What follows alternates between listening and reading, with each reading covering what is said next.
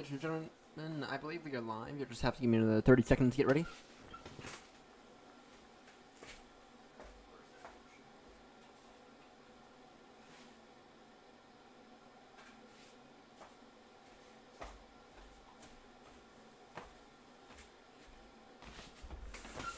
Alright.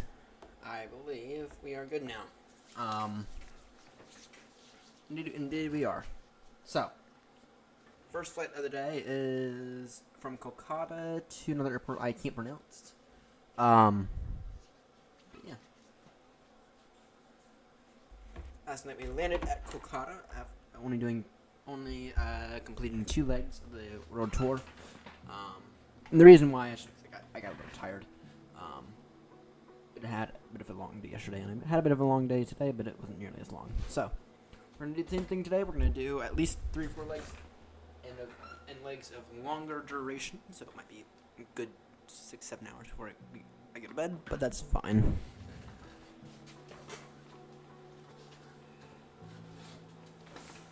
But in the meantime, I got some tea, and yeah, I'm gonna try to be airborne by 10 for the first flight. Hey, bud. That's not really the best position. That's not really the best place to sit. I know you want to. I know you kind of want to sit there, but I mean that's not like the best place to sit.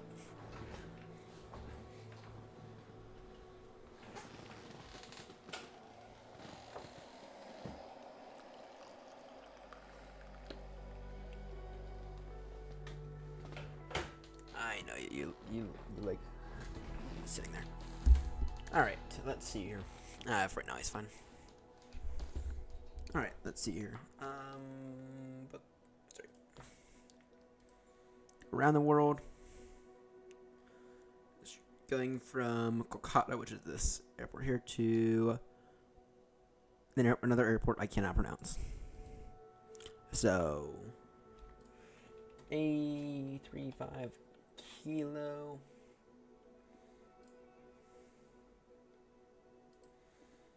Okay, we'll do a departure of time 5:05. It gives us about 20 minutes.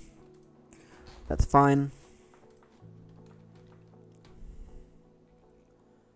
In the meantime, let me go ahead and get VAT Simulator up. Let me just verify that there's no one at Kolkata we have to worry about. I would have a hard time believing there is.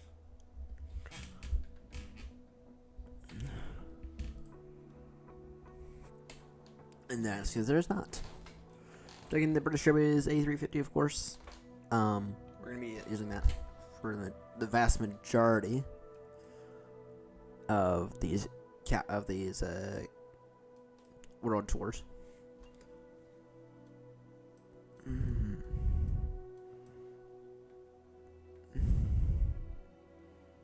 That's where we're going. We are.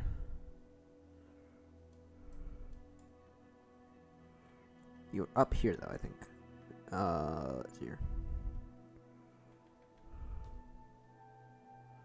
Hang on, is that actually where we're going? Hang on.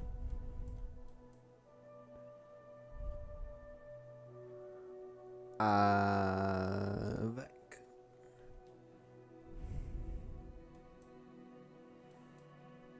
I think so. Anyway,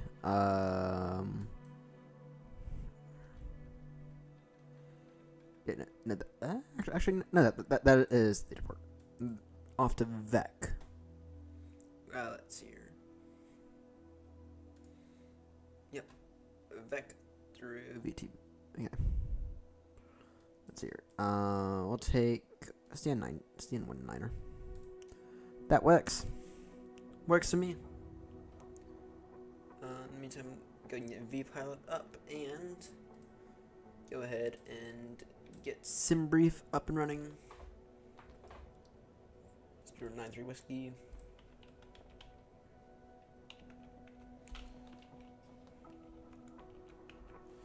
Departing from VECC, going to Victor Bravo Sierra Tango, I think it is. In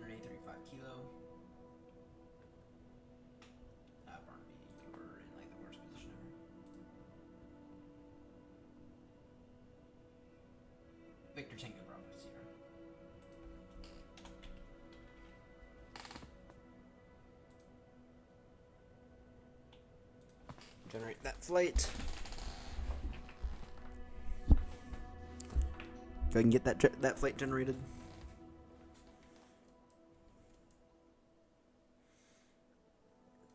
Prefile on lovely VATSIM.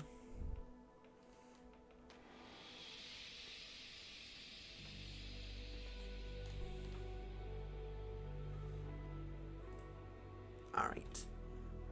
And that gives us about 20 minutes to start up. Spur 93 whiskey. Alright. Go and get that out. And go ahead and get those off. Charlie. Alright. External power on. Go ahead and get those batteries on now. Alright. Bud, go down. Bud.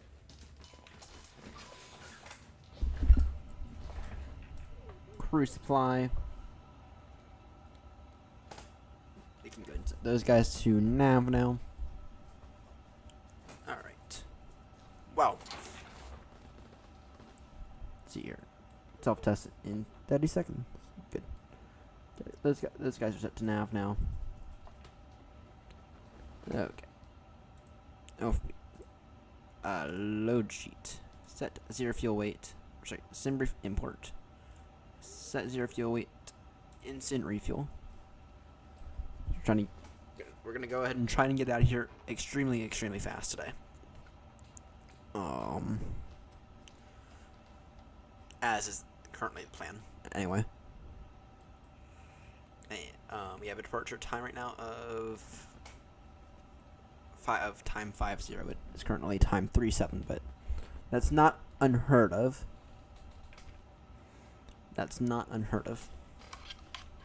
Let me get Moby flight running.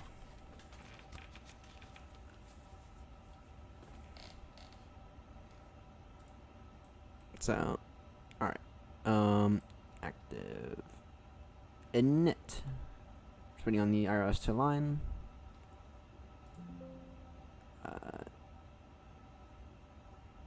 Run that. Tune com in 22.8. Right. In the meantime, insert that. Give that a second. Go ahead and get VHF1 up. Then make sure you're listening in on the cabin. Alright. What are the winds? ATC com.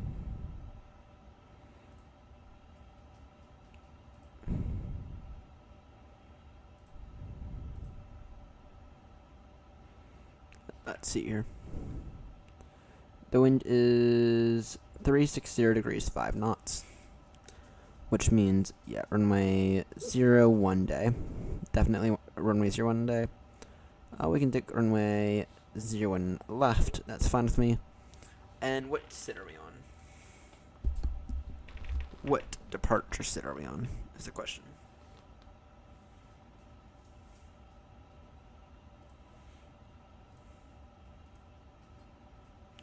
You're on the Avepo to Echo. Sorry, the Avpop to Echo departure. Actually, it'll be the to Foxtrot then. Because sim brief things for taking runway 01 right? No, we don't need that. We will take runway 01 left because there's no reason not to.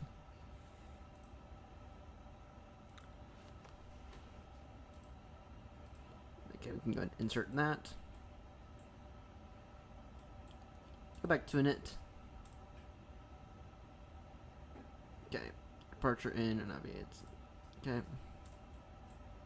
We have, I believe, a full flight today, most likely. It's our passenger number. No, only 261. What is up with that? 261 on the passengers.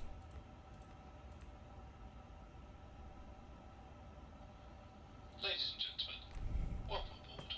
We are delighted to have you with us today. Please take a moment to stow your carry-on items waiting for the IRS to align. For your safety, larger items should be placed in the overhead bin, and smaller items must be securely stored. If you need assistance, our cabin crew is here to help. We'll be pushing back from the gate shortly, so we kindly ask that you take your seat as soon as possible and clear the aisles. Alright. Let's see here. So it's at or above 1,000 on the initial climb, then direct to Kilvom, which is a heading, sorry, which we have to be at or below flow level 70, and then, yeah, essentially straight out climb. That's what we're going to aim for. Meantime, go ahead and get me a view on. I'll happily take an APU. Arm the emergency lights. Arm. Those guys to auto. Yep. See how we wait for this IRS to launch.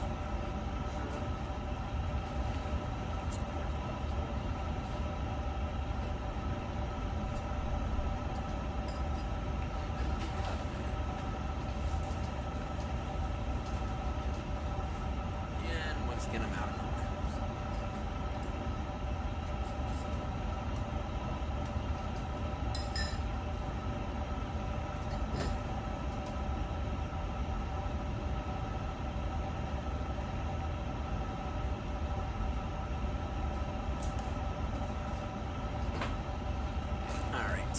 See here. Got the APU starting. Oh, I see you're all on the same, or on the wrong one. Let's see here. Need to go ahead and get Sir. Oh, actually, the unit is 101.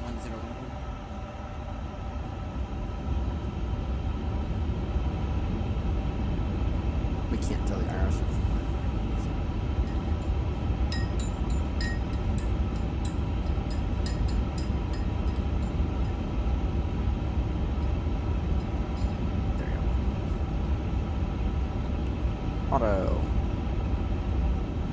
Auto.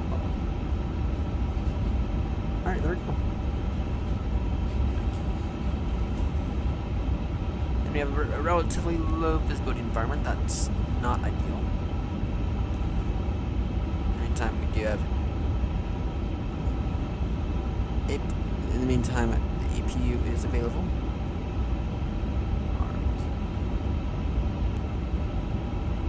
Kolkata traffic, Speedbird 93 Whiskey, stand 19er.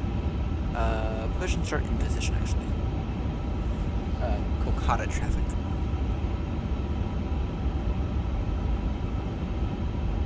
I forgot we don't actually have to. We're at a stand that we don't actually need to. Push and start. So we can just pull up to Alpha. Alright, in that case. Beacon lights on. I'm gonna go ahead and get excited.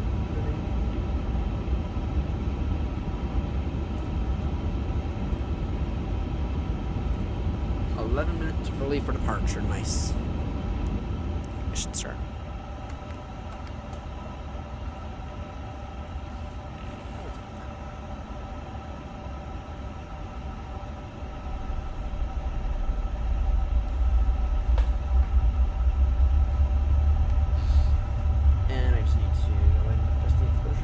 Because apparently I need to do that every single time.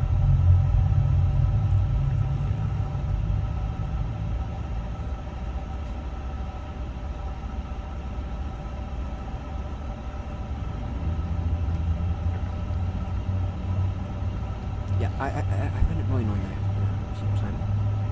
That's fine.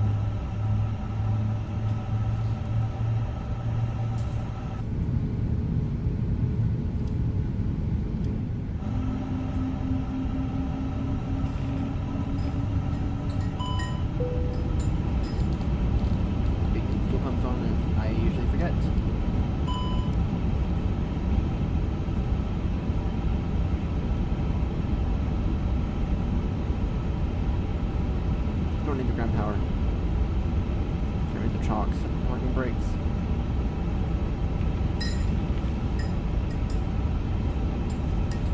The aircraft then sitting on the ground for the past 24-ish hours, or the past 20-ish hours. So we won't need to worry about, we won't have to worry about hot breaks too much.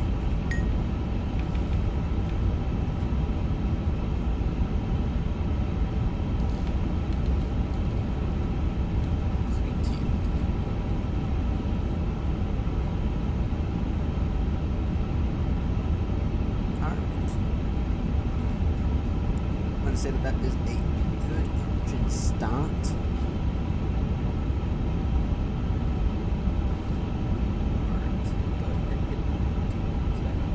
Taxi boarding point. Taxi boarding point Alpha.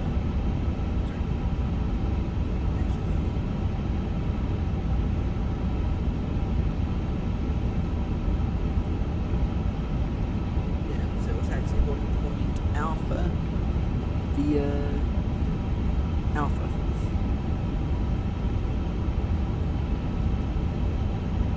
In the meantime, though, before we announce that, speed brake full. Flaps full.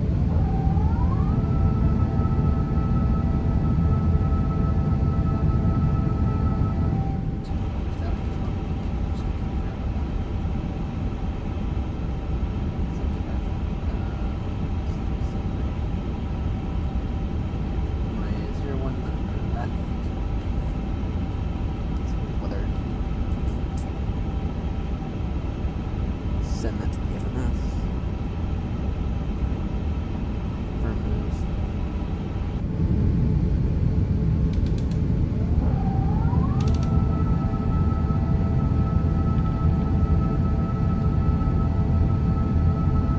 Just for the flaps real quickly.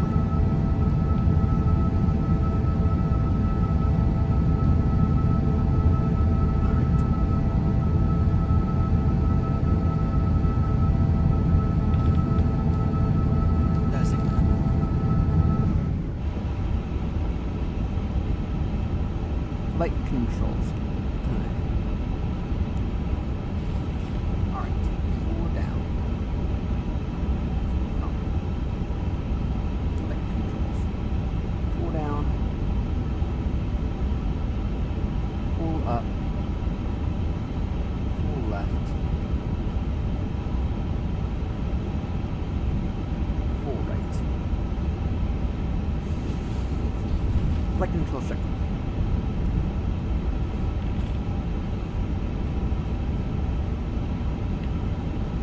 Flaps to, I think it's 1.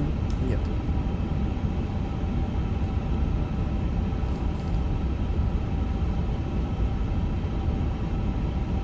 This taxi.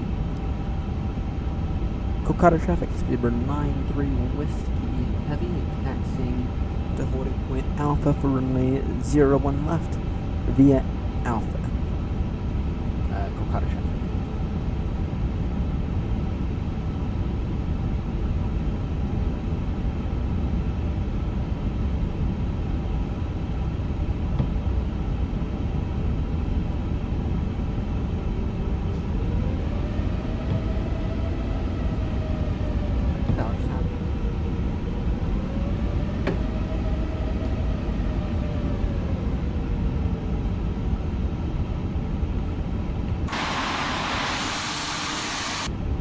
Oh dear.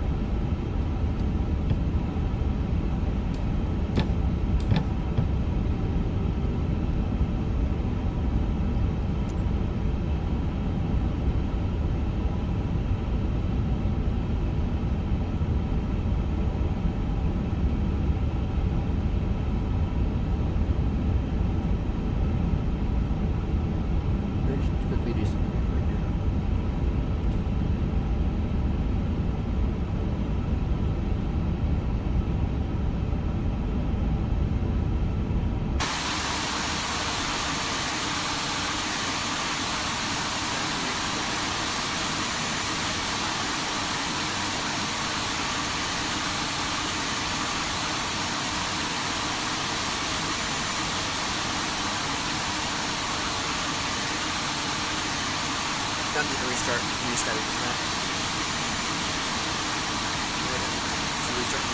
Not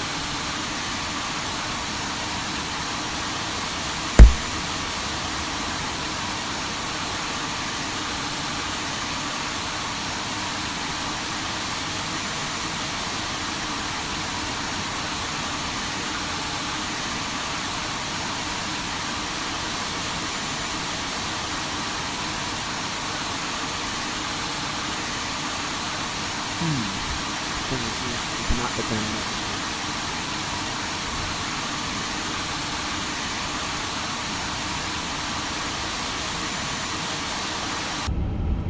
Let's try this again.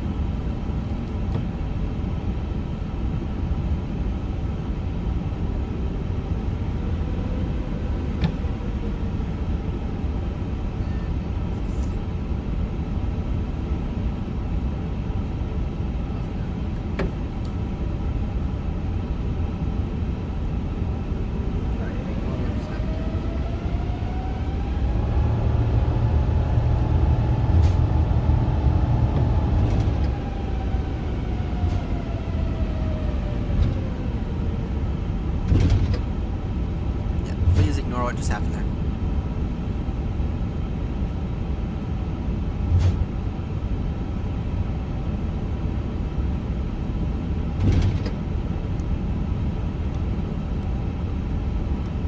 Wing on.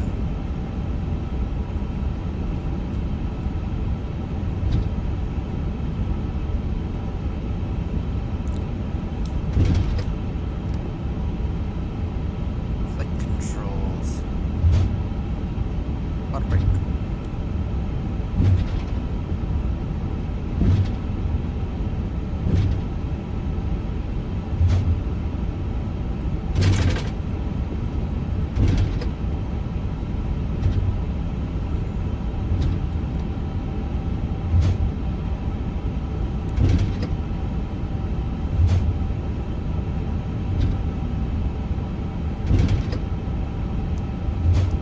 Get all those on. Where's my checklist here? I want my checklist there. Where is my checklist? Where is my checklist? Kinda want it. Up to, we'll call it, I think it's gonna be 39 or 0. More likely than not.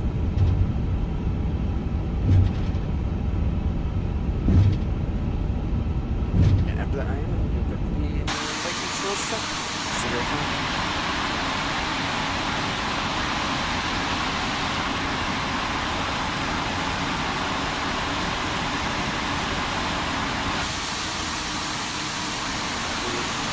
Put that wing into the thing.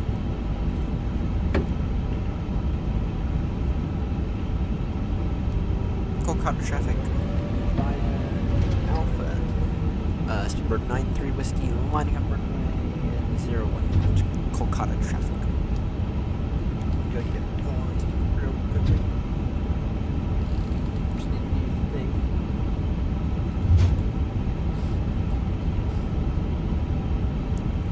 Happen ready and noise.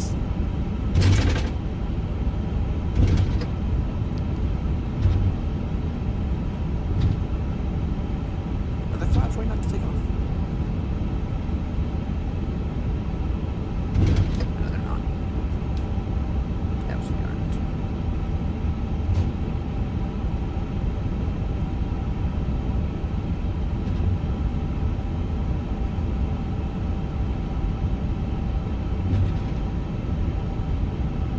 The flaps are definitely not to take off. Now they are.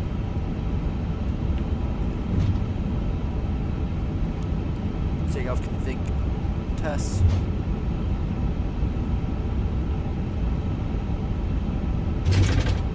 One now.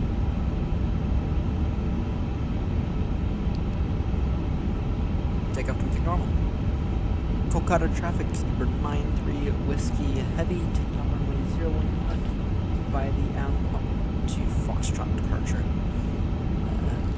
Kolkata traffic. Alright. The rest set. Man Flex 72. Auto thrust blue. SRS green.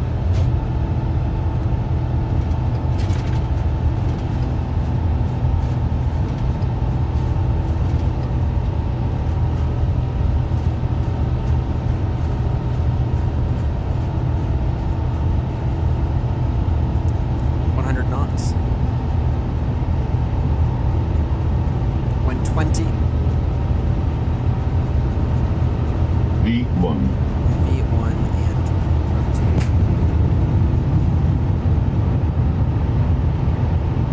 Positive rate gear up.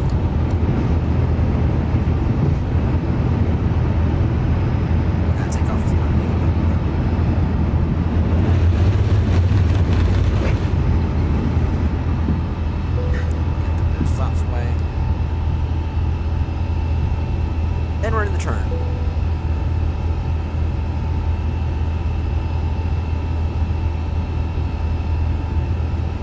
Rest over to climb.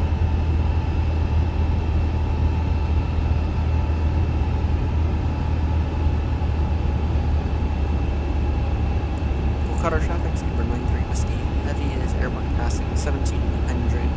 Climb flight level 390. Last call. Full cutter traffic. Well, we're airborne now, which is always a good thing. Off to another airport that I am unable to pronounce. So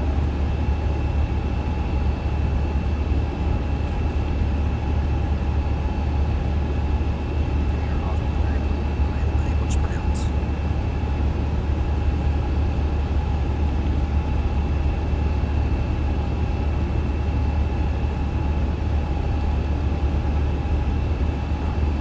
Ground spoilers away. We have a relatively low layer of fog right now.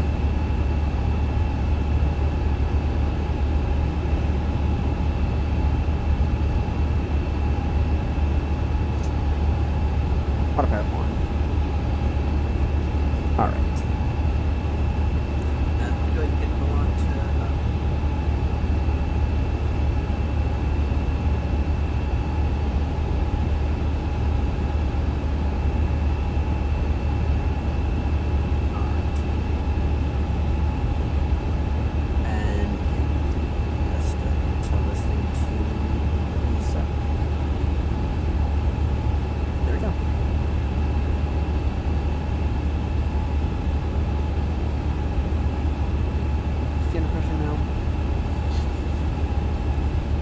we are very much airborne, as appropriate. Increasing our speed, increasing everything. Altitude. I'm gonna go ahead and get a direct waypoint. Direct avenue.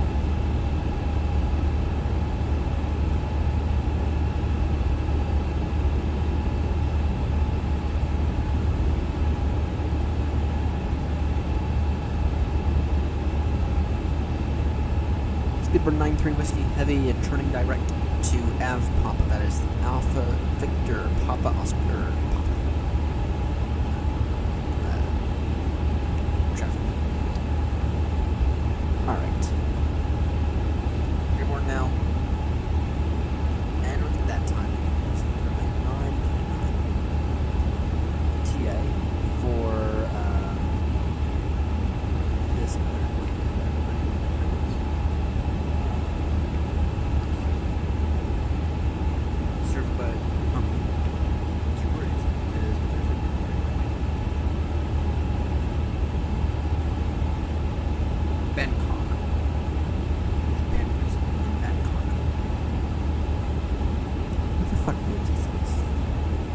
It is in Bangkok.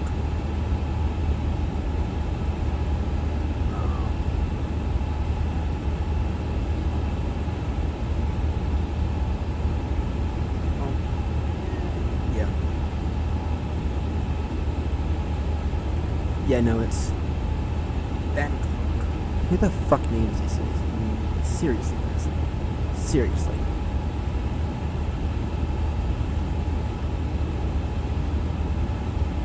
Who who the fuck is it? Sounds like something the British would name Bangkok. I can't imagine.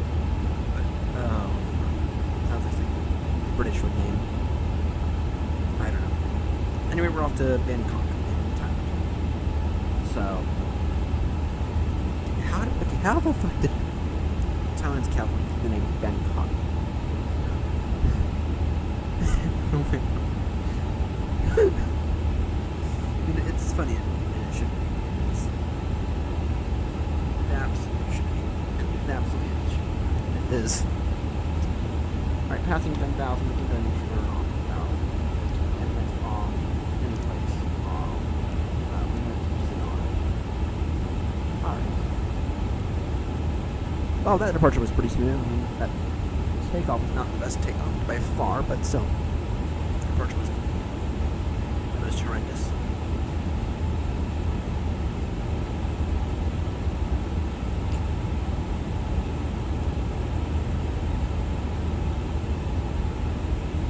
Right.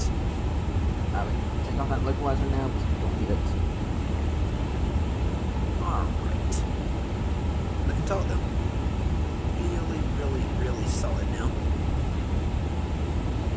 Now, Bangkok, we're going to aim for a very fast turnaround time as you. Okay. Aim for a very fast turnaround time to get airborne bound for Singapore. So, and that is our next area. We're going to go to Singapore next.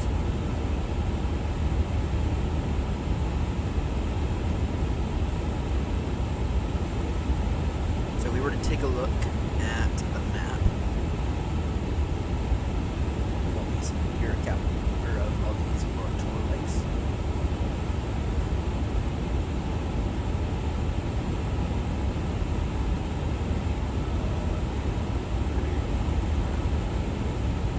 We're going to take a look at this. We're going to eventually end up at Heathrow. Eventually we're going to end up at Heathrow. Okay. We started out going from Gatwick to Berlin. Okay. We went Berlin to Salzburg, Salzburg to Istanbul, Istanbul to Cairo, Cairo to Kuwait, Kuwait to Dubai, Dubai to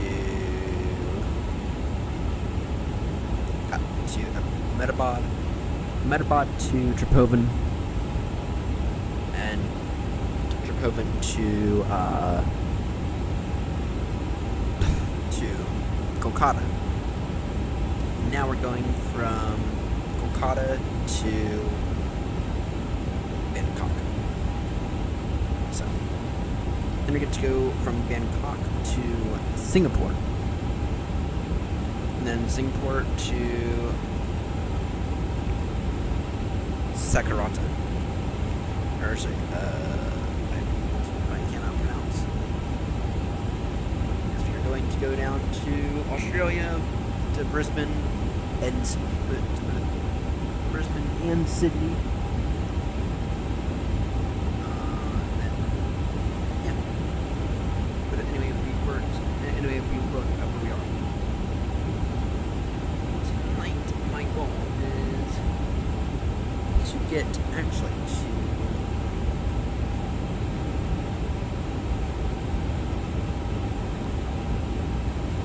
my goal for tonight is to get to WADD. So to get all the instruments out. And then tomorrow night, I don't know if we're checking the bowl for the answer tomorrow night. But if we do end up doing something tomorrow night, we're gonna try to get all the way to Brisbane. All the way down here. So, and this is only a very short amount on the very long list. That's it that we are on. We're working on leg 10 now. I'm gonna aim to be done with at least through leg 13 tonight.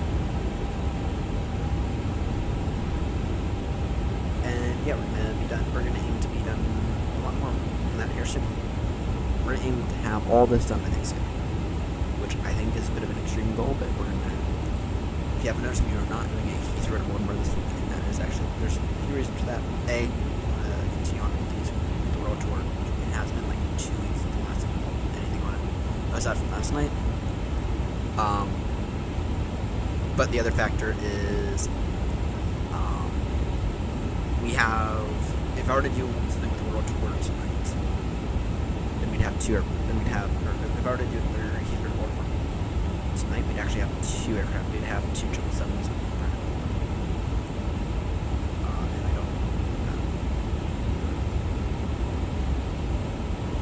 I just don't. Oh, that's here. Let me take a look at our operations real quick. See if ground is.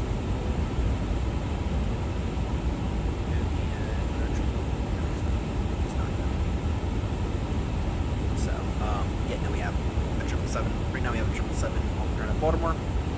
And yeah, tomorrow, depending on what time I wake up off camera, I may a 777 off camera. Off to Baltimore. And I won't. It won't be that interesting there. It will not be that if I end up doing that tomorrow.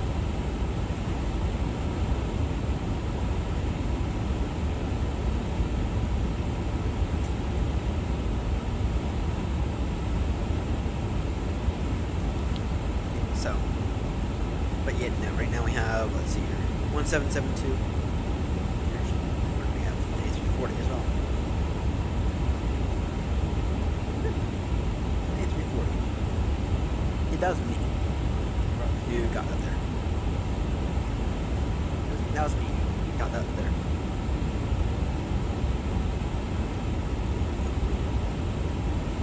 Um, 737 MAX, sorry. 737 MAX. I'll show you 737-800 that's been for almost a year. For 9 months now. Oh dear. Probably not going to be happy with that, but here's what happens when PMDG leaves. There's something has to be right. Let's take a look at it. Let's see if we can get that.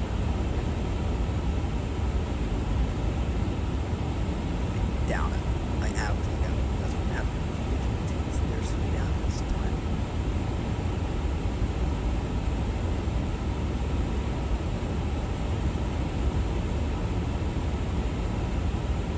Yeah, I don't know what the fuck's in PMDG.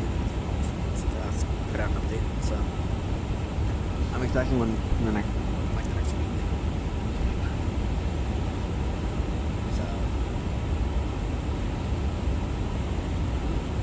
with that said, though, they did say that they did say that they were pretty much planning on completely so I'm not surprised that it's taken this long to get this up to be up, but still, they did say they would that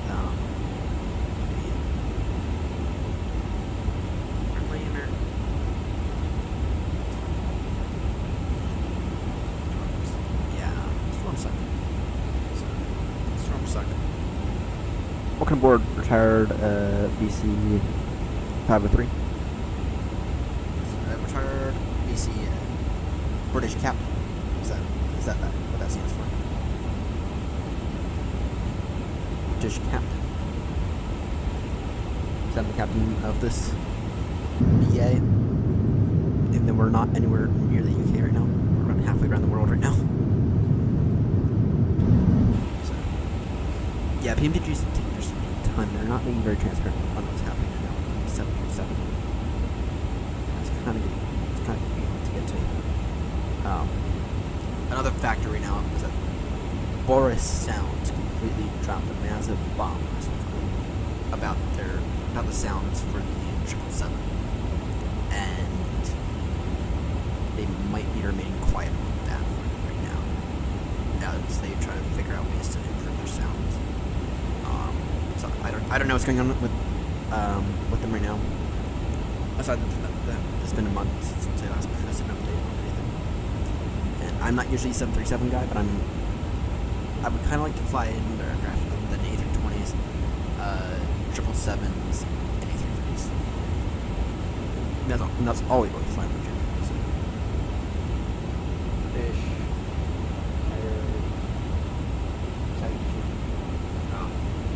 oh, charter fighter. Thank you for service.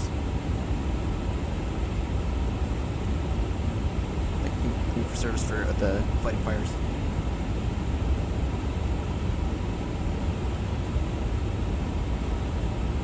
Alright.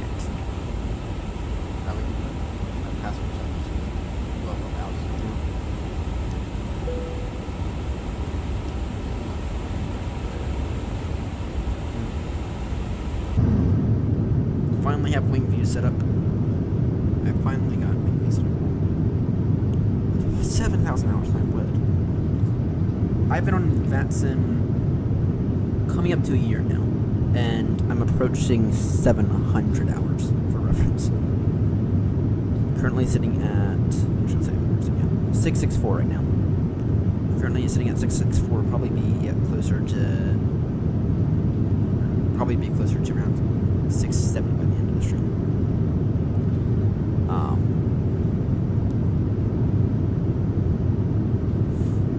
2-3 weeks away from release. I'll believe it when I see it. But yeah, based on what they said the last time, I wouldn't be surprised if that's about accurate. I'm just waiting for them to release some kind of update, some kind of news, which they haven't yet.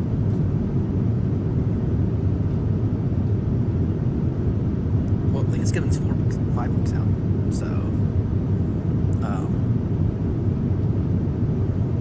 But you know, it depends on how true that is. I'm not saying I don't believe you. Just that I'm saying that I don't believe it when I see it. So,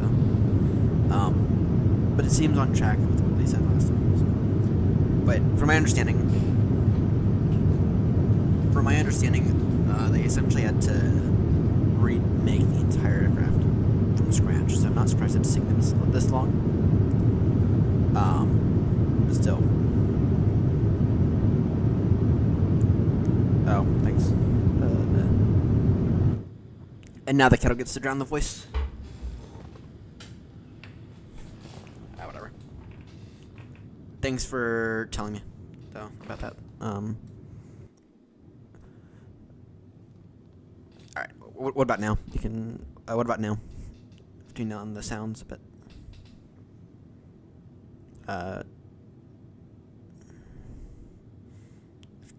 I've tuned down the sounds a bit. Oh, thanks. Thanks. Right, so minus 37 is what I have to keep the desktop audio at. Thanks, OBS, for sucking. Well, freaking OBS caused a massive stream delay earlier this week. Goat cam broke. So this new camera that I have over here, it broke, and it wasn't the camera's fault. It was complete. It was OBS.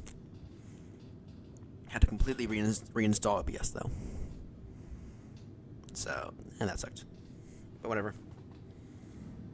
In the meantime, we're in the IniBuilds A350 because it is by far the most fun plane when it comes to these world tour flights.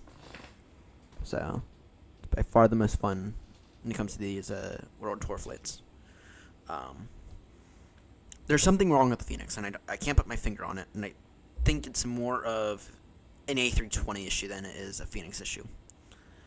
That's just making me not like it right now, and not want to fly that much. And I just cannot put my finger on what it is, aside from maybe the fact that the same flight deck is used for a lot of other aircrafts, between the A340, the A330, and all three of the, and all three of those. Yeah, I looked into other options, but the thing is, with other options, I mean, some options I have to pay for, which I don't really want to do. I mean, OBS is free. I've also kind of been using OBS most of my life with other stuff, right? Every time I've needed to record someone for a family member or whatever, I've kind of been using OBS for that.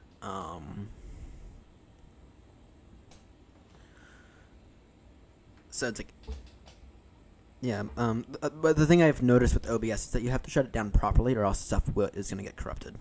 That's what I think caused all my issues. Either way, it's been stable since I reinstalled it, so it's been pretty stable since. So I mean,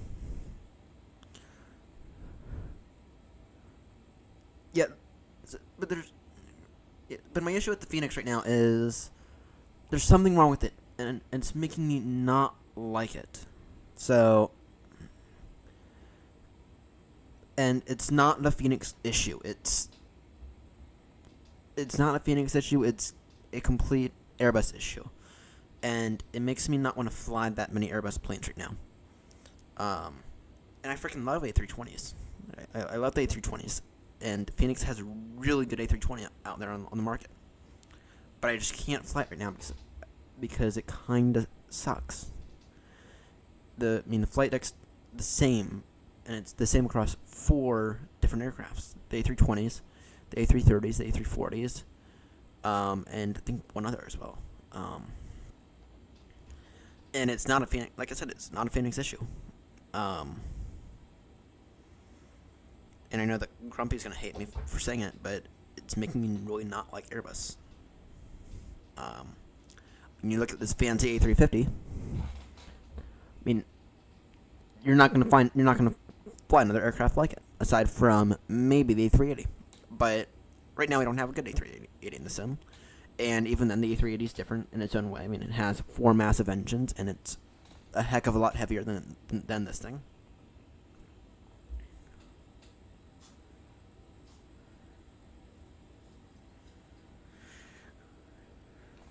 Negated.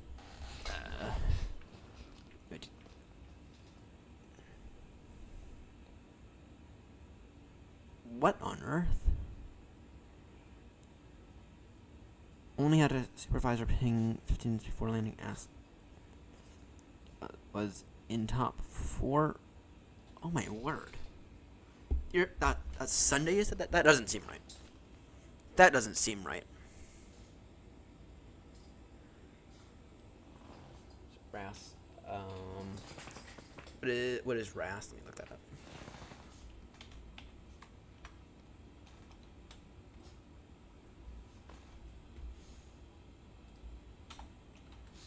System. RKSI.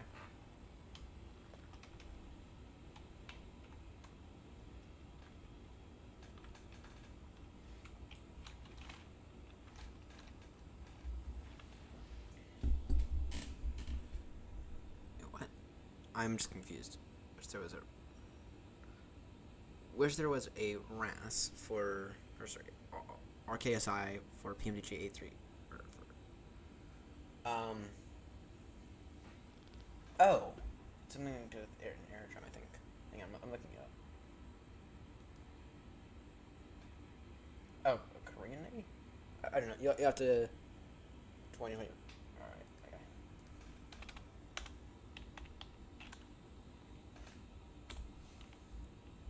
That must be an airport.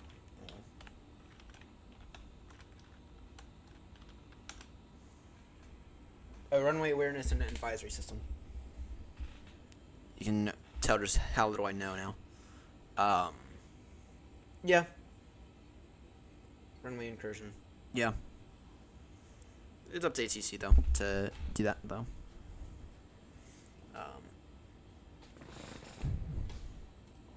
Runway awareness and advisory system. Yeah, that should be up to ATC. But I mean, yes, that'd be useful. So it's made by FS2 crew, real life for 777. Then maybe someone should do it for aircraft for all the sceneries.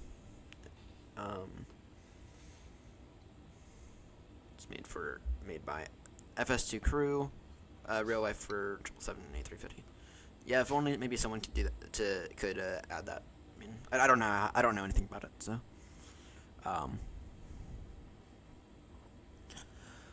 with that said, though, I do wish that VAT USA controllers would use more CPDLC, and they don't.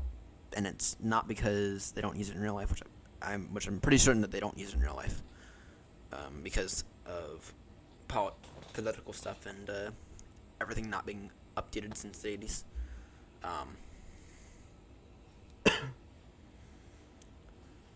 but I know that so good channel member Seb, he is a controller for he's a Hawaiian controller for VATSIM, and he says that they are working on an option outside of Hoppy. So CPDLC, having better CPDLC support and a more secure way of doing it would be nice. Is what I'm saying. The issue is that every aircraft for the sim would have to be updated to support it, and that may or may not be that easy. So that's the issue that's going on there. But that's fine.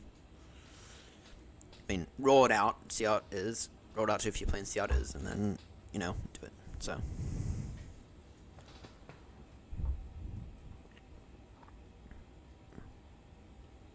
With that said, though, yeah, well, there's not actually that much there, so.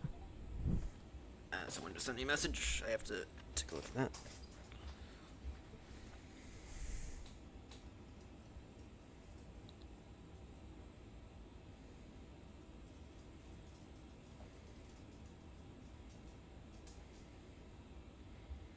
Oh.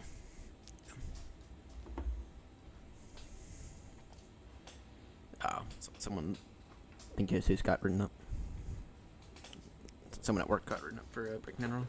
But that's fine. We were super slow, so. Alright, let's see here. No, go lay down. Go lay down. You want to get up here? And I'm saying no. Oh, we're still climbing. Verify our... let me just verify that our cruising altitude is 3900. And it is. Well, 390 for the A350, which appears to be our normal now. And what is our ETA right now in terms of Zulu? 356 Zulu. So that's what? What time is it now? Just before midnight. Just before midnight is our ETA. And can we get a direct waypoint? I don't think so.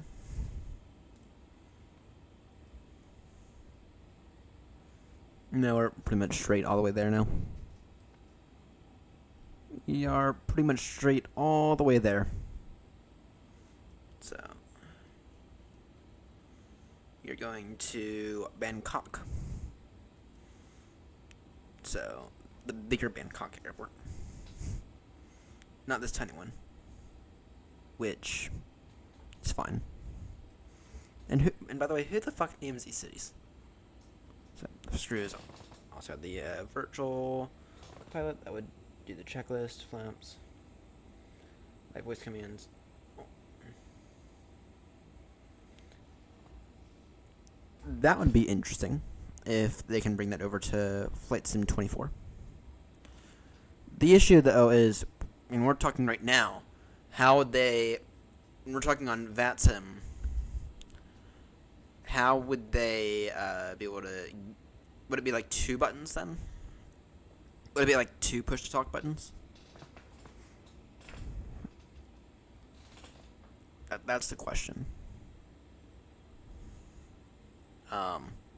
One to talk to ATC, the other to talk to the co-pilot. So, and we flew into Heathrow the other day, and that would have absolutely been useful. I missed basically every ATC transition or transmission, and it was a busy arrival. So, all right, so it's kind of like push to talk. So then there would be 1 button for ATC and 1 button for and 1 button to talk to your co-pilot. That'd be interesting. This thing I'd be willing to test, so it's not crazily expensive.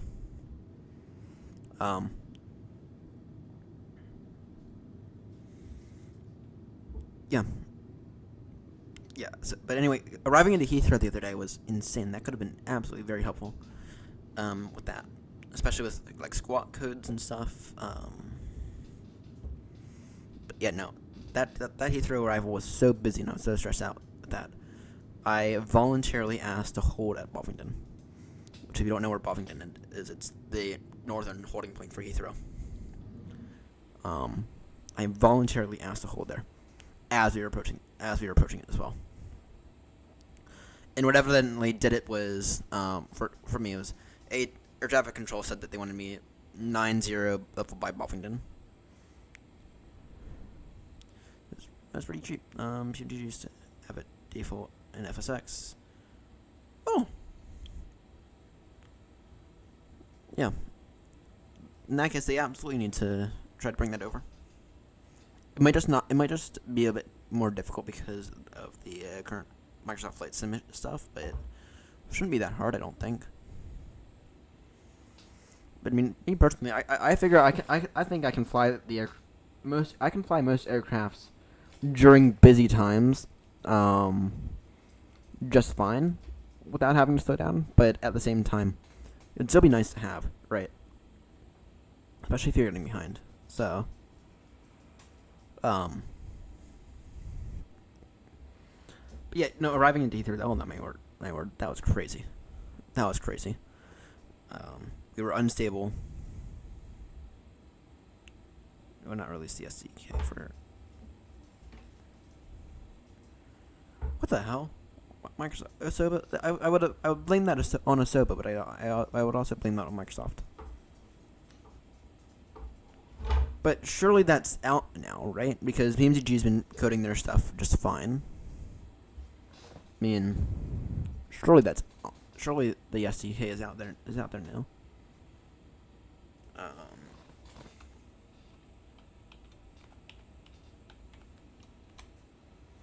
Yeah, it's out there. So, but I mean, that back in the early days of 24, I mean, they were very slow on that, and hell, it took PMDG. I think it was like 3 months before they were actually able to begin to make progress on the triples. So, and of course, PMDG was, of course, the platform back then was not capable of handling WASM stuff, which I have no clue what that means, but I would assume it's something important. But yet, no, PMDG complained about the same issue back in the early days of 24, which we are in 24, by the way. Actually, I deleted 2020 off my computer about a month ago. Determined that 2024 was good enough for me. And from my understanding, the frames are going to get a whole lot better with Sim Update 4, which will probably release, I have an estimate of around before Thanksgiving as well. So, fly through a tropical storm, my word. Is there a tropical storm somewhere that I'm unaware of?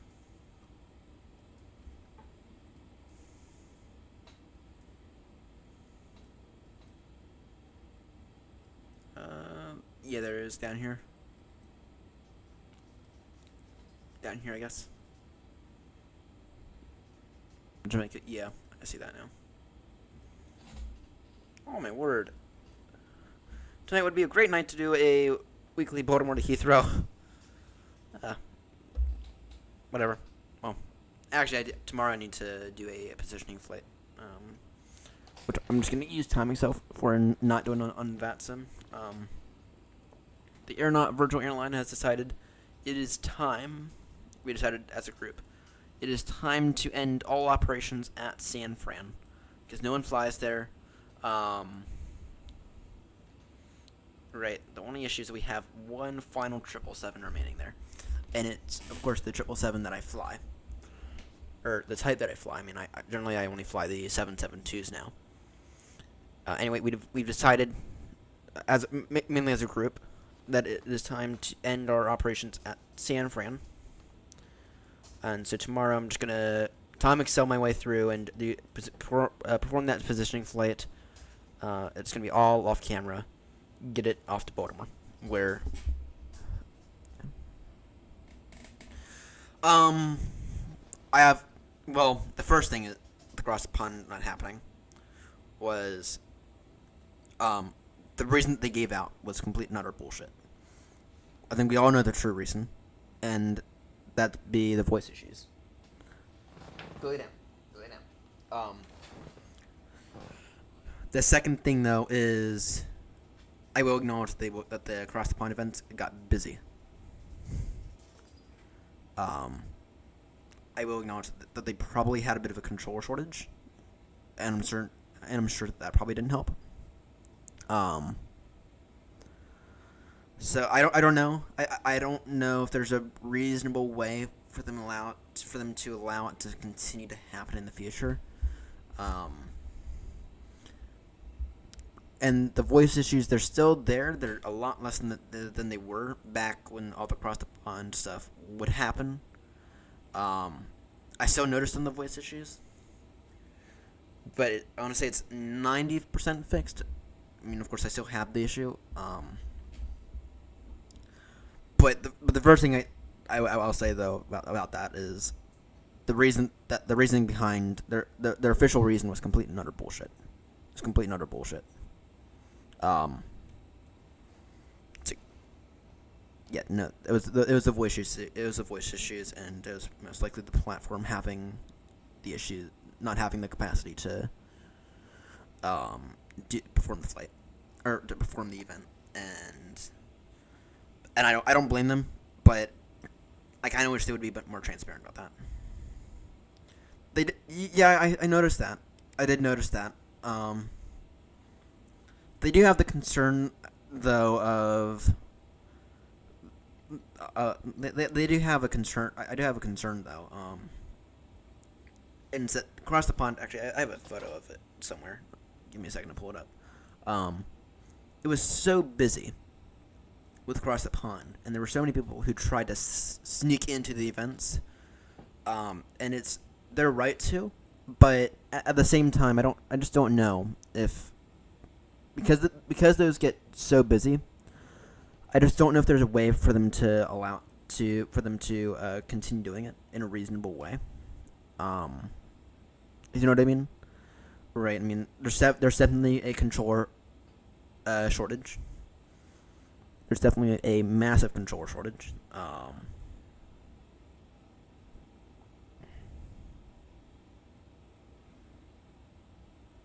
Yeah, I would believe that. And then that server would have to be very, very, very high powered. I have a fucking photo from across the pond somewhere. Yeah.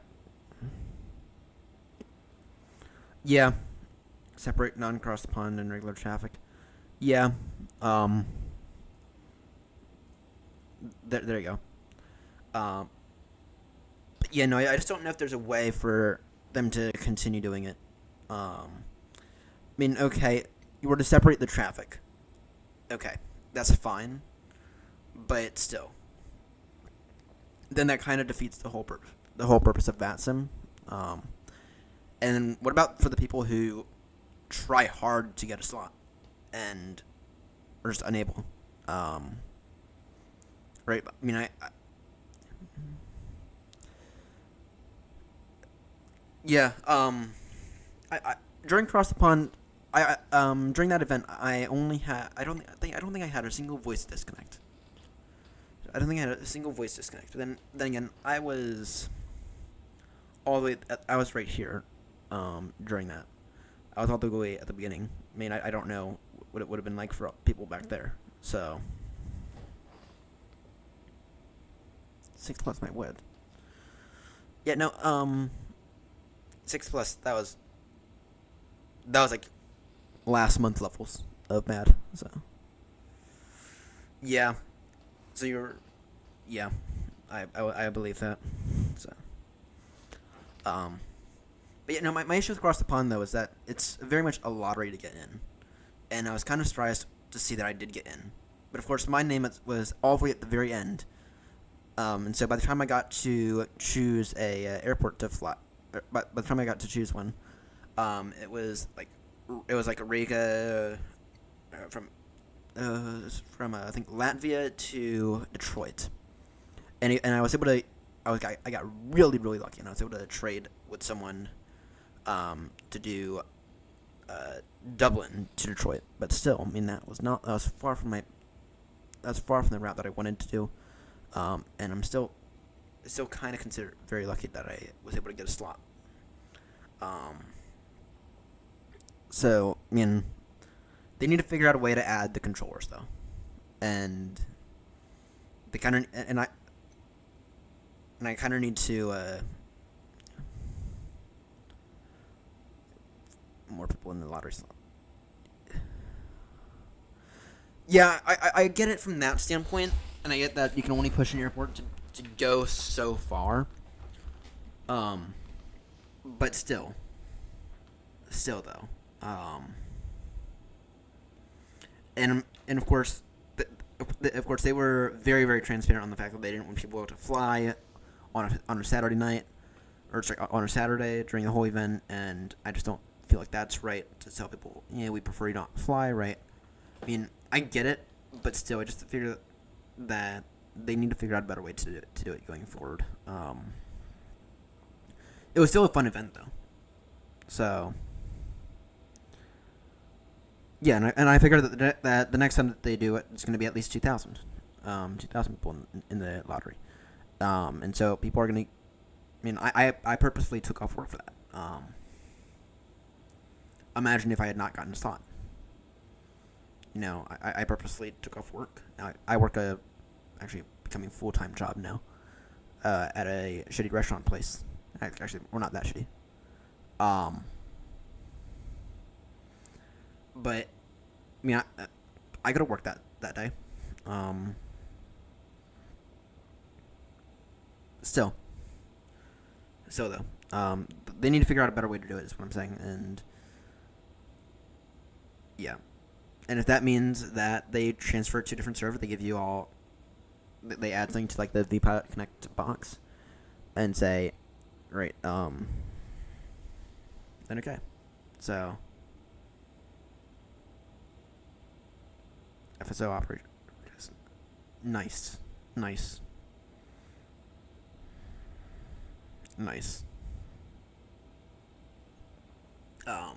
Yeah. Well, actually, what's my position right now with VAT UK? Because I'd love to do it as maybe an Oceanic controller, but I don't think I'm going to be trained by then. I'd love to do the spring across the pond as an Oceanic controller. Let me check VAT UK. That's going down. It's going down. I'd love to do it with a. I'd love to be maybe a clearance delivery guy, or the guy who tells you the CTAT time, or even a ground controller. I'd love to be one of those for the next Cross the Pond event. Flying as a pilot was fun. It was fun as well, but I don't know. I don't think I'll be. I think for the next one I'll be a pilot again. 782 in position for becoming an air traffic controller with a VAT UK. So quite low. Actually, quite high up on the list. So quite low, quite high up. Yeah, I'd love to be an Oceanic. I'd love to do some kind of controlling position for the next Cross the Pond event. So.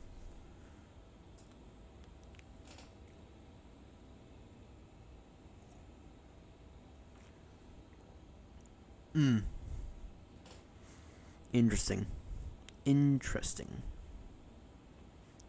I mean, I guess the one thing about controlling is that you have to put up with all the idiots. So, yeah, well, CPDLC makes everything easier. Ever tried to speak to London on voice during busy rush? Use CPDLC, which I completely failed to use the other day. So, then again, I was arriving into Heathrow, so kind of needed to use voice. So.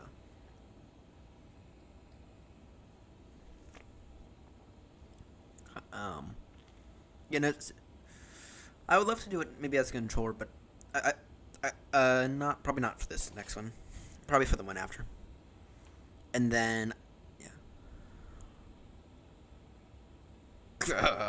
Yeah, no. Fuck no. Not doing any of the Indian ones. Definitely not going to be an Indian controller. Definitely no Indian controllers here.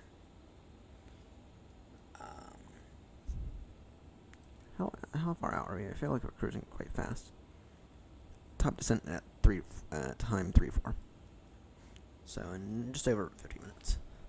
Yeah, no. I'm not. I would never try to do an Indian position. Not ever. Not to mention, I just don't have like any interest in that part of the world. I mean, we're doing these legs as part of the AirNott Euro Capital, or not the Euro Capitals. I keep saying that. As part of the AirNott Around the World tour, right? I have no interest. Aside from this, I don't have any interest in flying over here. So I'm a mainly European guy. European American. Sorry, British American. And don't ask me why. So I don't. Not gonna lie, I don't know meters that well. I don't know meters like that well. I'm not gonna lie. I mean, I know feet just fine. I know Celsius just fine. Don't ask me how I know Celsius better than I know Fahrenheit, but I do now. Oh, actually, I'll tell you how. About 5 years ago, as I switched phones, I decided to try a little experiment called put my phone in Celsius instead of Fahrenheit, and it worked. So, yeah, no, India, no. China, no. We were arriving at Heathrow last week, and there's an Air China plane right behind us on the arrival, and I could barely make a way out for her.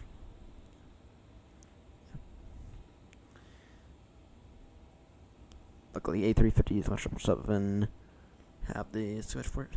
Yeah, that's nice.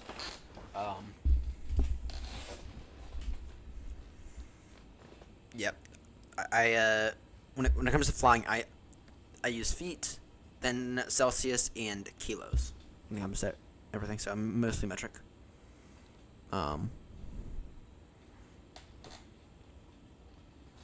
Even when I'm flying in the U.S. So, which once again, don't ask me how on earth I know kilos when it comes to planes better than I know pounds. That's not a question that I can answer very easily, but I do, and it might have something to do with me flying in the UK all the time, flying in the UK, flying in the EU. I actually really don't like U.S. airports, so voice to text. Oh, nice. Yeah, no. We were arriving in Heathrow, and there was an Air China plane right behind us, and I could not make out a single word of what he said. Of course, I also wasn't really necessarily paying attention because I was trying to land. But still, I mean, the Chinese trying to understand someone Chinese speaking in English, it's kind of difficult. So I mean, yeah. Yeah. So the first transmission that I got from London Center the other day, I completely missed, and I just asked the guy to please put it in text because it included a squawk code. I got part of it, but yeah. And then the guy was like, "Yeah, I can try. No guarantee though." And I was like, "Okay, then you probably can't help me." Eventually, he did put it in text, and it was like a good minute or two later, but he eventually did put it in text. But yeah, I just wish that there was. Yes, I do. Indeed, I do. Actually, we can begin to take a look at some of these charts. Navgraph charts. If only they could get the VAT sim integration working a little bit better, then it would be perfect. I use Navgraph charts all the freaking time. Norda, we're on 0-2 left. Oh dear, we got a massive crosswind. We might auto land this one. Got a massive crosswind. Actually, what is the wind? The wind is 0703 is 13 knots. Driving into yikes. That's not looking great now, is it? It'll be a 0102 arrival. So yeah, that's not looking great now, is it? Bit of a crosswind landing, which I absolutely suck at. Usually I just try to crab it in. But then of course I forget to use the rudder, and so usually when we're on short final, usually I mess it up, and usually I end up going off the runway and doing the go around. So all right, let's see here.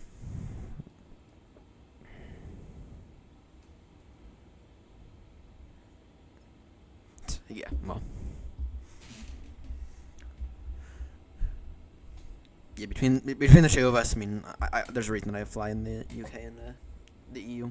So, also, have you ever tried to understand a German controller? They're not hard. They're not hard, but you kind of have to keep your ears peeled. You kind of have to keep your ears open. So, GSX can get the fuck away, and actually, we don't even need to use GSX through here because GSX is managed through here. All right, let's see here. On this arrival, we are on the. We'll plan on 02 left then for right now. Okay, I have a question for you. I have a question for you. Wouldn't you agree that in Airbus planes it is 1,000 times easier to do RNAV arrivals than in Boeing planes?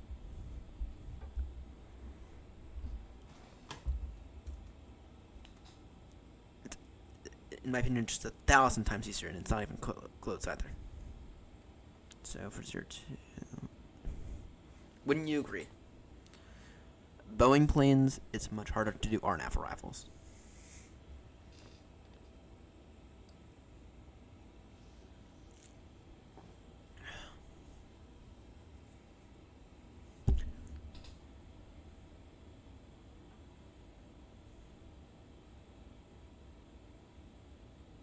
Really? Interesting. Interesting. 'Cause I can never figure out how to do RNAV arrivals in the triple. I find it kind of difficult to do RNAV arrivals in the triple. I mean, theoretically it should be like via the VNAV path, but yeah, but still, I mean, with RNAV arrivals, the Airbus, it kind of feels like the Airbus acknowledges that it's okay to be a little off for an RNAV arrival, especially like a circle land. They kind of give you like an acceptable range. Rather, it kind of feels like in the Boeing, it's like they want you to be perfect, and it's kind of hard to be perfect. So, in a bit, I need to make the short for last night's arrival into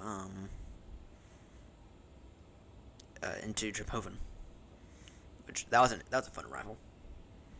So, that was a really fun arrival.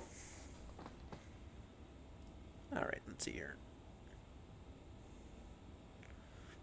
Yeah. What's the runway difference in terms of length? Not much. Well, then maybe.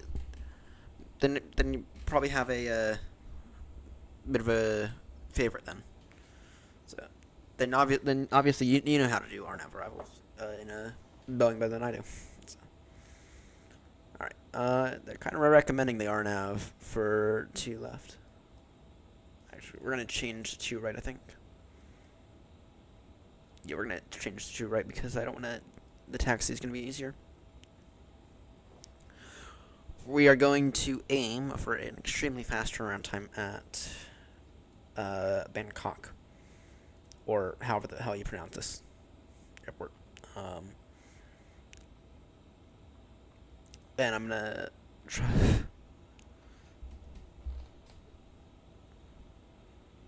So I don't have a good A328, 321. Haven't enough. Okay, what sim do you use? Just out of curiosity. What sim do you use out of curiosity? Do you use Microsoft Flight Sim or is it something else? like prepare a 3D, maybe X-Plane. So I use Flight Sim 24. For me, that's pretty good. What on earth? IniBuilds is your first Airbus. Oh. If you're talking about the A320, the A320 Neo, that's included with 24, with 2020 and 2020 and 24, then okay. You need to invest in the Phoenix. You need to invest in the Phoenix. That's what you need to do. Ignoring my comments earlier about the Phoenix, I mean the Phoenix is a really good A320. My one issue with the A3 with it though is not an issue with the Phoenix. It's an issue with it's an issue with the overall Airbus platform. So, all right. Yeah, we're gonna plan for 02, right? In that case.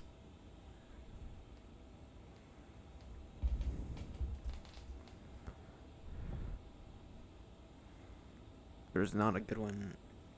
Since IniBuilds is my first Airbus, there's not a good one for PMDG.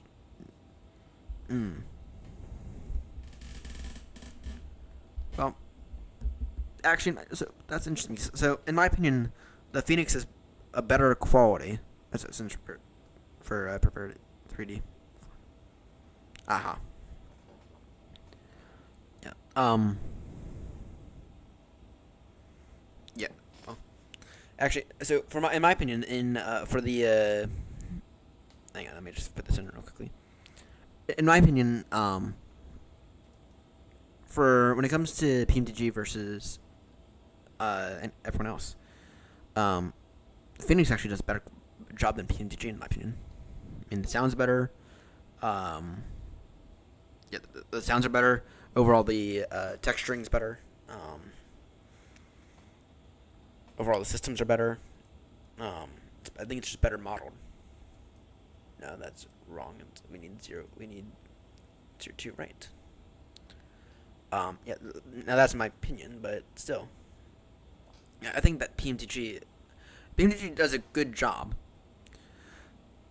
Yeah, now you do have a point there.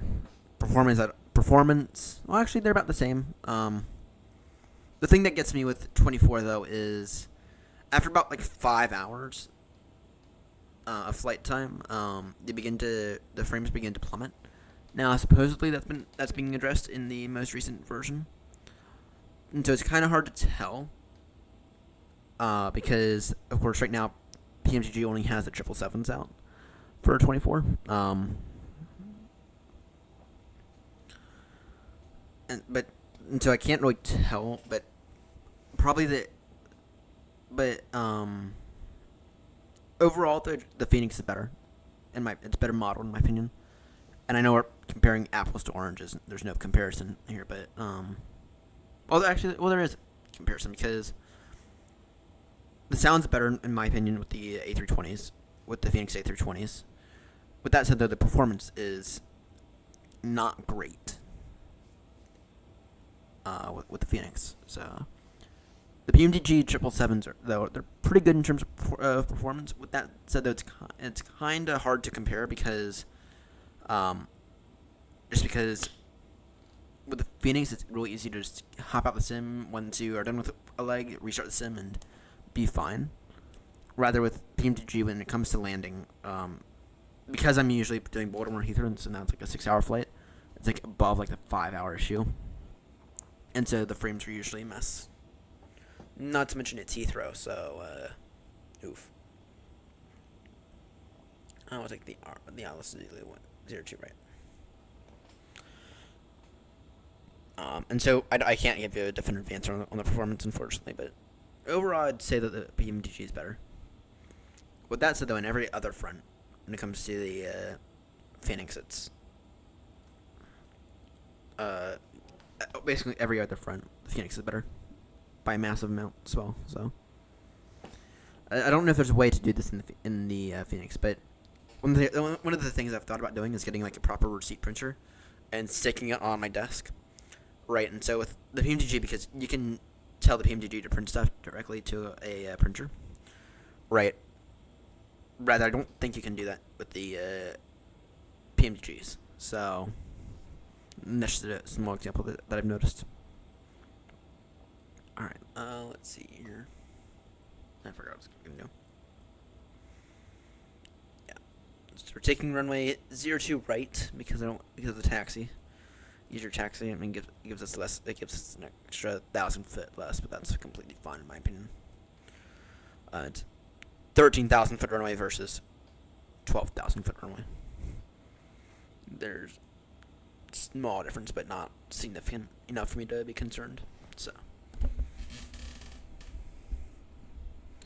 now I don't have to cross the runway. So, all right. And just out of curiosity, do you know off the top of your head, do you know the British Airways gates for Bangkok? Or for Victor Tango Bravo Sierra? Which I'd love to know how to pronounce because I cannot.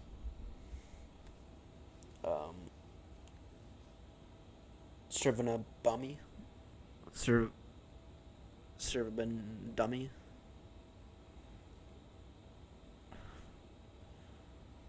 I have no clue how to pronounce that airport.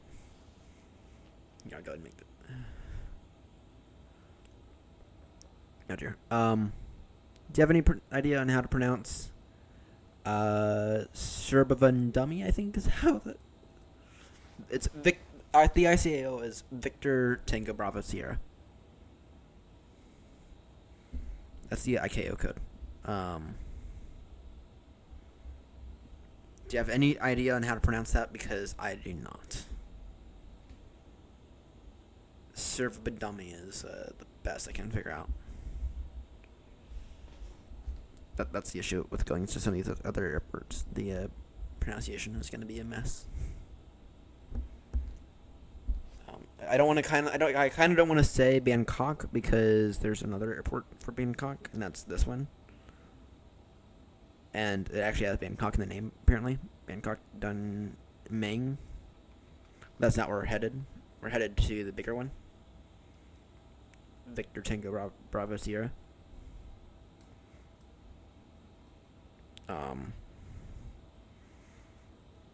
Kind of just tempted just to say Victor Tango Bravo Sierra traffic when we descend. Part of that's kind of on my mind.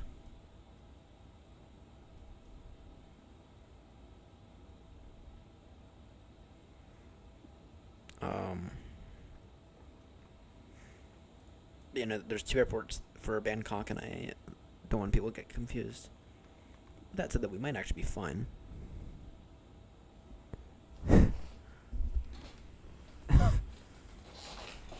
Sawanapum? Really? Is that...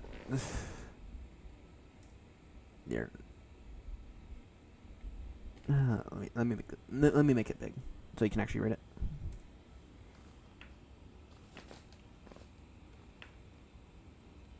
Okay. Sawanapum. Is that really the way? Oh my word, English sucks. Is that really the way we pronounce it? Sawanapum.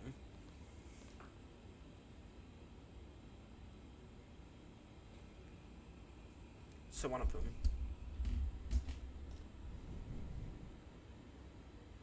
I have no clue. Anyway, we're going to... I'm just tempted to say Victor Tango Bravo Sierra traffic or whatever, Bangkok traffic. I do have a Discord. If you search, I think, Ryan Tech FS. I do have a Discord. And I communicate... Well, I have a Discord account.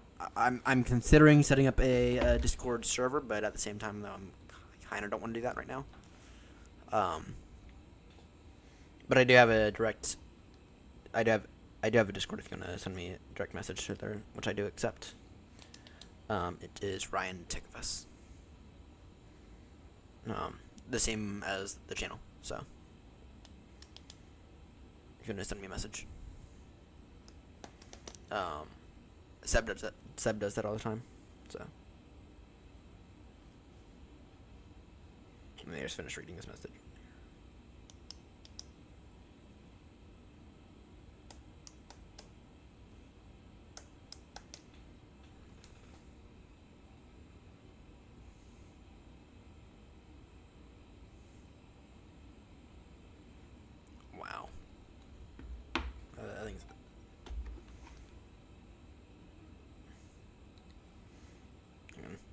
Sorry, just finish reading that message.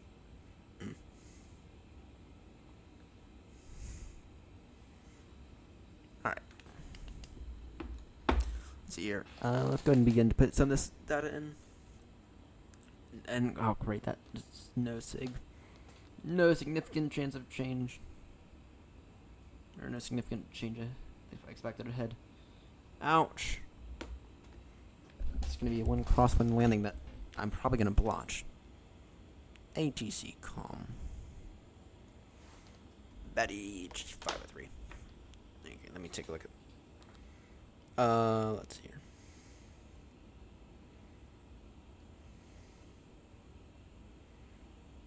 here. Betty G503.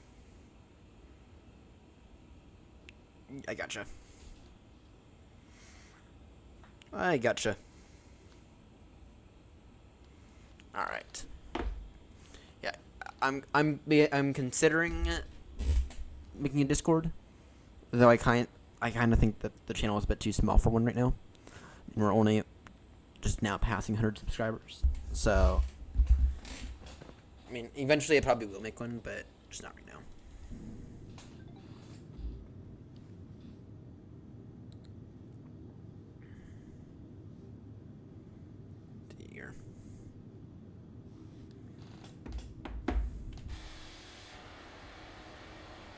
I will say, the swing view is absolutely gorgeous.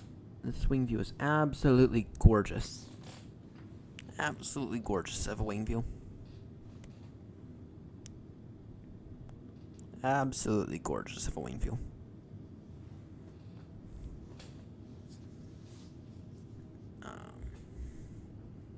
Take a look at the other one as well. Okay, here's a question. Would you rather have the view of an engine, of the engines, or have the view of the flaps when it comes to wing views? Would you rather have the views of the flaps and the wing, or the view of the engines? So I'd rather have the flaps. I'd rather have the view of the flaps. Verify that they're actually going down. Engines, interesting. Yeah, you see, I'd rather have the view of the flaps because, the engines, it's like I can get all the information I want with the engines up here, just fine. Rather, when it comes to the flaps, it's kind of, I mean, yeah, it'll tell me where they are, but at the same time, there's something about having like a visual reference of, okay, they're actually getting deployed, and okay, they're actually extending.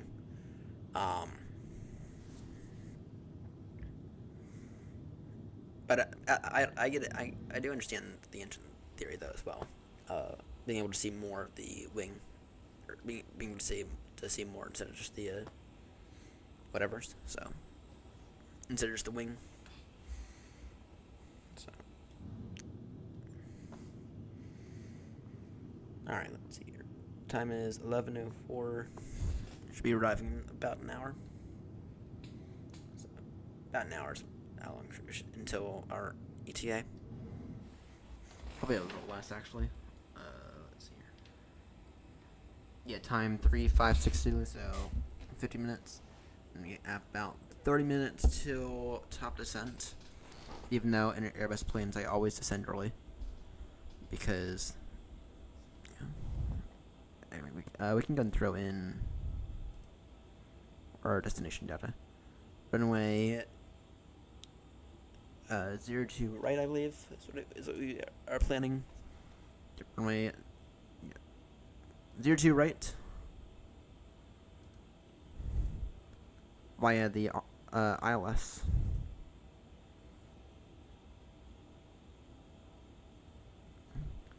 LASM transition.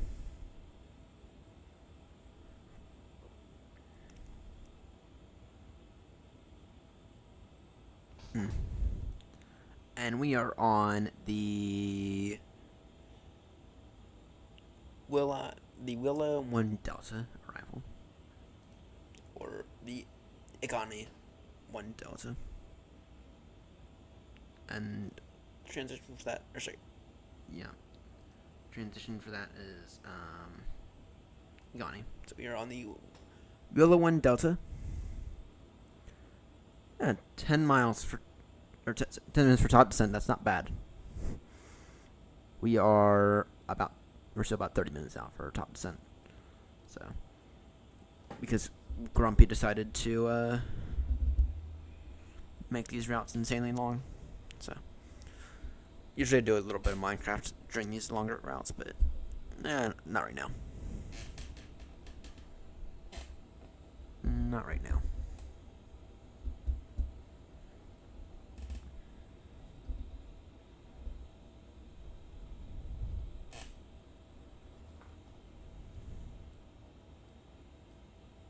Yeah, usually I'd open up Minecraft, especially for these shorter routes, because, I mean, if the sim ever gets to the point where it kind of sucks, I'll just simple restart of the sim.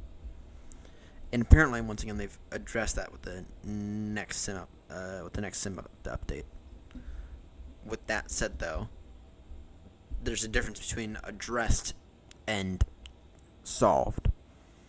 And so if they've added like a clear rolling cache button, like they had in 2020, then that's addressed. That doesn't necessarily mean they've gotten to the root cause of the issue. And so I just want to point that out. But that said, though, in any way, shape, or form, having it addressed would be good. Also, having that sim make the sim lagging when arriving at a busy airport.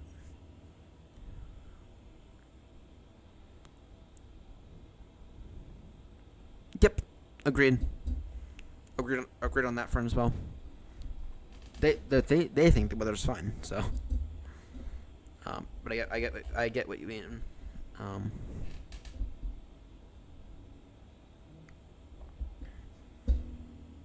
It's active sky. Yeah, surely we're not. There's no. There are some contrails, but yeah, the contrails don't look that great either. With that said, though, I'm not usually looking at that view, so I'm not that worried about the contrails, but still. They don't look very realistic now, do they? They don't look very realistic now, and it's kind of annoying.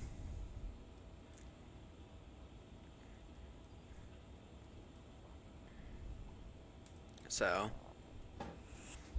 but good luck getting Asobo to address it. I mean, I want them to make a decent Dreamliner first. The Dreamliner for FS24 is. We have a weird issue of someone keeps hopping in and out. That's the issue. Someone keeps hopping in and out of the stream, and I don't know who. Someone keeps hopping in and out of the stream, and I don't know who. They never say anything in chat, and I mean they give me loads of views, so at least there's that. But kind of like artificial views, though. So yeah. Next, msfs 2026. Yeah, if we even make it to 2026, which they will, or we will, but yeah, I should not have said that.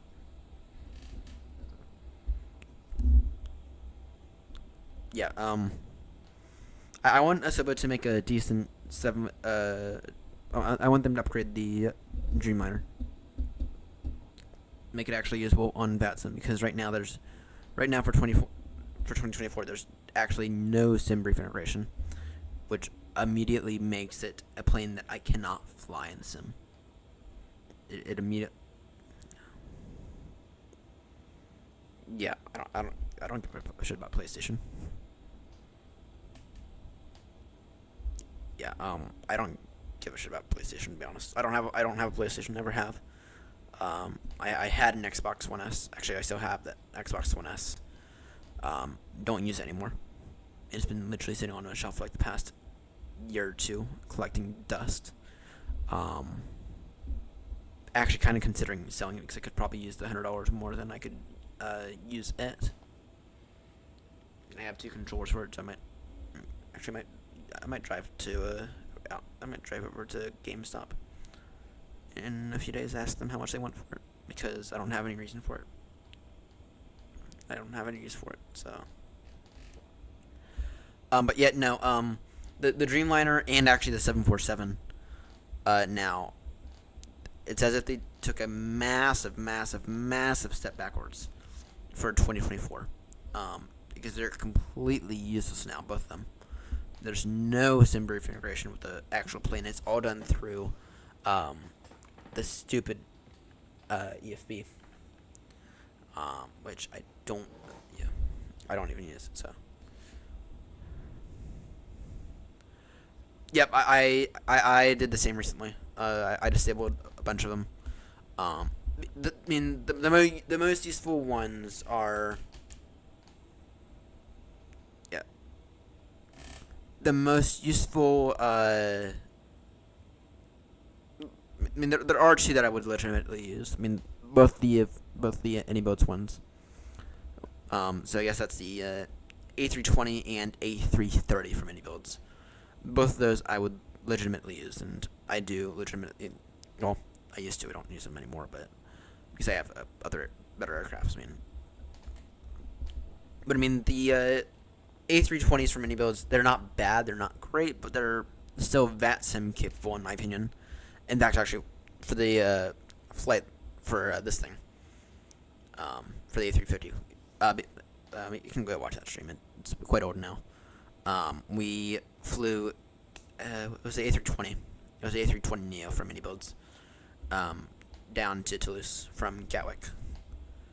And so and we did that on VATSIM. So I would legitimately use the A320s from AnyBuilds.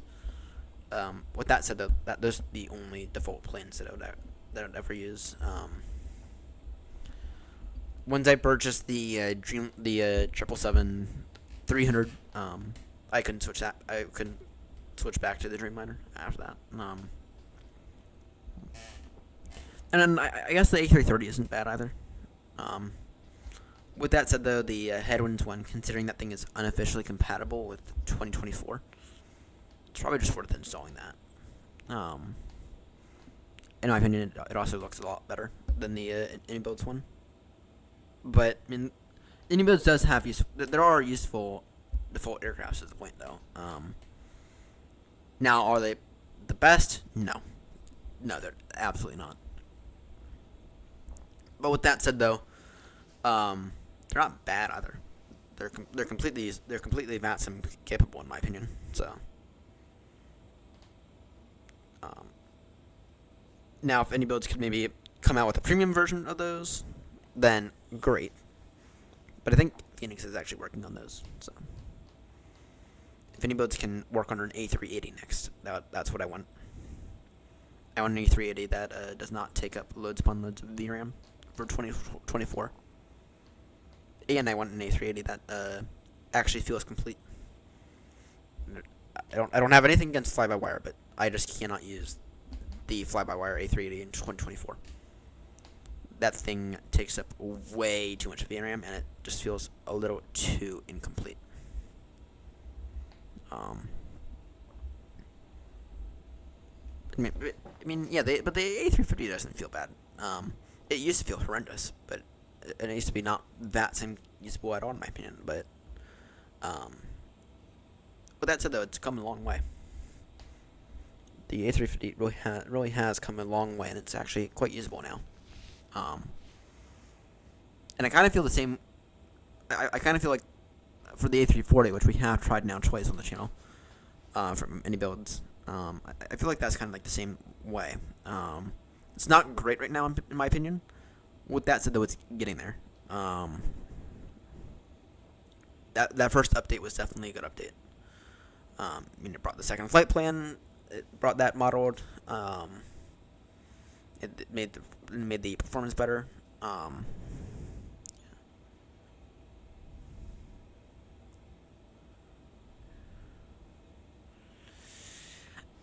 here's what you have to do. You have to enable developer mode. And you have to go into options.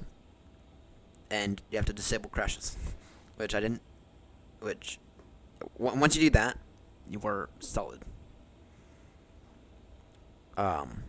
Once you do that, you are solid. and yeah. I mean, you might still get the massive stutter. You know, I certainly have gotten a few massive stutters. With that said, though, I'd rather take a massive stutter than a whole complete crash to desktop. So, I the 777-200 did that to me recently at Baltimore. Caused a massive freeze on flare. So, oh, that sucks. Did you maybe adjust some of your settings because the performance back then wasn't great either? One of the things that I found works for me is I don't ever aim for the highest settings. I aim for stable settings.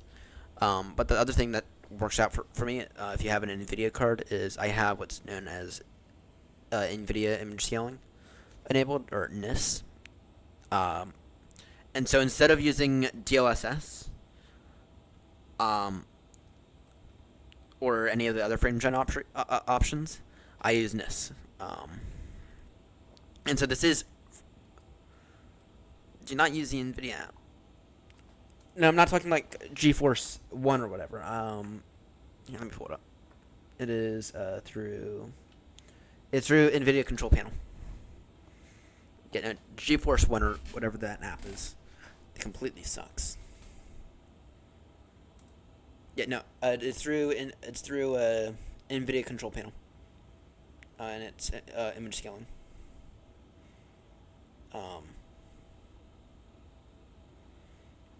It's image scaling.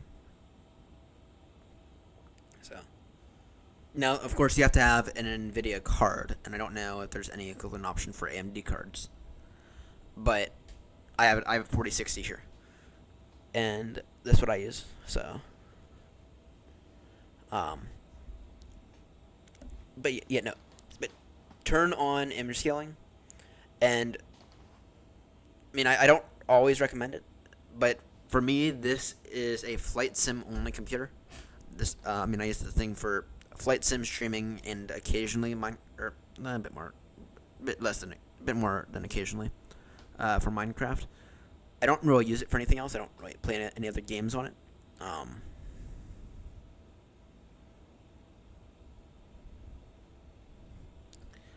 Actually, the second I plugged in this new GPU, right behind me, I have my old GPU, which is an RX 580, I believe. The second I installed that GPU, this app just completely automatically installed for me. And it didn't take me installing any drivers or anything. Windows just automatically realized, oh look, this guy has an NVIDIA card. This app is now installed. This app is now enabled if it's built into Windows now, which I wouldn't be surprised about. But yeah, when it comes to image scaling, I don't use anything in the sim. Actually, I'll pause this for a second. I use plain TAA. I use VSync,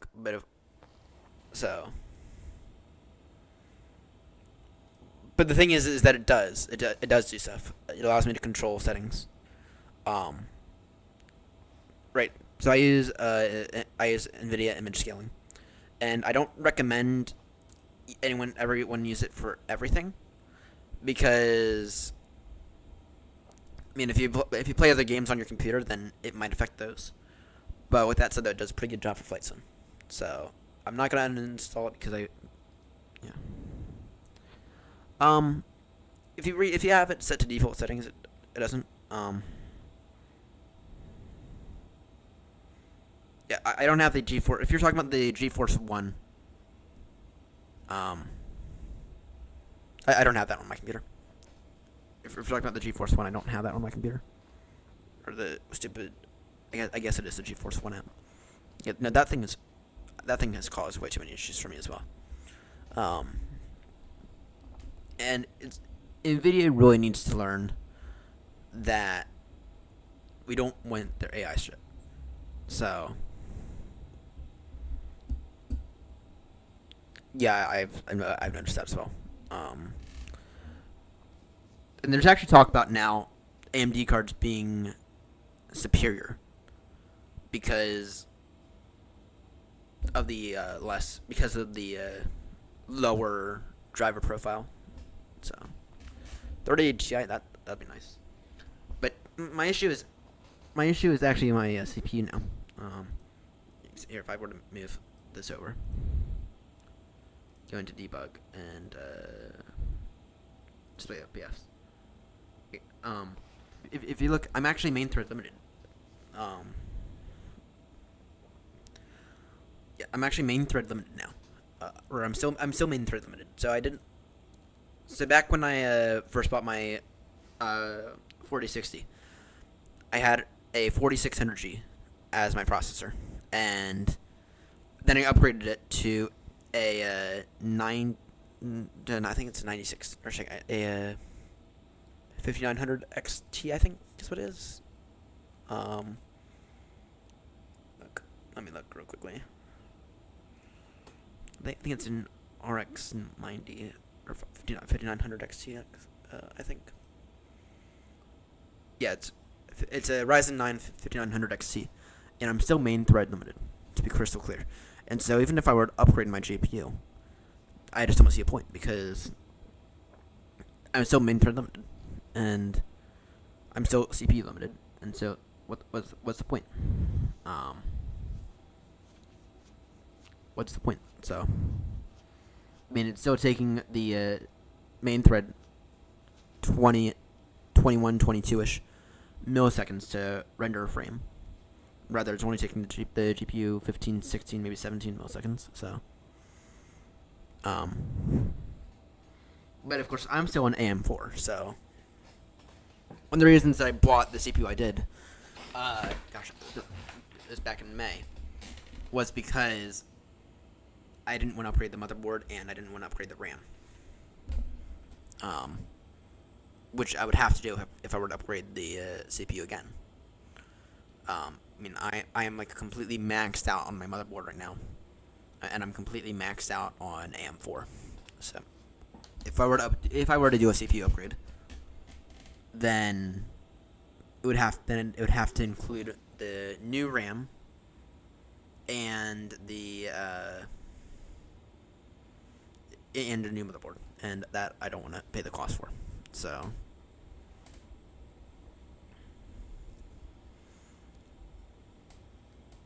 yeah, I have 32 gigs of memory. I have 32 gigs of memory. So, and I never reach that. I mean, right now we're using 3, so we're using more video memory than we are actual memory. So,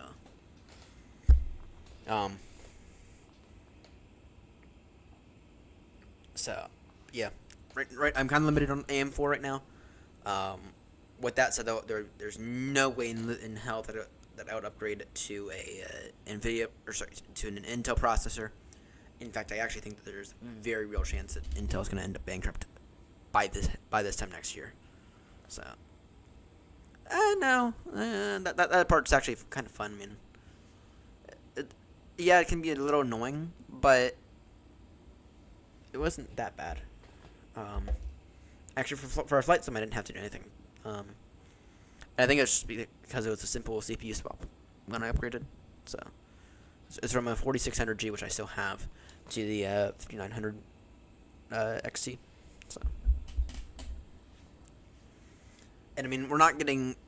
This is by far no means the best computer in the world, but performance-wise, everything's been stable, and the same is getting better. So, if I were to do any more upgrades, which I am planning on doing some upgrades here soon, I'm actually gonna swap out these throttles and the joystick. Those are the next things that I'm gonna end up doing. Well, these, and in addition to a desk, which I'm probably gonna begin to work on the desk actually next Sunday is the aim. So. Oh dear. Ouch. Yeah, no, I'm still on AM4, and AM4's been pretty good. I mean, I have so many systems AM4 based. Actually, I have a Macintosh I converted which I may or may not do a video on that at some point. That's on AM4 using the same 4600G processor, not the one I pulled out of this, but an extra one that I bought. So real good processor, especially for the price. I mean, that thing was bargain. There's another computer that I built computers for my grandparents. That thing has that thing's AM4 based. So, what am I running VSync at? I think I'm actually running it at 45 frames per second. I think I'm running it at 45. I think I'm running VSync at 45 because I think this is like a 75 hertz display.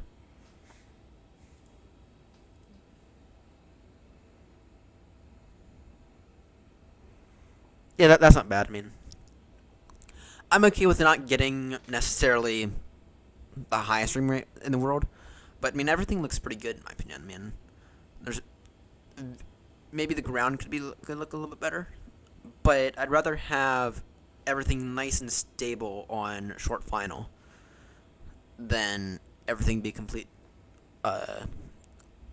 slideshow mess. So let's see here. What am I running VSync at?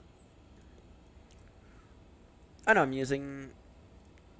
No, it's running at 50 hertz. I think this is a 100 hertz panel.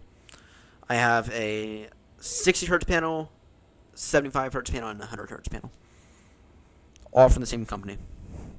Except I have some cheap Scepter displays, which are beyond impressive. Let's see here. Yeah, I have a program called I do use AutoFPS. I do use AutoFPS some of the time. I'm actually not convinced about AutoFPS working that well in 24 anymore. And I think it's because of dynamic settings. I mean, I might double down on it. I might double up with the dynamic settings, but I'm not 100% convinced that it provides that much of a difference anymore. Maybe by a frame or two, which sometimes that's all you need. At the same time, they've also seen there have been times where AutoFPS has kind of interfered with the dynamic settings and it's kind of caused a bit of a jittery mess. I'm gonna grab some more tea real quickly. Get the kettle running again. So it's like that's kind of where I'm at with AutoFPS. I'm not convinced, so I don't use it. It caused weakness on all graphics. It didn't. Well, I can see why it would cause all that. But for me, because I'm already running at mostly low settings anyway, I don't notice it that much. No, I want to say the biggest problem airport that I have, and it's more of an issue with VATSIM, I want to say at this point, is a Heathrow. Heathrow is always a mess. Heathrow is always a mess. Doesn't matter the topic. Heathrow is always a mess, whether it be in terms of delays, passengers, ATC, traffic. Heathrow is always a mess, even with frames. So whenever we arrive into Heathrow, it's always a question of how bad is the jittery mess going to get. So,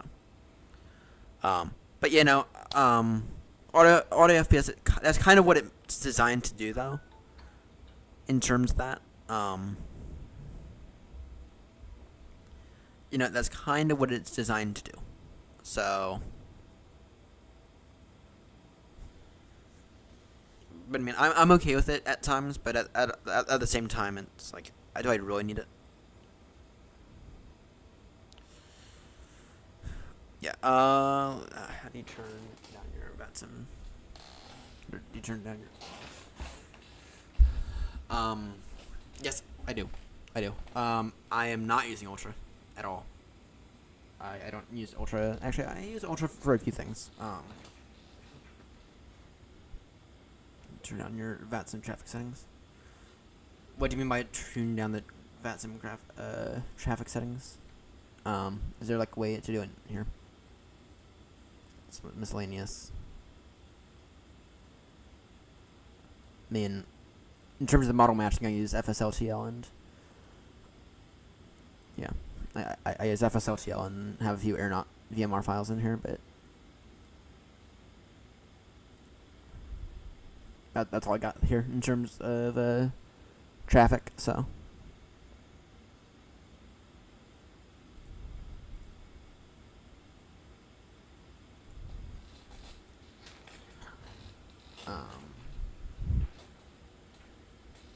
No, I use FSLTL for all that stuff, for the traffic modeling. And I have certainly noticed at times that FSLTL might cause massive amounts of stutters, but recently it hasn't been that bad. Once I've really like hammered in the settings, so it's not bad.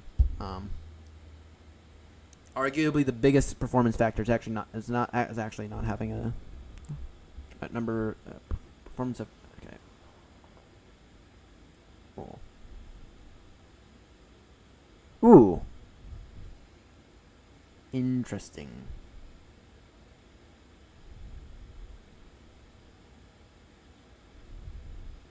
So if I were to set that lower.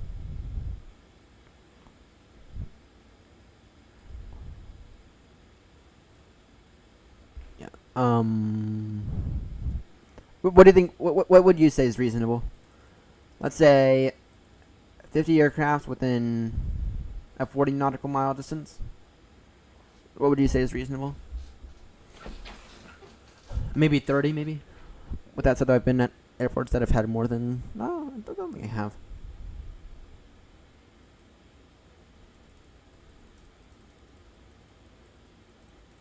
Maybe 30. Oh, give me some reasonable numbers, considering what you now know about my system. Oh, we have descent here soon. Have to just keep an eye on this on the nav graphs.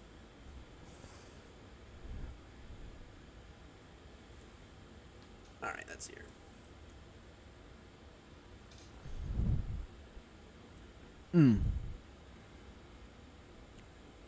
Yeah. Would you say that these numbers are reasonable? 30 within a 30 and then normally 50 for across the pond. All right. Well,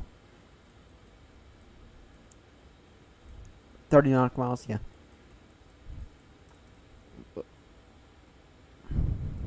I was not aware that you could do this. All right.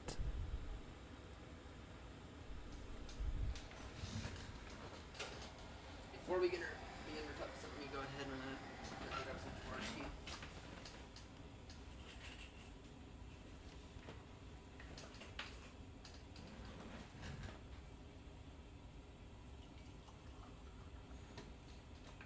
Yorkshire cheese the best, by the way. True. True. Can't see past 15 really. There. Then again, it would be nice to. Oh, yeah. Yeah, I see your point. There was recently. Actually, we got a TCAS. We got a TARA because of it. Someone accidentally re-signed their. Someone accidentally used time acceleration. Got a TCAS. Because of it recently. Yeah, I've talked to in actually 1 minute. Hang on. 1 second. We need to be at or below 220 by Lola. Alright, give me 1 second. Bangkok traffic, speedbird 93 whiskey, heavy, descending now, flight level 220 to be level at to be level below by Willa. That is the Whiskey India Lima Alpha waypoint. Expecting an ILS runway 02 right approach via the ILS Zulu. Bangkok traffic. I don't think we have anyone we have to worry about in terms of this. We have the whole place to ourselves. Actually, hell, we have nearly the entire continent to ourselves. Well, actually, we do have some traffic that's arriving. So, and you can complain to me about how badly I did that radio call.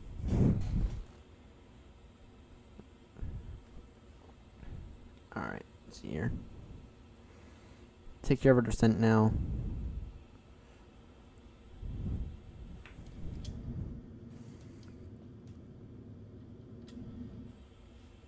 Yep.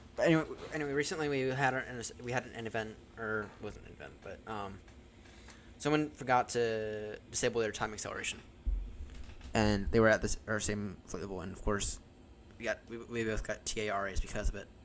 But and then he stopped his time acceleration, and he was literally trailing me by like 20, 30 miles, and it was kind of nice to be able to see him. So, but I completely get what you mean by you can't always see past 15. But there are some situations where you'd want to see a little farther than that, but I wish there was like a way to like do it dynamically. To do actually a lot of settings dynamically, right? If you're like on short final, you can ignore everything else. Don't worry. Maybe only do traffic like traffic within like a 3-mile radius, right? So basically just the traffic on the runway or holding short of the runway, right? And then once you're off like a dedicated zone on the runway, then you can increase the traffic amount. So actually, I wish that there were a lot more things that were done dynamically with FS24. So all right. Yeah, I know you want destination data. Wait.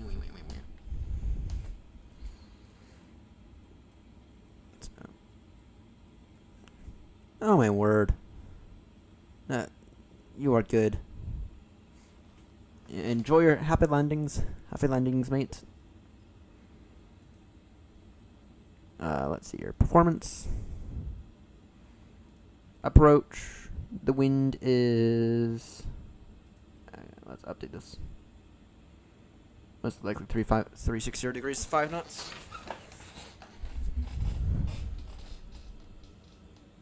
Debug. Display FPS. Alright, yes. 350 degrees, 6 knots. Or 360 degrees, 5 knots. 360, 5. QNH, 10, 12. Oh, sorry. No, wrong one. The temperature is... holy, 30 degrees Celsius. My word. So... remember that it might be worth holding in the sky until it's done. Or remember, you can always go around and you can always divert if you need to. You can always do those things. If the weather's bad enough, divert. Or you could also auto land it, but there's no fun. There's no fun in that. And what is the bar looking like? It's sent now to be at or below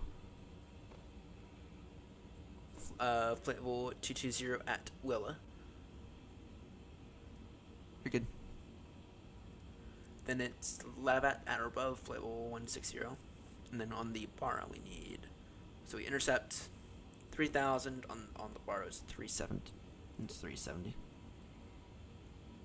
370 on the bar.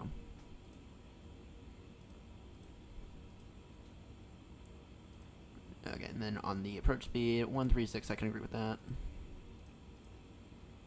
Transition altitude, flight 130, what does this chart say? 110. Flight 110. No, actually no, it is 130.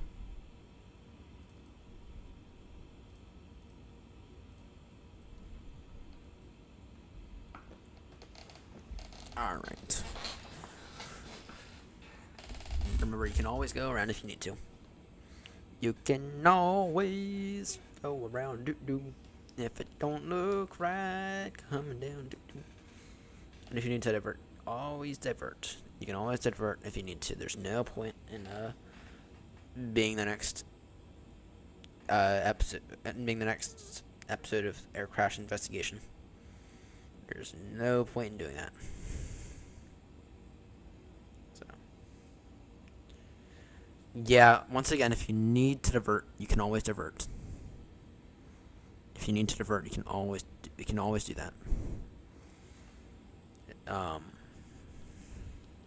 Don't be ashamed about it. If you can't land, you cannot.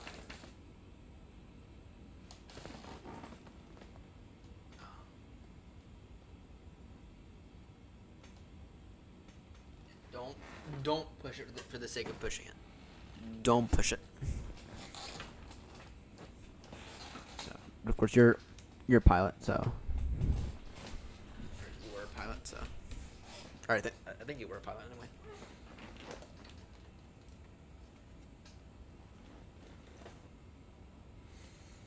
Oh, apparently there's some recent news about someone running off the runway just because they didn't want to go around.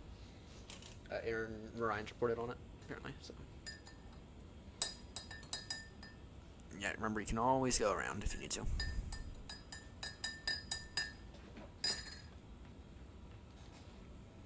And we will most likely end up doing a go around on this landing as well. So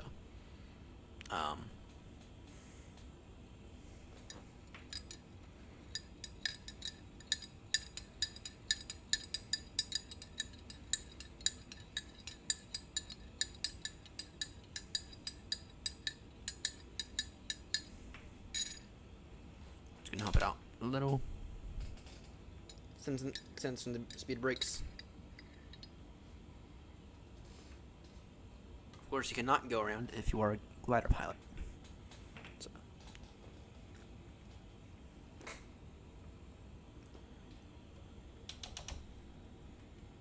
Oh, we have a speed restriction. Interesting. We might just need the free speed. Oh, max 280. That's right.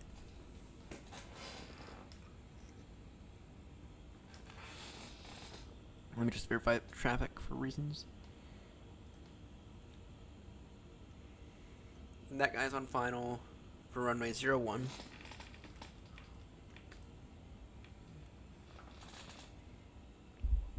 Yeah, we're taking 02 left. We're taking runway 02 left for reasons.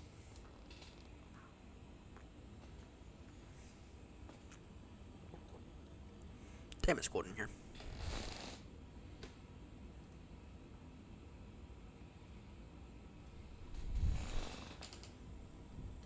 Bangkok traffic, Zebra 93 Whiskey, heavy, descending now flight 160.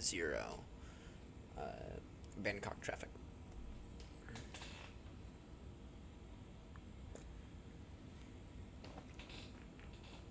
Yeah, we are going to aim for an extremely fast turnaround time at this airport. We go around. You can always go around. If it don't look right, coming down.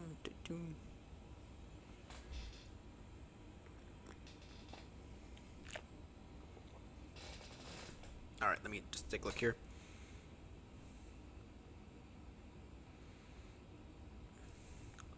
So for the LASM transition,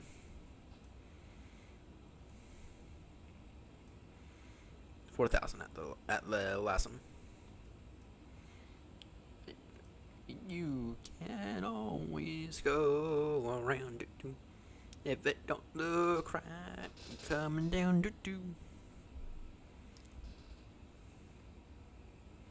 That guy's on short final now.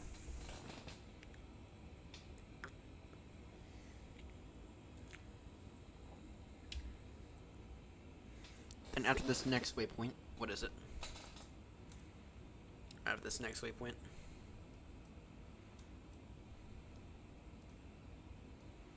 So, okay, Levat. Oh, it's gonna be the arc actually. Usually I prefer arc. And I like the nav of the A350, but it's certainly the best nav. Out of all the out of everything. But with that though, I kind of don't care about that much about what's behind me. If I could see like maybe what was like behind me by like 5 miles, that would be good.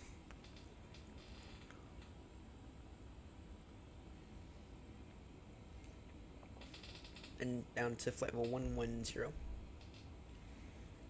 Then it's down to flight level 110. Then down to altitude 7,000. Then down to flight level 70.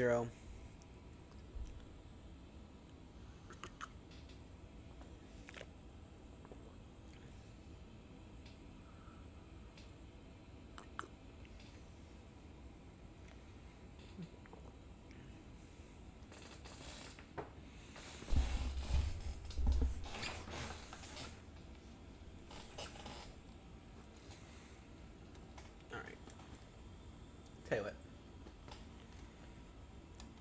Increase our rate of descent, please. And we can go direct. Direct. Bravo Sierra 420. So we'll go direct to.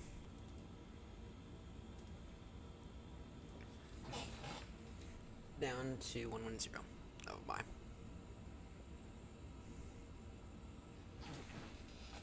Speed 250.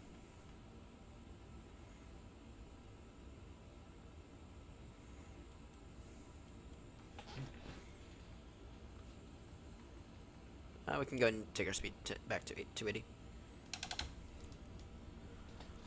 Bangkok traffic, speedbird 93 Whiskey Heavy, direct now to Bravo Sierra 420, where we will aim to be at level 110, level 5, that way. And we are now slowing speed 280 knots. Bangkok traffic. Go around oh my word. Wind shear at about 25 knots. Yeah, that may be a diversion, not gonna lie. I mean, I'd be taking the diversion. If you're in an A380, then okay. But I would assume you're not. If you're in a 777, okay. If you're in anything smaller, that'd be probably a diversion in my opinion, or at the very least, going back up to hold in the sky for some time. So, how long can you hold for, roughly speaking, before having to divert to, I guess, Houston or maybe, or something else?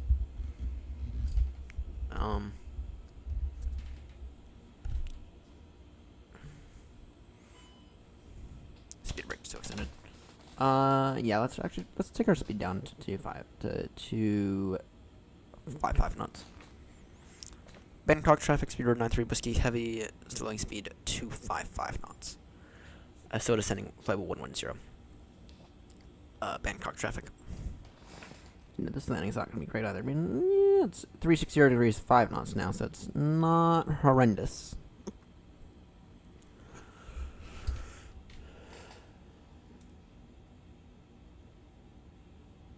When is this? 250-330 Zulu. Update. Oh, my word, I'm an idiot. Oh, my word, I'm such an idiot. Hang on. Canadian 1012.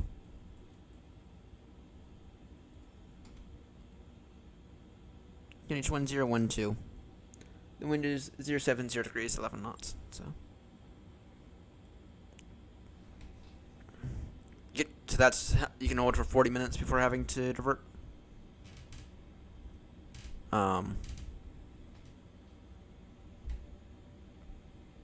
Because I would probably hold for at least 10 to see if anything improves. Or at least until the next MEDAR. So now flight level down to call it 7.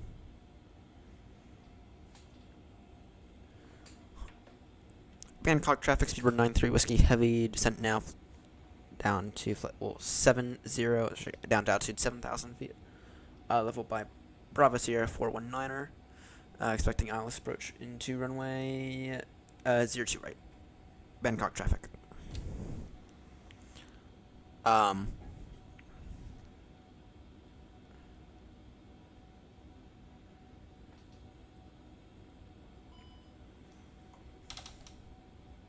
Lots of go arounds. Yeah.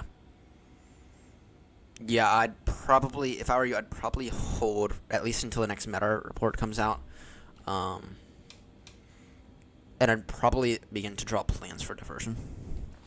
With that said, though, I'm not in any way, shape, or form a real pilot. So, obviously, you use your judgment there. Better, your judgment's probably better than mine right now. And I'm just relying off what you're telling me.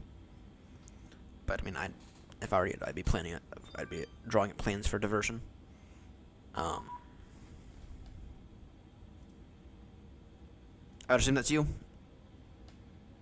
Retired BC 503.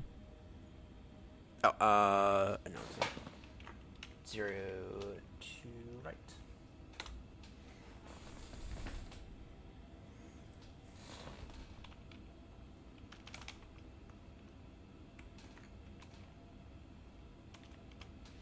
Alright, no, that's not you. Okay.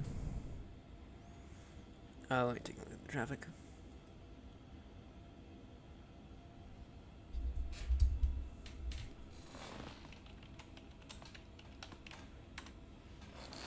Alright, time to focus up here.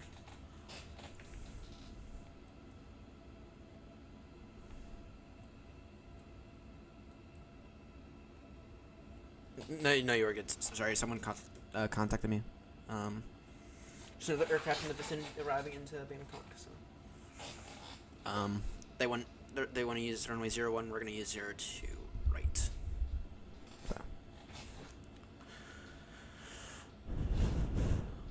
Yeah. Speedbird 93 Whiskey entering to the downwind for runway 02 right. Bangkok traffic.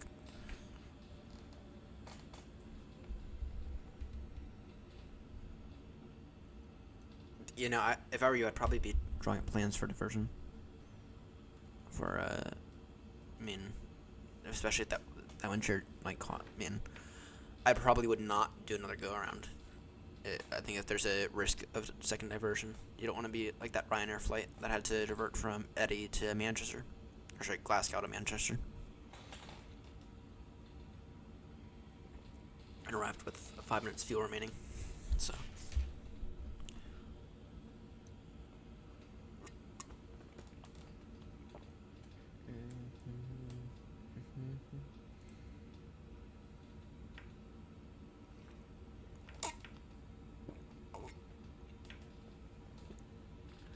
Alright, and we intercept at what? What do we intercept at? 4,000. We can intercept at... Oh, we can intercept at 3,000. We can intercept at 3,000.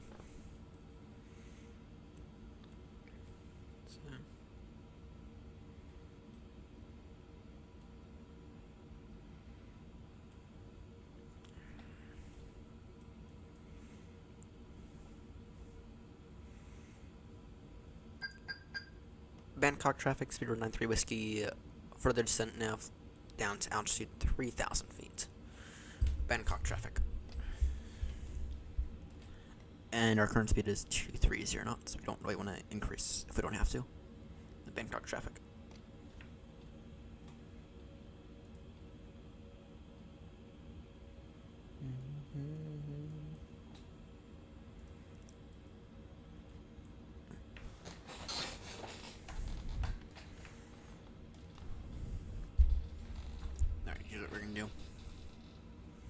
After Bravo Sierra 418, we're gonna get radar vectors. We'll intercept. Okay. It's a standard 3-degree glide, right? Afern. Standard 3-degree glide runway elevation is 336 feet, so that gives us standard 10-mile final.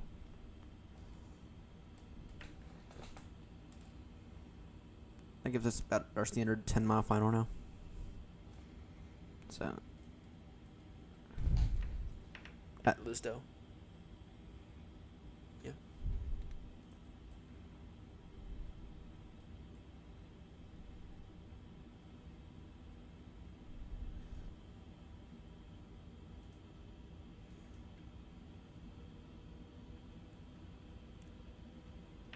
All right.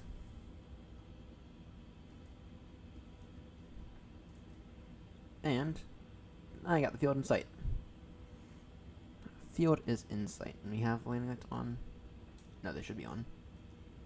Nose to take off. Alright. We are behind on this arrival. So it's too busy talking. Too busy talking, not enough flying. Speedbird 93 Whiskey is slowing speed. We'll call it 220 knots for now. Further in a bit.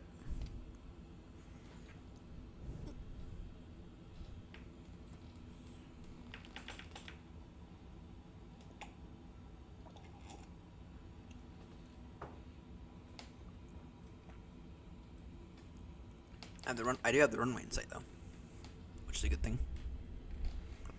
I have the runway in sight. You got about flaps 1 now.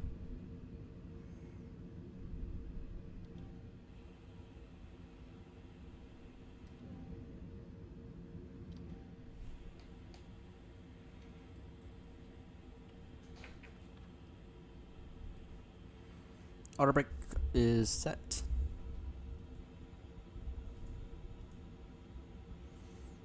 Alright, and then we'll go direct to that in a few moments.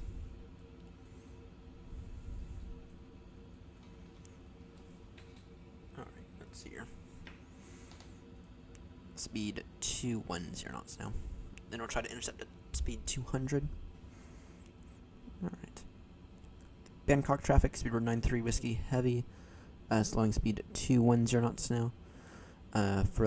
Further in a moment, about to enter into the base for ILS runway 02 right. Bangkok traffic.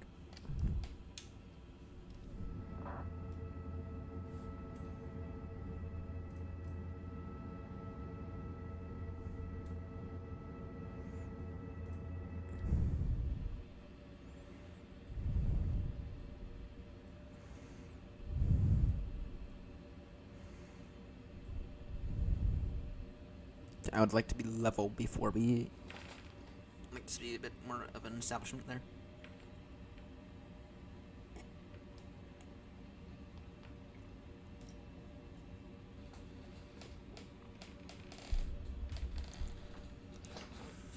Alright, let's see here.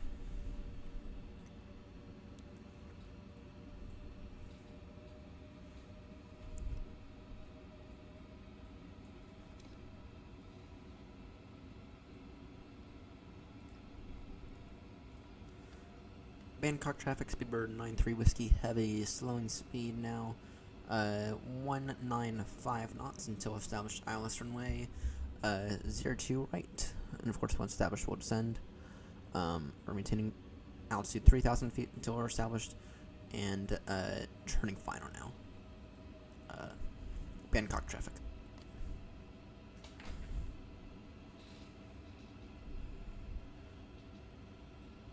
Alright, let's see here.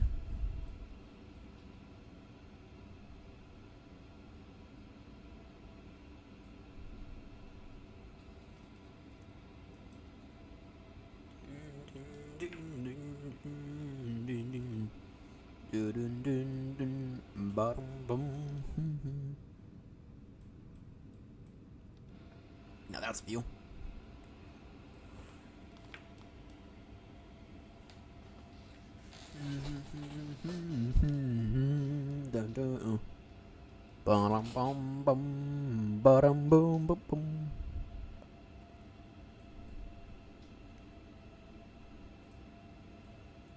H10. whatever. Alright. 2012, no sig.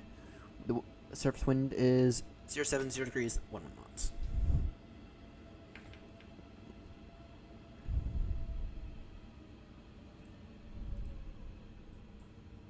Alright. Speedbird 93 Whiskey Heavy, turning final now. ILS runway 02 right, with a speed of 180 knots. Slower in a bit.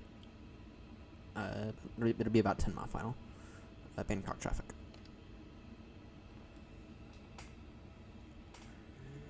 And I have the field in sight. I do have the field in sight now.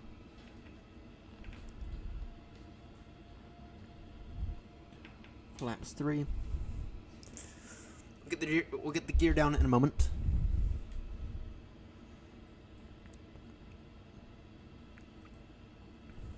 In case of go around. Sorry. I did not mean to get auto FPS running. Damn it. Bangkok traffic, Speedbird 93 Whiskey, fully established ILS runway 02 right. Slowing speed 160 knots until 4 mile final. Sorry, we'll make it 150 knots until 5 mile final. Bangkok traffic. I want to get auto FPS can go away now. In case of go around, it is flat. Yes, I want to close auto FPS. Alright, in case of go around, it is up to 4,000. Expect GOSAR. Or sorry, GUXAR. Gear down. Flaps full.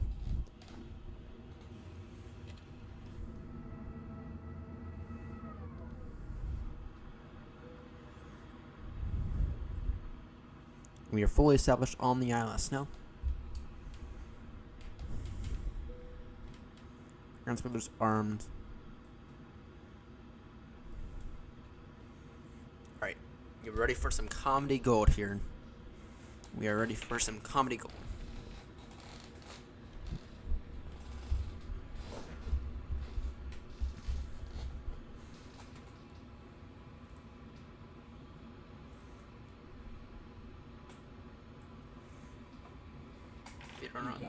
Noted. Cabin, you guys got to be ready now. Landing in 3 minutes. Or not even.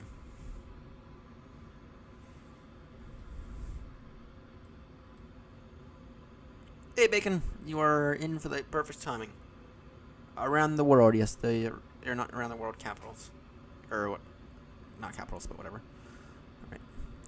Last call, Bangkok traffic, Speedbird 93 Whiskey, heavy, short final now, ILS runway 02 right. Last call, Bangkok traffic. Alright.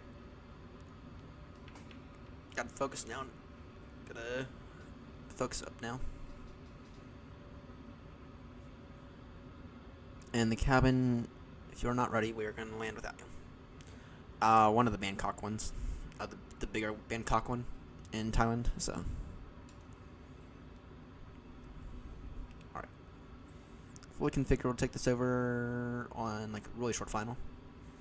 So if I take it over now, not that do the best of job. Alright. 1,000. Noted. Stable approach. Runway is in sight. No significant glide slope deviation. No significant winds causing issues. Very much stable approach now.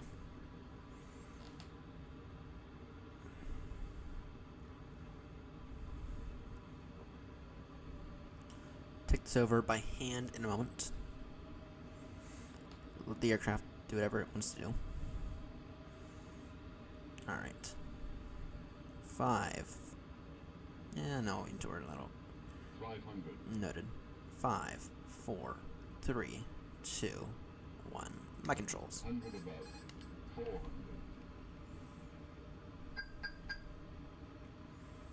Back down, you bigot. Continue approach. Stable approach. Runways in sight. Clear to land. Cabin is ready.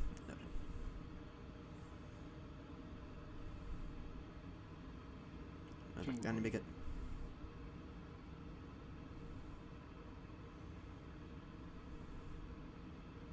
100, 90, 80, 70, 60, 50, 40, 30,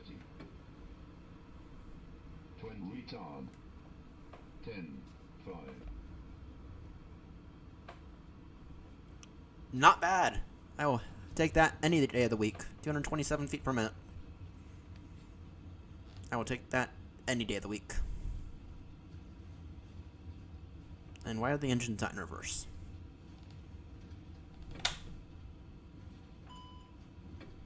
Auto brake off.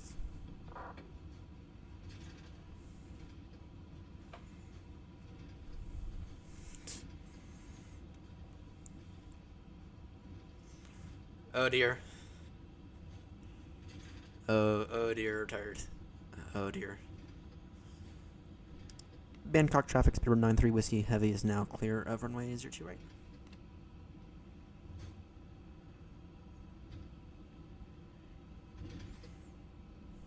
Alright, flaps away now. Figure out.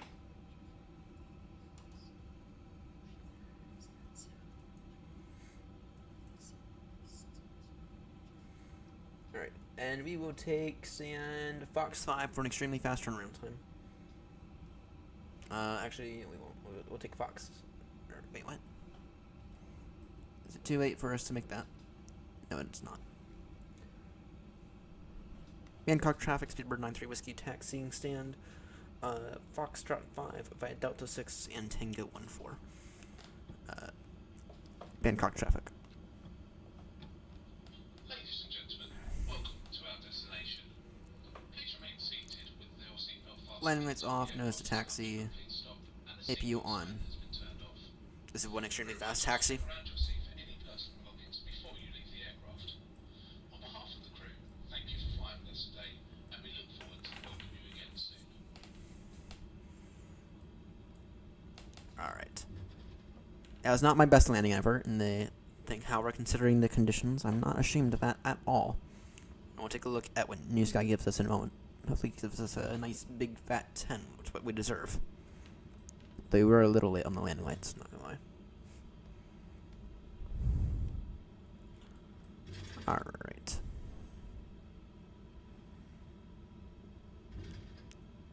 Into stand Foxtrot 5 we go. I have no clue what British Airways uses in real life, even if they even fly to this airport, which they probably do, knowing British Airways. And we will accept a horrendous parking job. Like, suck at parking. This is same thing, the same way I suck at parking cars. So I have a full license. Don't use that often though. So I get to bike to work. All right, we will go ahead and call that good enough. APU is available and both engines shut down. Alright. And Newsky.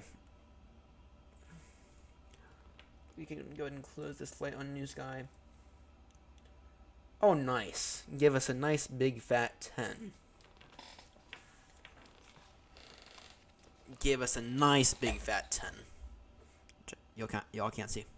So, give us a nice big fat 10, which is what we deserve for this flight.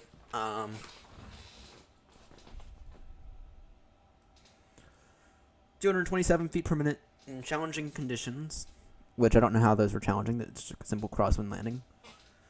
Nothing out of the ordinary, nothing unheard of. Mach 10 line deviation, 3.67 meters. Not bad. Not bad at all. Alright, off to Singapore now. Off to Singapore. 835 kilo. All right, y'all are in for one extremely fast turnaround time, and because it's gonna be so fast, we will throw the brake fan on. Departure time 25. Yes, we can do that. Absolutely, we can do that. New flight. Speedbird 93 whiskey.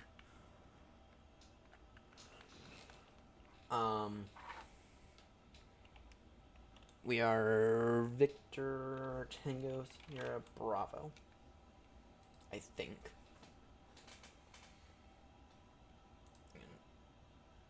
Victor Tango Bravo Sierra to Whiskey Triple Sierra.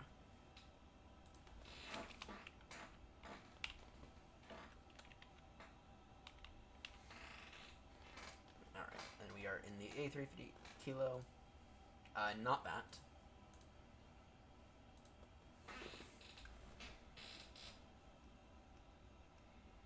Generate flight.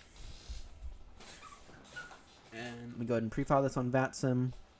And yeah, we are aiming for one extremely fast turnaround time. Pre-file, VATSIM.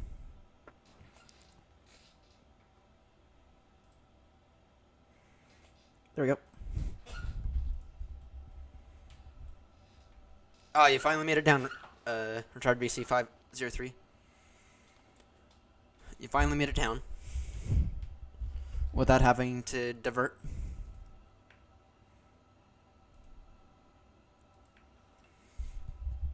We're in for one extremely fast turnaround time here. Init. Go ahead and request a new company flight plan. Okay, full Cat 3. Okay, that's kind of like cheating, though.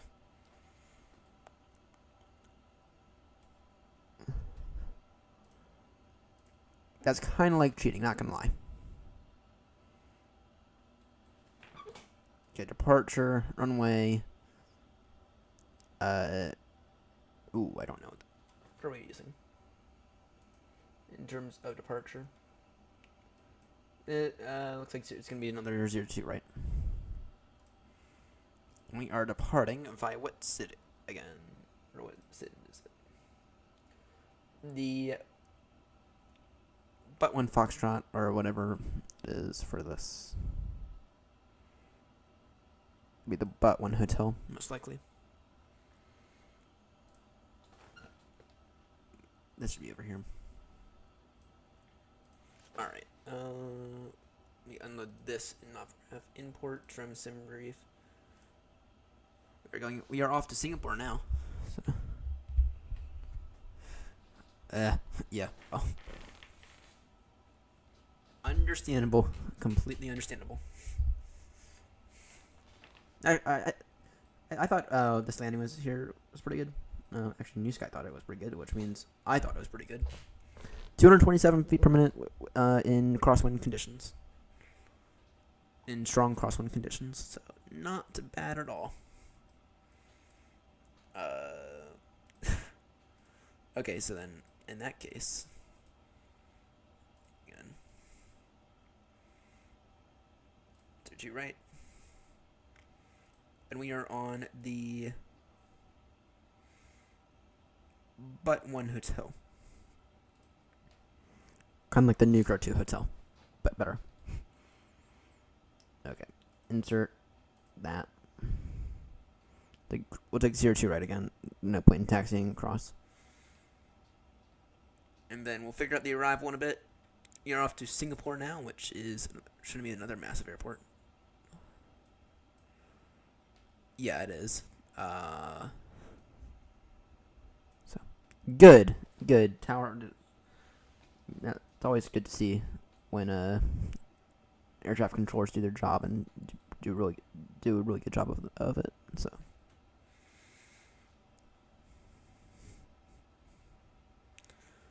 Alright, let's see here. Alright, in that case, we're going to assume it's going to be a straight out departure. Even though I don't know. We're going to try to make it straight out as possible. Alright, and it. Fuel node. We have. How much do we need to push? I think we still have 10 minutes before I have to push. We do.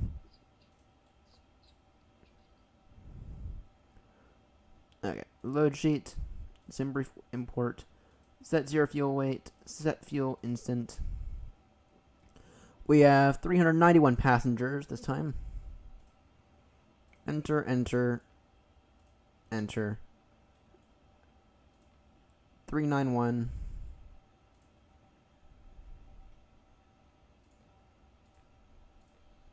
Ladies and gentlemen, welcome aboard. We are delighted to have you with us today. Alright. Please take a moment to stow your carry-on items in the overhead AP compartments bleed can go on on. the seats in front of you. For your safety, larger items should be Take up placed in the performance. overhead bin, and smaller items must be securely stored. If you need assistance, our cabin crew is here to help.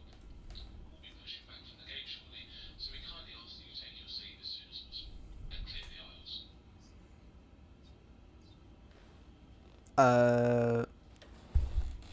Over the ticker. Well, actually, I'm using what we used last night. Recommended by Newsky. But yeah, it's Newsky if you're wondering. So, but if you're talking about the label, then it's Volanta. So. But yeah, no. In terms of the call sign, it's Newsky, but I'm just using the same one from last night because I'm too lazy to change it. So. Okay, take off performance. Runway. Oh, no. We'll call it 02 right. Sync FM. Okay, sync sim brief. Sync other. And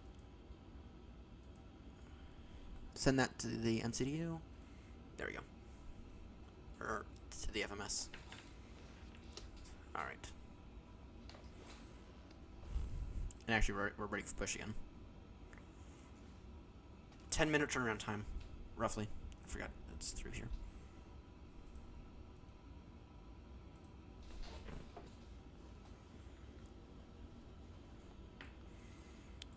One extremely fast turnaround time. So. Oh, it's Volanta. It's Volanta. I'm not thrilled with it, to be honest. Kind of want something simpler. Kind of feel like I don't need all that extra information.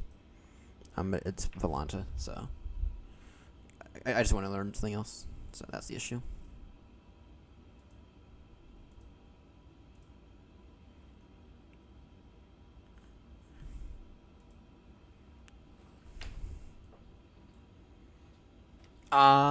Yes, but I'm not really using the premium features of it. I'm not really using the premium features, so and therefore I'm gonna cancel my subscription with them. So I don't. This is like the third day of trying it, to be honest. I'm not thrilled with it, to be honest. I want something a bit better. Good, so am I. I'm ready for push as well. Let's see here.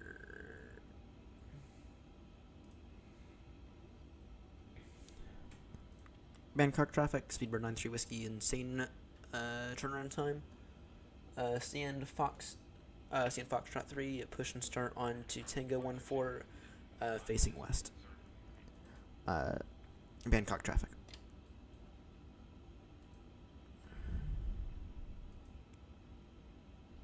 I just love how that guy's coming out of the thing. So. Not paying for. I'm trying not to pay for any significant scenery. For all this, so. Yeah. But I'm not using the premium feature of it. I mean, if you want to customize the colors and stuff. So. I didn't know it. Anything was wrong with Orbex. I actually kind of like them. If you don't mind telling me what's your issue with Orbex, because I don't see an issue with it. No, not when Google knows everything, so knows left tail right.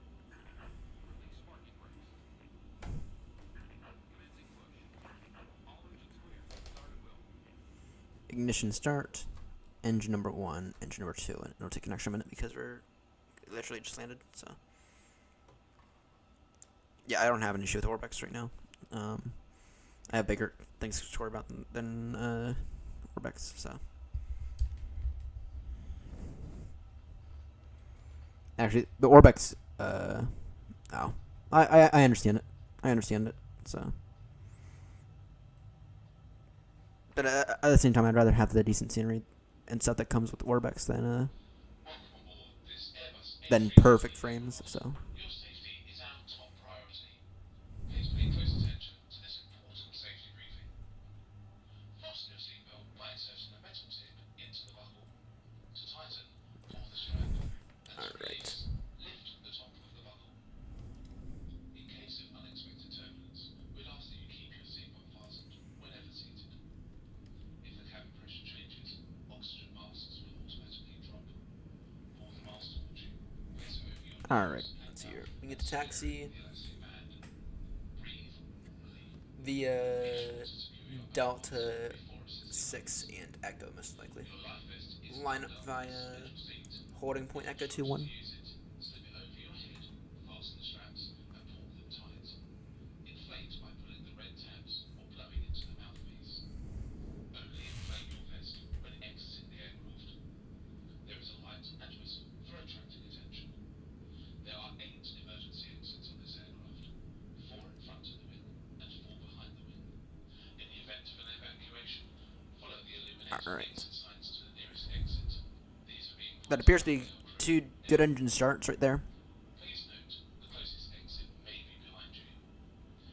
Please take a moment to review the safety card in your seat pocket for more information. We thank you for your attention, and we hope that you enjoy the flight. Alright.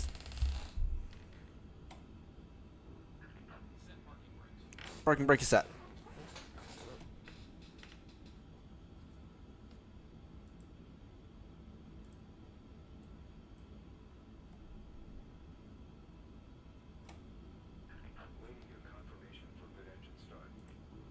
I can confirm a good engine start. In the meantime, we can do our flight controls check. Flaps to full. Flaps are extending good.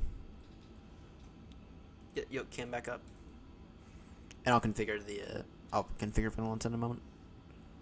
Flight controls.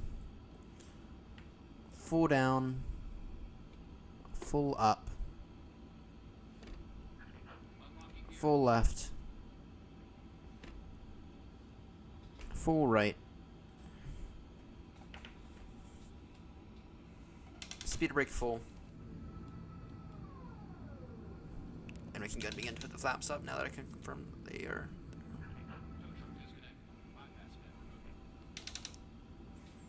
Alright. Flight controls check completed. And we can go and start Newsky now. Before I forget. Oh, Grumpy has a massive sign on his desk that says fart. That says start fucking Newsky. It's quite funny when you found out about it. Alright. Let's take off. Actually, let's taxi for right now. We can turn off the AP though. We can turn off the AP bleed. Alright. We get to taxi to a holding point Echo 2-1 for 02 right via Delta via Delta 6 and Echo. Alright. Bangkok traffic, speedbird 93 whiskey taxi. Taxiing now, holding point Echo 2-1 for runway 02 right via Delta 6 and Echo. Bangkok traffic. Alright. Let's get on the move again.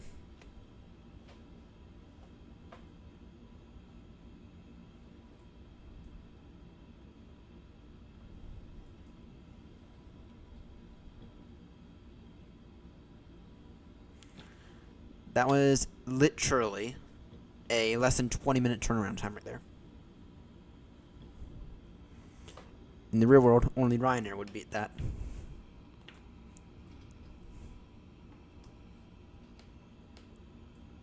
Ground spoilers to arm.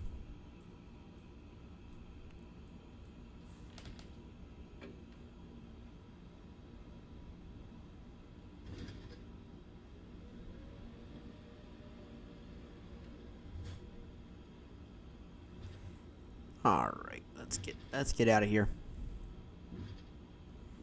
Let's go off to Singapore. Let's go off to Singapore. And I'll go ahead and brag about on the AirNott Discord about how much we buttered that landing, which it was really a butter landing. All things considered, that thing's definitely going to be a massive short to make me look good, even though I'm not. All right. Flaps 1. Auto brake RTO.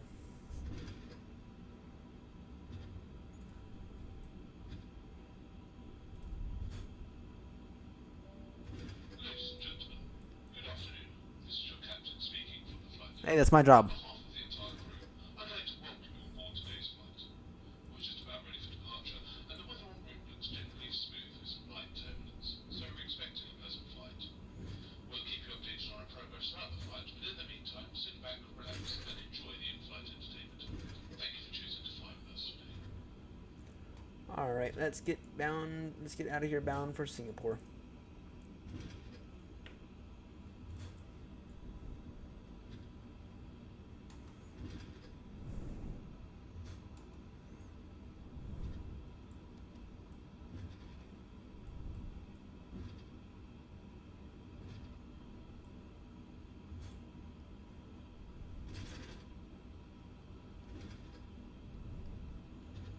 All right. I got a few more down.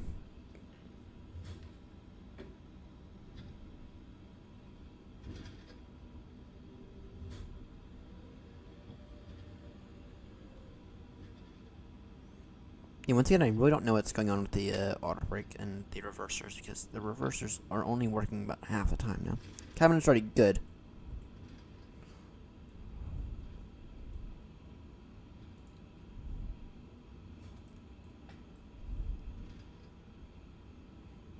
Brake fan can go ahead and go off now. Oh, sorry. That can go ahead and go off now.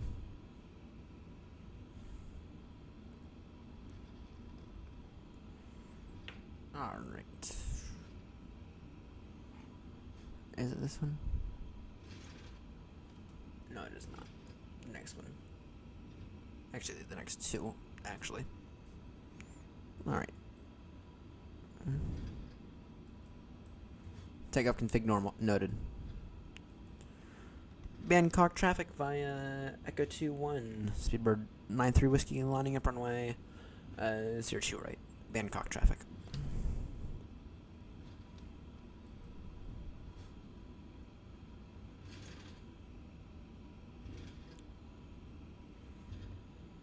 Alright.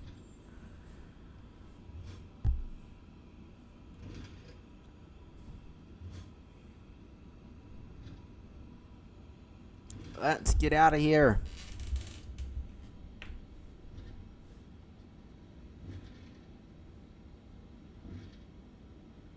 Let's get out of here.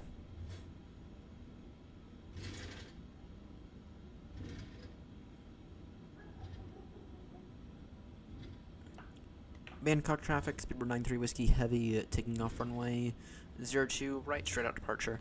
Up, initial climb, flight level, or 10,000 feet initial climb. Bangkok traffic.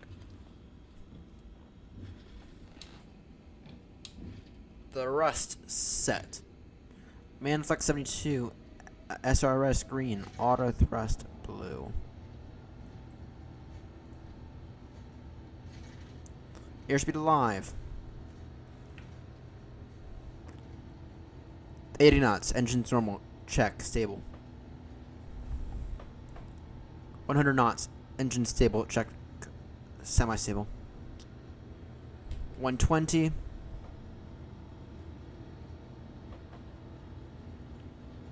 V1 and rotate. Wow, that's a right gear up.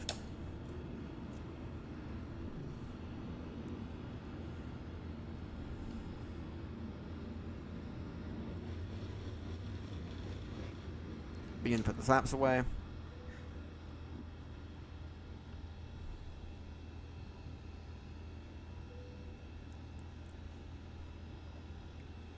thrust levers to climb.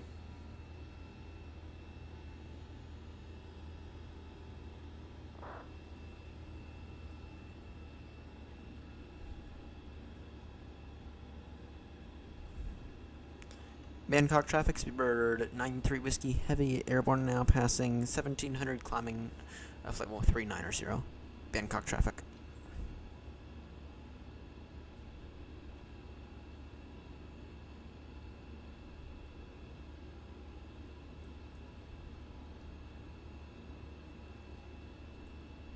Dun do do do do do dum.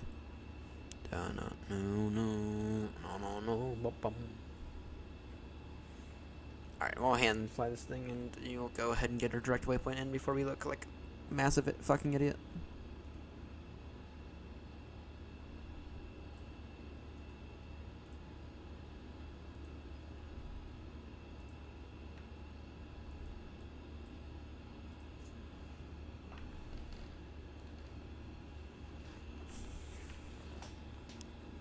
Bangkok traffic, speedbird 93 Whiskey, direct now to Butby.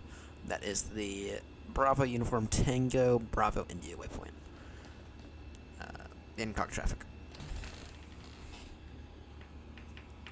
Alright, well, we succeeded at that. We very much succeeded at that.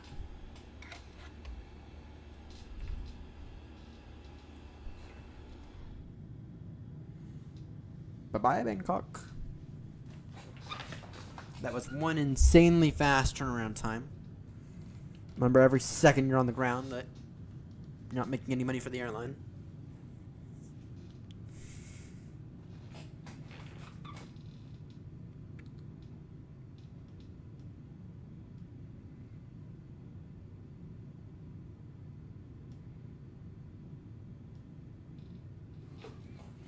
Alright, let me take a look here. Let me go ahead and brag about my fantastic Newsky score.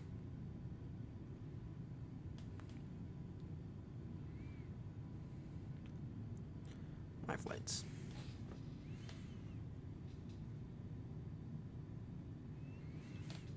Yeah, we're going to be approaching, actually.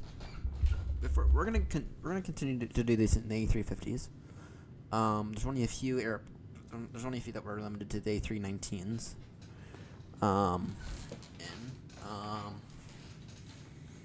Yeah, I'm curious about something, actually. I'm very much curious about something.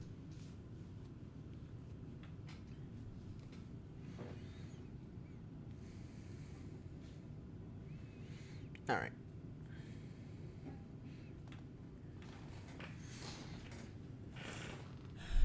Anyway, you're airborne now. You're in the next few legs.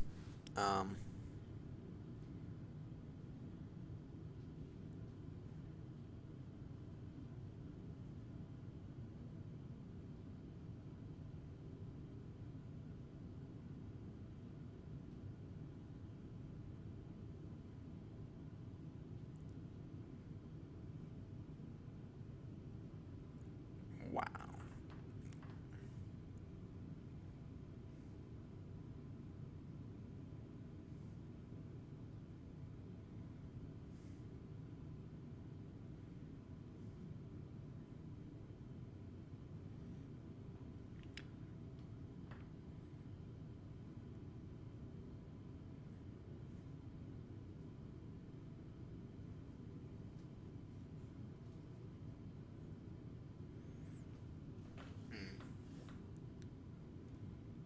You really don't want this breaking down early.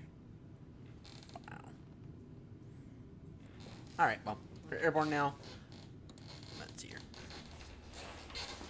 Passing 10,000 now.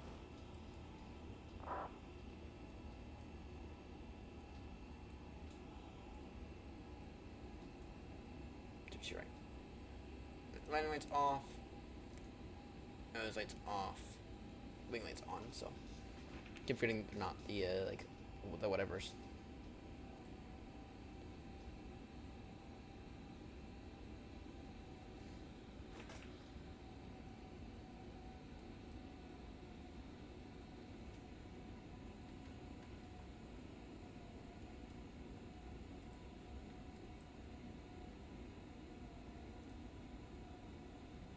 Alright, let's see here. Direct now to butt.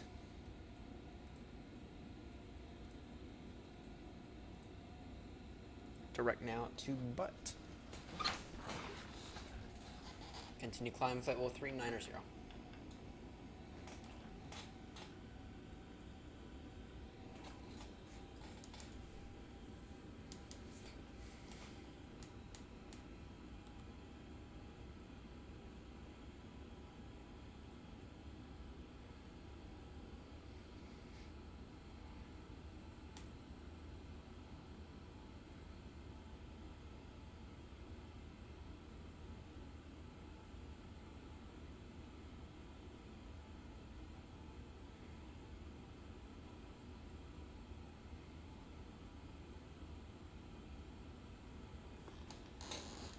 Alright.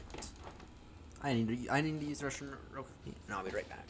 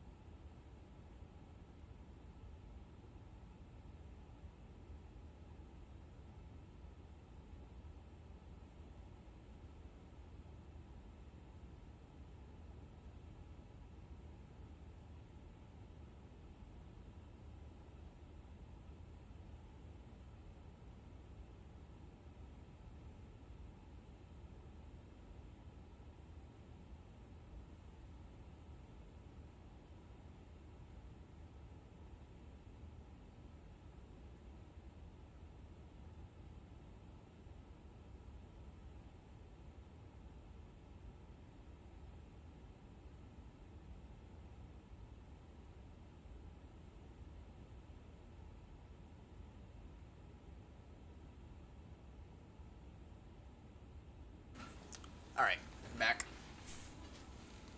I'm just gonna give you all the wing view for right now.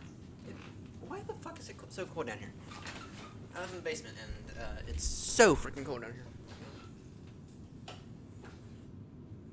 So freaking cold down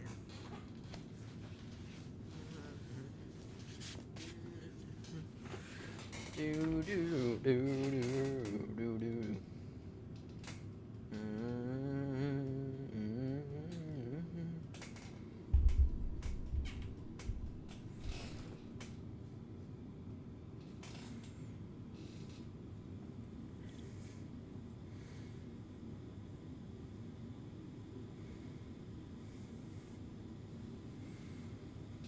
All right.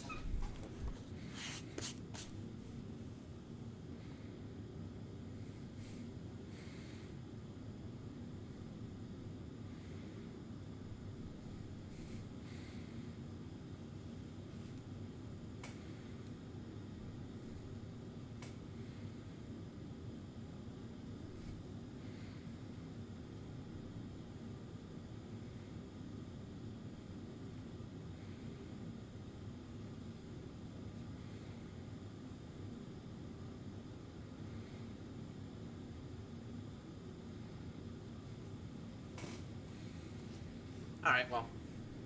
I mean, we're done peckish as well. I'm peckish. I have a bag of chips over there that I could eat. Kinda don't really want to, though. Kinda really don't want to dig into that other bag of chips. Well, I end up getting some more of that tomorrow anyway. Or later, I guess later today. Yeah, later today or tomorrow. I do like this wing view. I do like the wing view. So, alright. Grab that bag of chips because I'm a fat fuck and I don't like, and I'm a fat gamer fuck.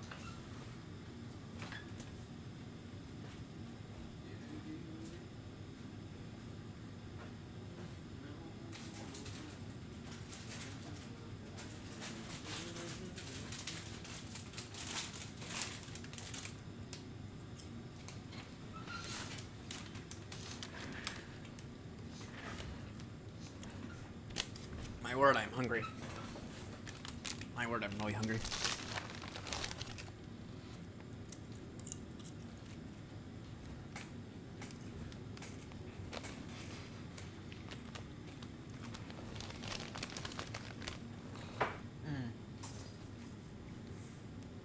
delicious crisps. Got Singapore T5 and a 777 wide body going to Singapore from Frankfurt.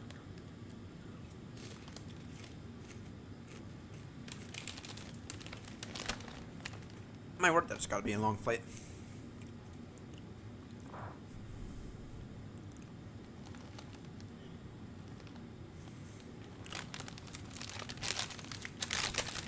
Only at 310 as well. My word.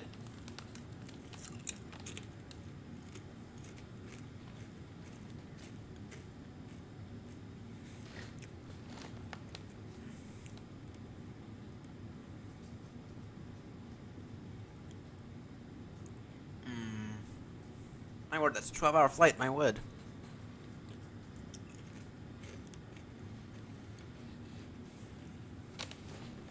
Yeah, we're a long way from Heathrow right now, aren't we?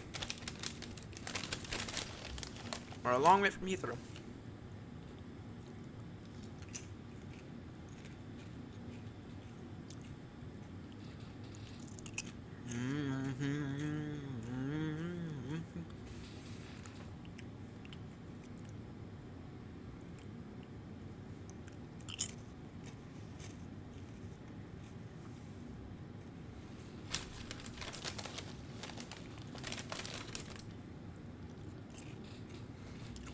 Then again, theoretically, if you leave at like the right time, then it should be fine.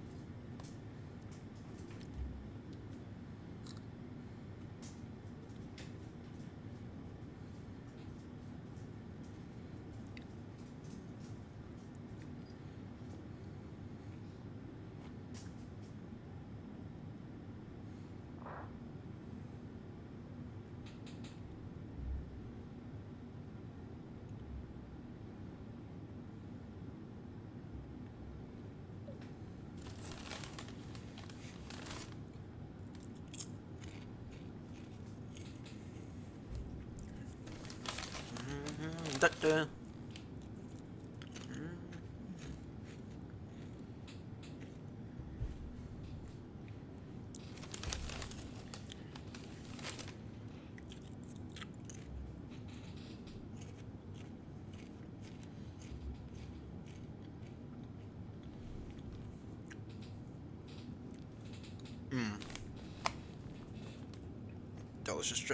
Delicious crisps.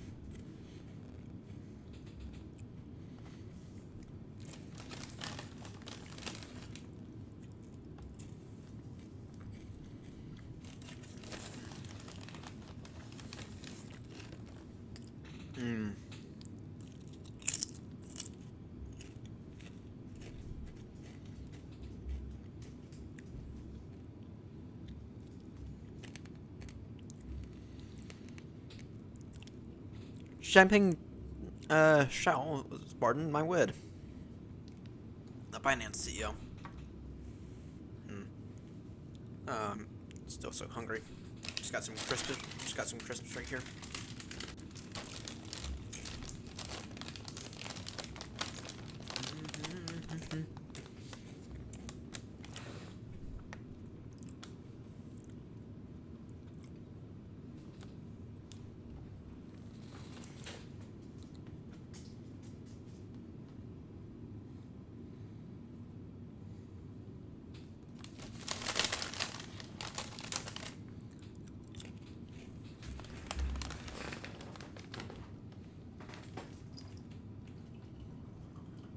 I'll just go hot water for the rest of the night, I think. Oh, that's how you fit.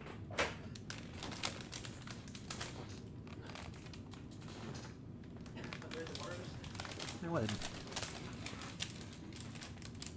Whatever. No, go lay down. Go lay down. Bed.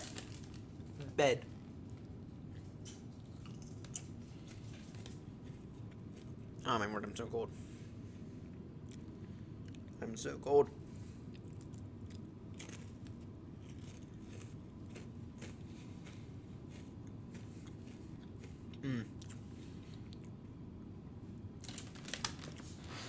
I think the next leg. Oh, how long is this night? This is the next leg. Let's find out how long the next leg is.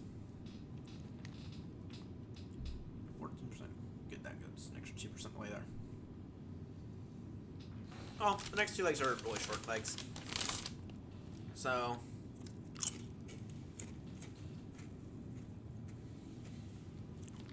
You know, get to WADD today. Actually, no, we won't. Oh, yeah, we will. Yeah, we will. Yeah, we'll get to WADD today.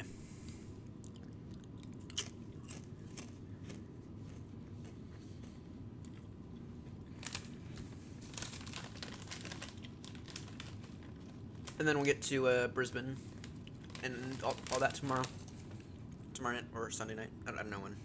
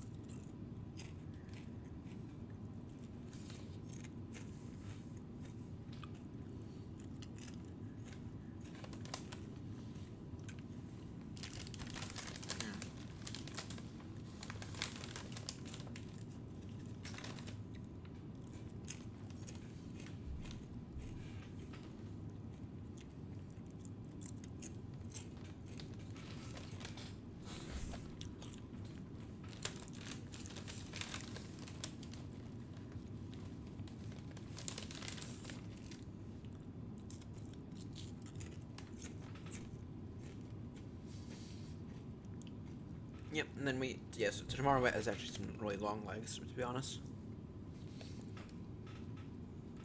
You know, tomorrow or whenever the next time we stream, we'll aim to get to Brisbane.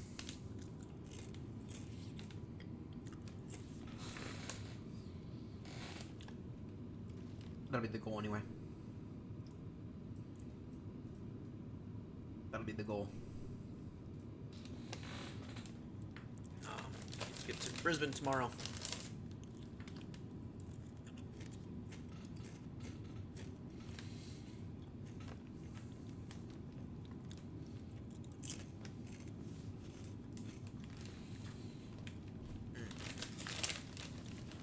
Delicious crisps.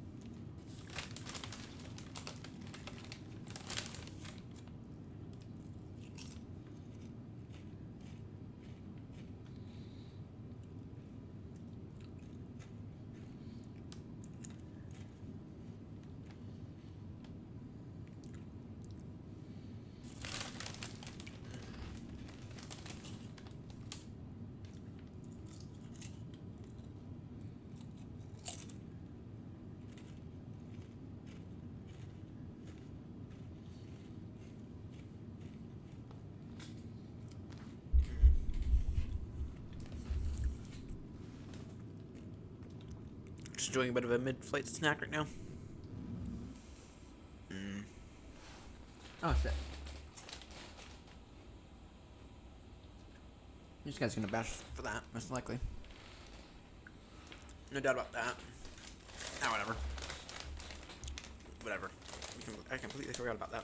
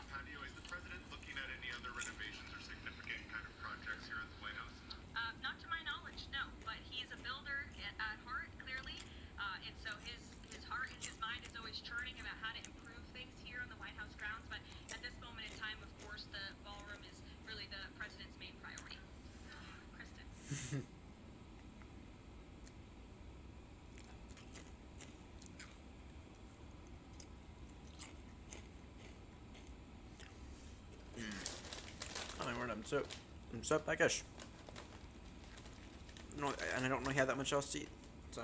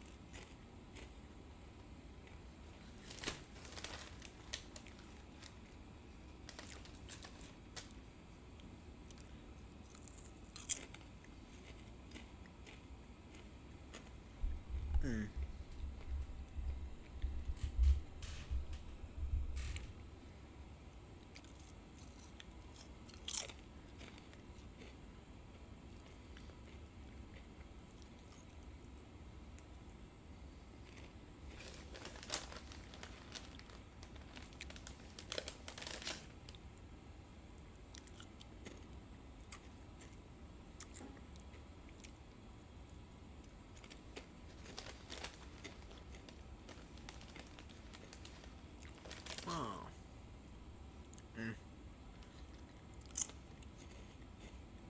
Holy, how are we still flying?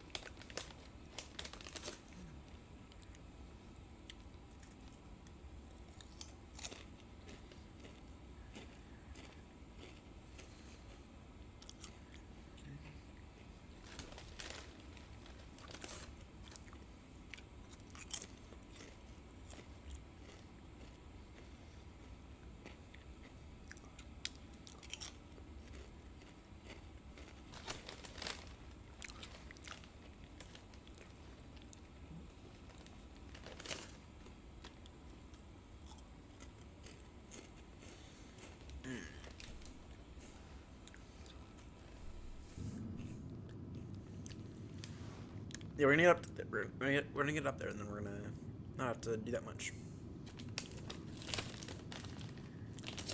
So.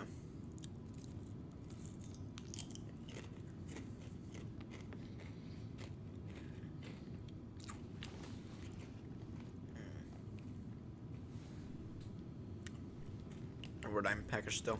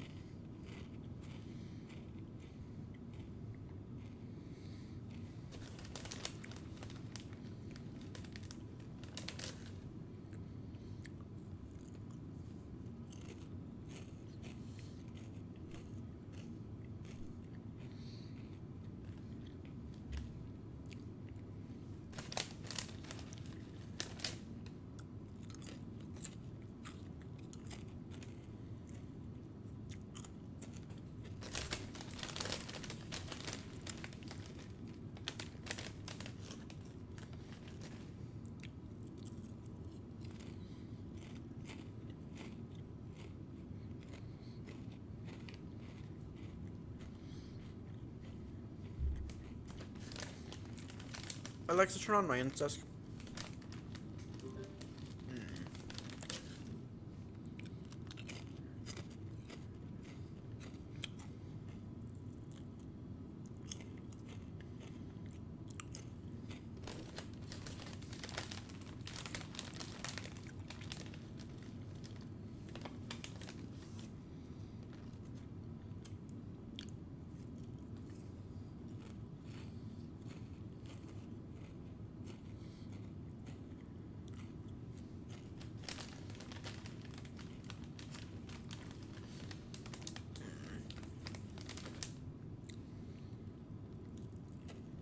I'm so bored.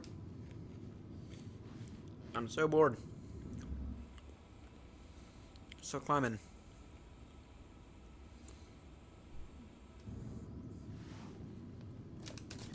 All right.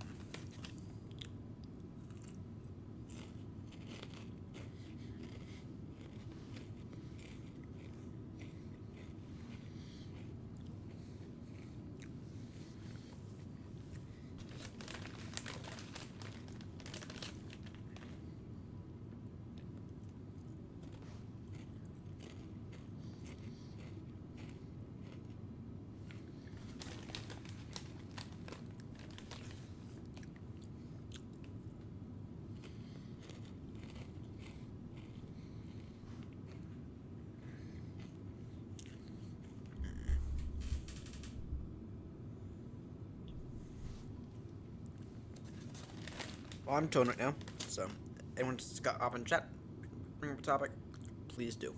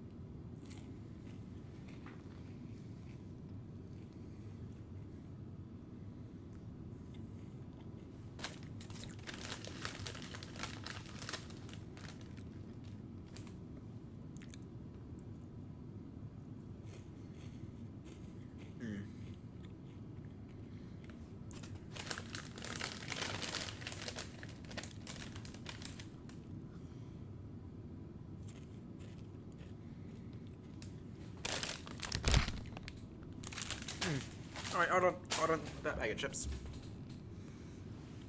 Alright, level that. Oh my word, we're still climbing. How is that possible?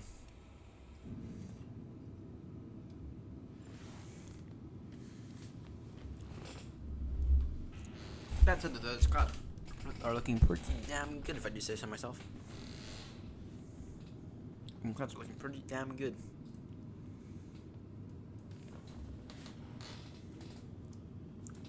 That's the we have a while before we have to begin our descent. So, and I wouldn't be surprised if ATC hops in line for Singapore. It's a few of us. There's a few of us, so.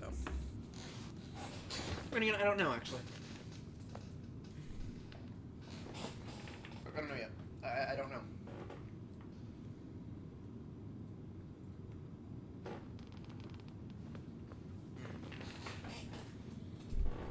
Anyway, we should be leveling off about now.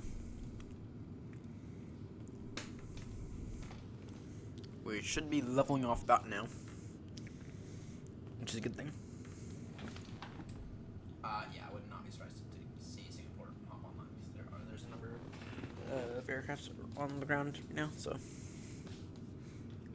with some arrivals, so it'd be nice to have some ATC for this.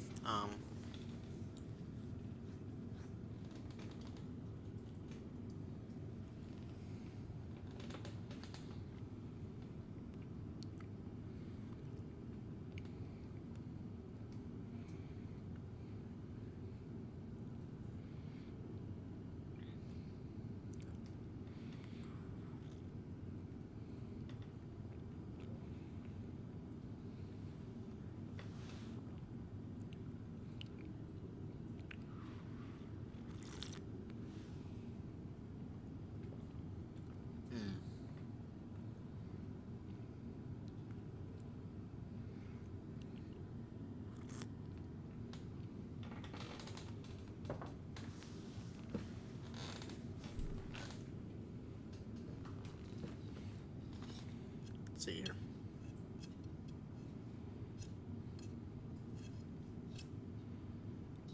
Nice big computer fan here. Actually, my computer does sound like a bit of a fan right now. I don't know why, but it is. It has been sounding like that for a bit. And I might be looking at a new computer case at some point. I don't know. Next week though, I get a paycheck, and I'm expecting it to be, reasonably speaking, quite big.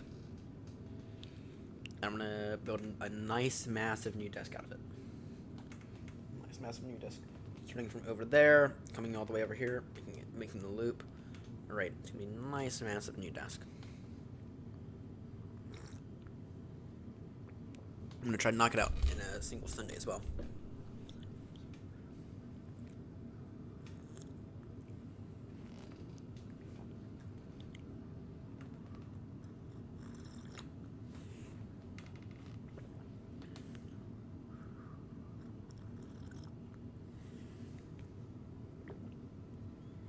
Alright, well.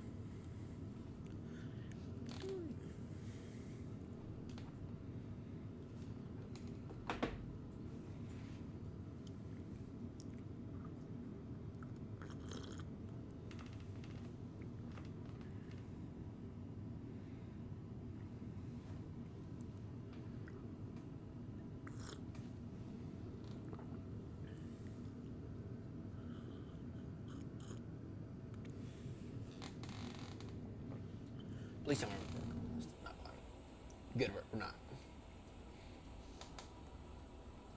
Chuck the grand spoilers away because we should have done that a while ago. Nice little snack of some crisps. Yeah.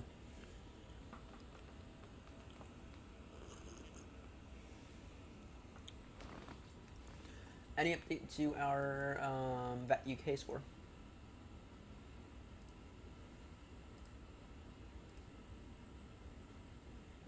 I'm curious on what time it yours up, kids.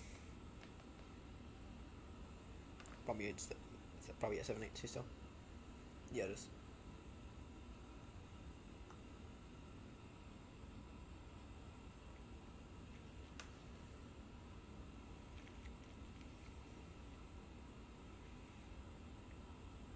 Violence. Okay.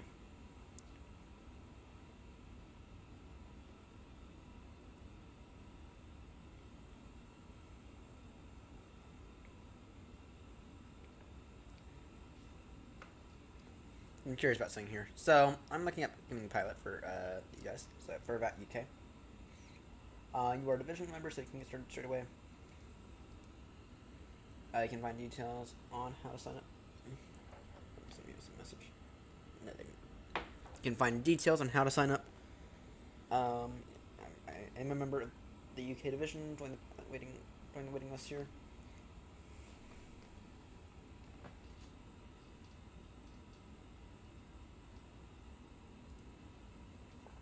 I don't know if I am eligible for the training for the waiting list,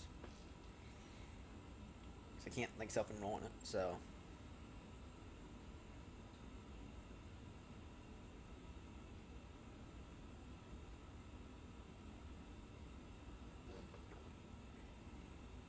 I don't know.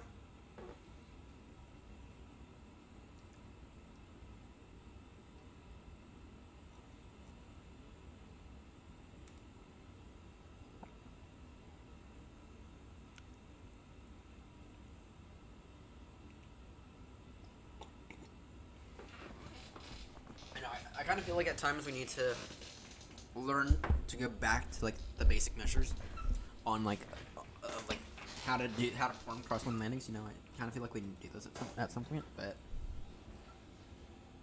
yeah, I don't know. That said, though, let's go back and take a look at that landing into whatever. So let's go back and take a look at that landing because. By the way, congrats on Captain Steve for his final flight. Oh my word, YouTube, this kind of sucks.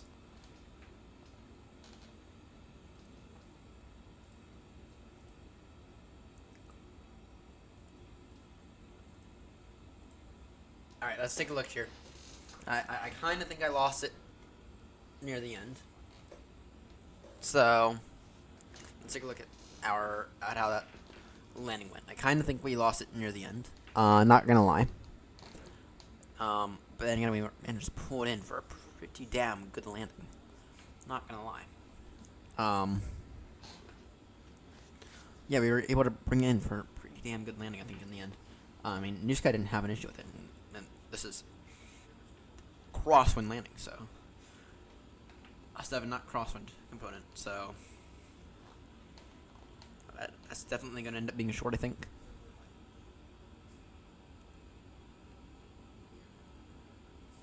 Now, the thing with landings, though, is that if you take it over too soon, then okay. You I lost my train of thought there.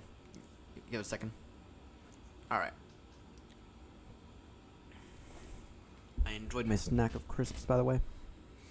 Alright, you see? Alright, looking here. That is, I'm kind of stable there. But that's, though I'm beginning to feel that I'm losing it. Okay?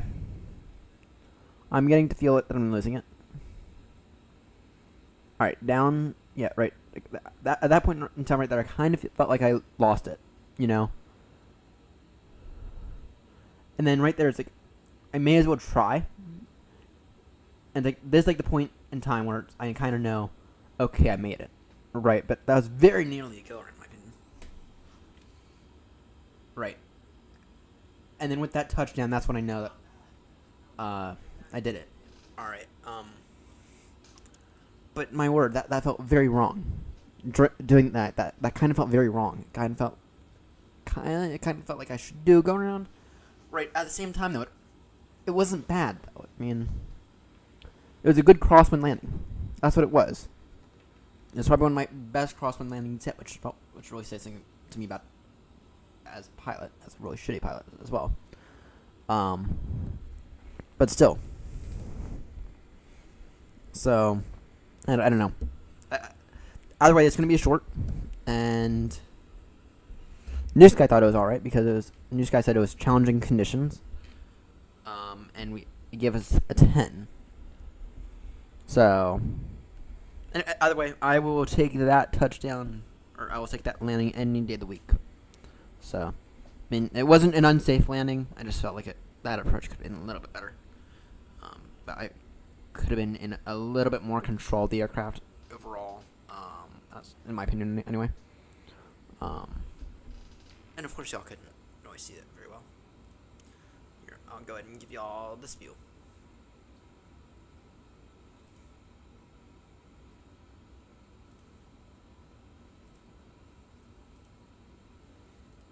Alright. So this thing's flying autopilot right now. It's on autopilot. Right. That's what it is. It's on autopilot. Alright. Until you take manual control over it. Which happens in 5, 4, 3, 2, 1. Right. Then that's when I take over manual control of it. Right. So far, at this point in time, it looks alright. It looks alright when you have a bit of a crabbing going on. Right, but it looks stable. It looks alright. Okay. And then we bring it in. And we begin to lose it a little. But that right there, that kind of felt a little wrong. That right there, that's the thing that felt wrong about it. And I don't know. That should have been go around, in my opinion. But still, we managed to put together for not a bad touchdown at all. I mean, I kind of feel like I did a better job than the plane did. So, and the plane felt a little the plane felt a little all over the place. I'm not gonna lie, but still, that was that landing. That was the most previous landing. Could it have been better? Yes, but overall, it's definitely one for the record books. To go along with the first butter landing in the A350, which that approach was not great. But,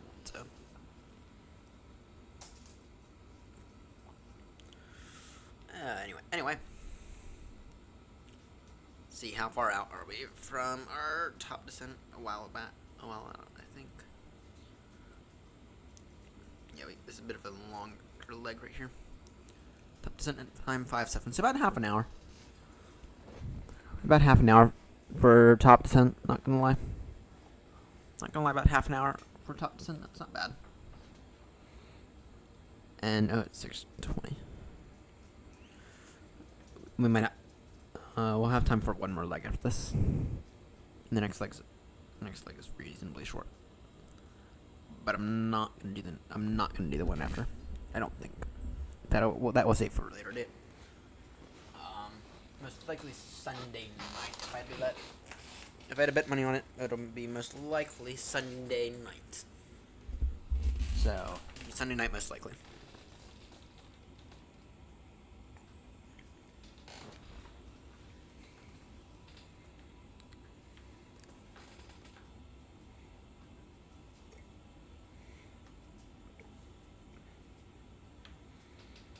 Alright, let's see here.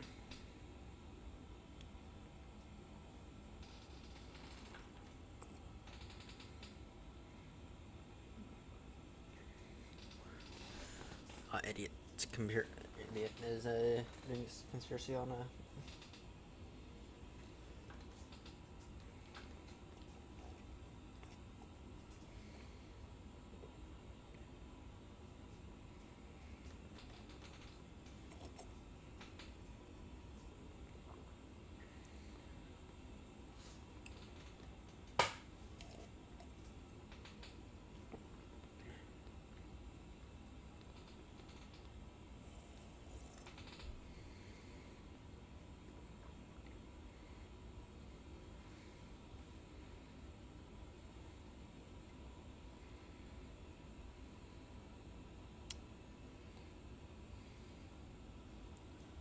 Alright, let's see here. I'm bored as hell. Maybe we can do the next two legs. The next two legs are only at 500 and 600 nautical miles each, so yeah, we'll plan to be at this till like 5 a.m. or whatever.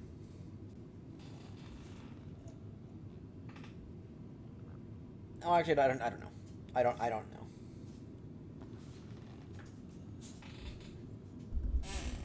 I'd still not like to. I would still not like to end the day off at only 2 legs, though. Mostly how I feel when we get there, because it'll be 3 a.m. by the time we get back up in the air, and I don't really want to. Maybe we can do another leg at 3 a.m. I don't know. It depends on how I feel when we get there. It depends on how I feel when we get there. Anyway, let me go ahead and restart Volanta, actually.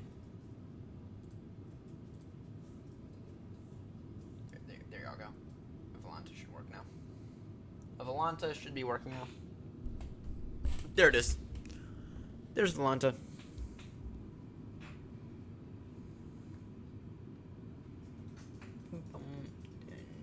Bum bum bum bum bum.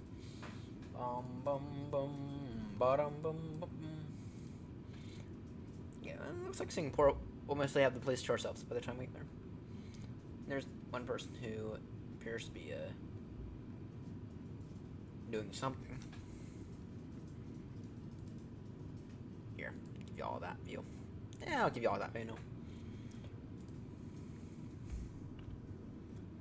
Minecraft launcher. Let's go ahead and get Minecraft up because I'm bored. I am bored. Oh, great. Updating. I never like to update stuff. It usually breaks stuff. Updating usually breaks a lot of other things. And I don't usually like to... I usually like to restart the computer between updates, so...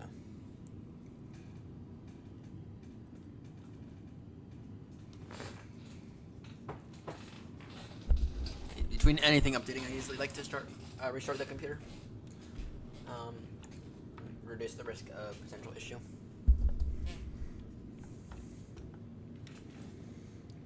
Alright, so now for Minecraft, what we were doing was getting a nice massive mine.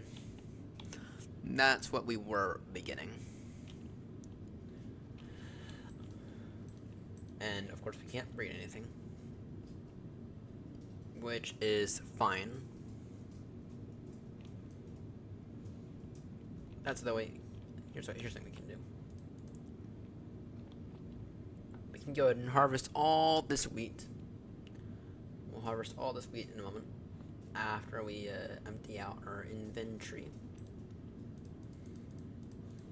And then we can build an auto hopper because I don't feel like doing it the other way. Then we can build something else. Alright. Yeah, and I think by the time we finish harvesting the farm, then it'll probably be about time to begin paying attention to the flight again. This is a massive farm right here, and it gives us a massive amount of resources.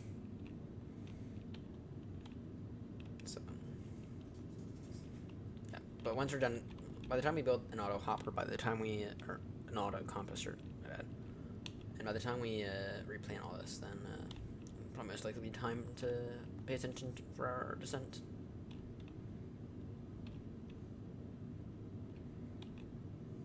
So.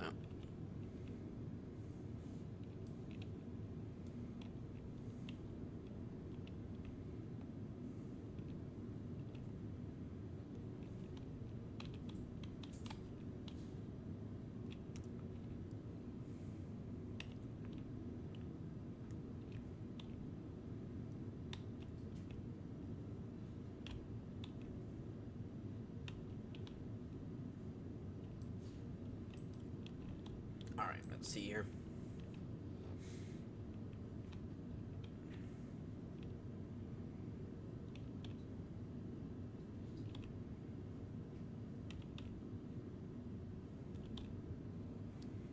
Yeah, we're gonna end up building another an auto hopper. So we're gonna end up doing here soon, or not an auto hopper, but an auto thing, an auto something.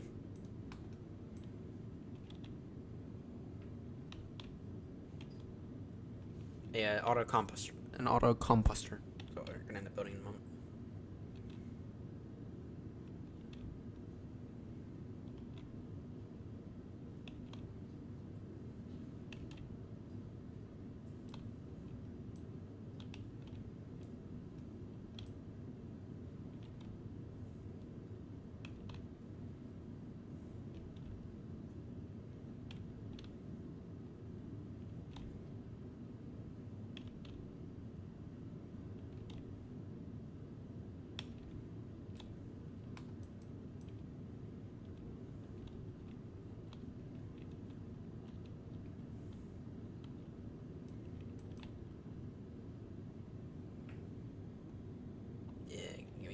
Give me the rest of this, please.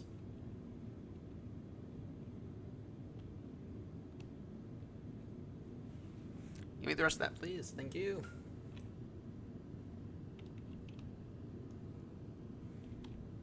I'm giving out an eye out on the timing. Yeah, by the time we are done with harvest, by the time we are done with this, then it'll be time, most likely time for descent. Time to begin planning for descent, at the very least. So. Planning for our descent. Planning for our descent.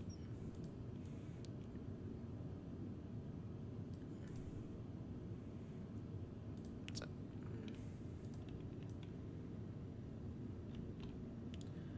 boom, boom, boom, boom, boom, boom. Dun, dun, dun, dun, dun, dun, dun, dun.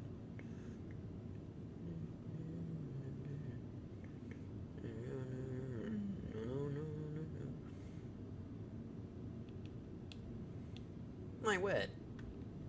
Yeah. I kind of forgot the sheer scale of this. I kind of forgot the sheer scale of this.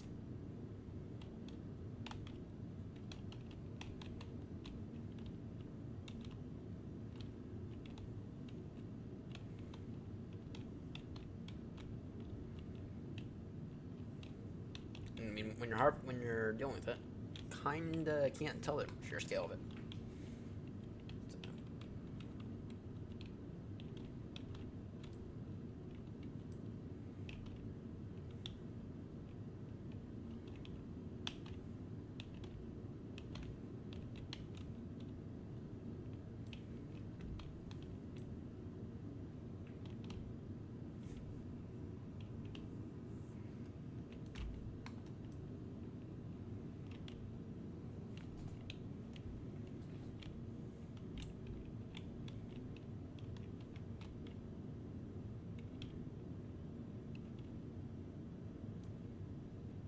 Alright, there we go. That is one farm harvested, and it only took us about 5 minutes, so. Now, in terms of this, let's take a look at this. Now, that's a lot of fucking seeds. Not gonna lie. Not gonna lie, that's a lot of fucking seeds. And look at that, we still have loads upon loads of wheat left over. After that. Enough to feed the cows. And sheep.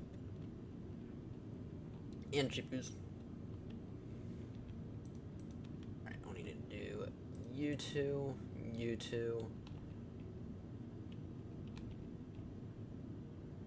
1, 2, 3, 4.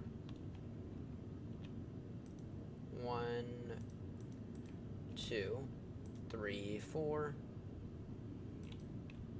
And 1, 2, 3, 4, 5, 6. There we go.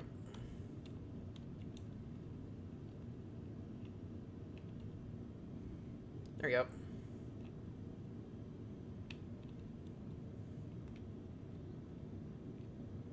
And we are about to hit level 30, actually.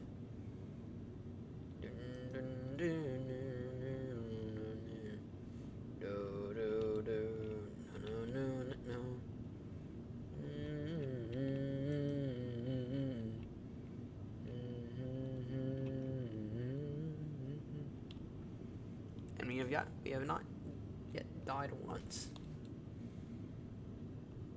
That guy's here.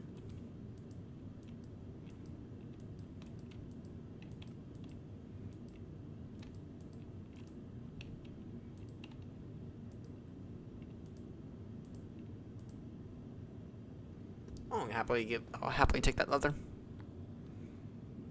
Alright, and then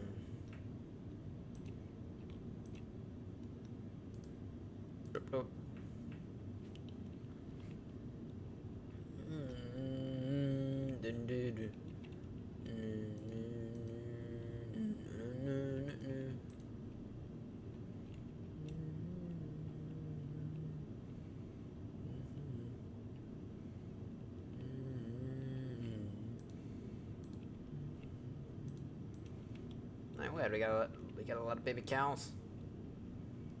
Got a lot of baby cows there.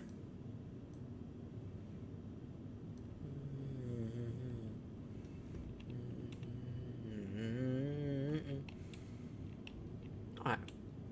Yeah, at least in terms of a lot of this stuff, we should be looking good. Should be looking good in terms of a lot of this. Alright, auto composter. Auto composter. Here's the way we're gonna do it. Where's my iron? Need. Not that much iron. Where those slabby chap is. Only need 1. And I should have loads of wood somewhere. Yeah, I do. Let's see, right. I need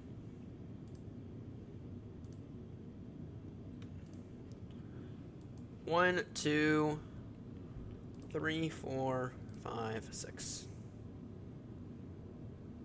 Yep. 6 will do. And then throw me 1, 2 of those. 2 hoppas.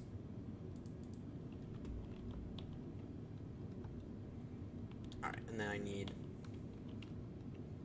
Here's the way we're gonna do it. Just gonna build a little thing here. And it'll make it look good in a bit. After we double check on the site. Okay. Check that there.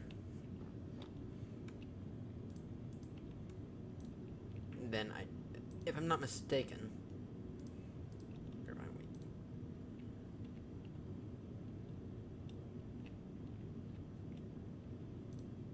Yeah, no, I'm not mistaken. So, this has to go in like that.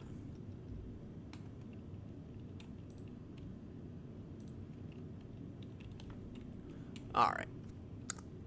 And this will turn it into something that's actually a bit more useful than that. Shitloads of seeds.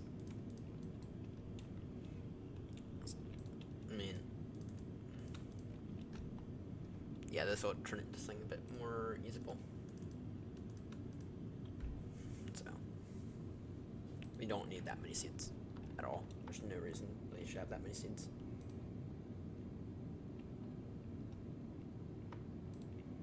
Yeah, look at that. So, and then we'll make that look good in a moment. Let me just verify our top descent is still.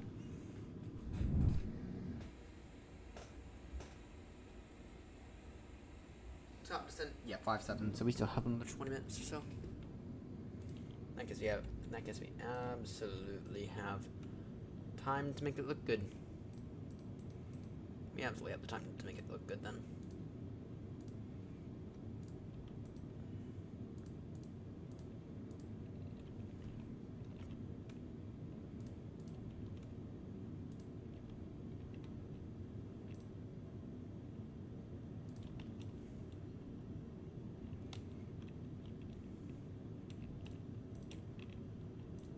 I know. Not like that, though. And the way we make this stuff look good here is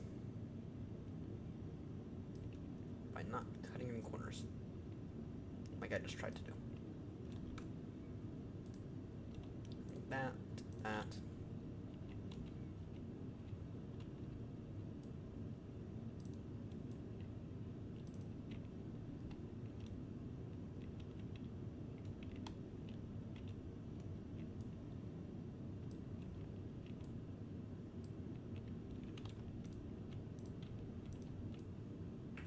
We do not cut any corners here. At least we try not to. Alright,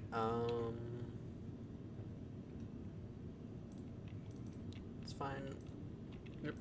Look.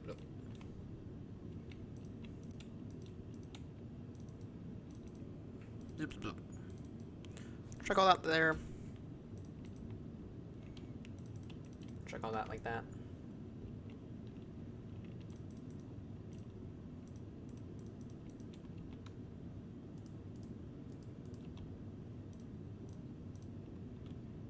That. Put that there.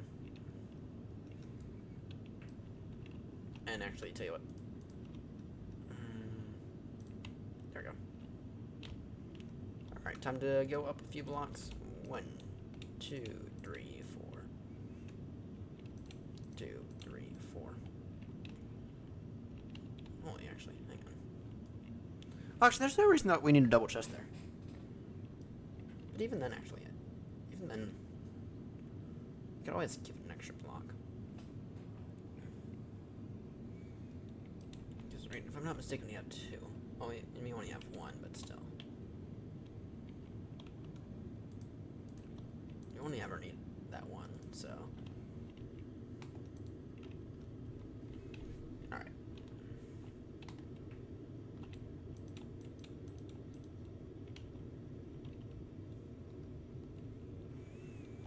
Alright, that's here.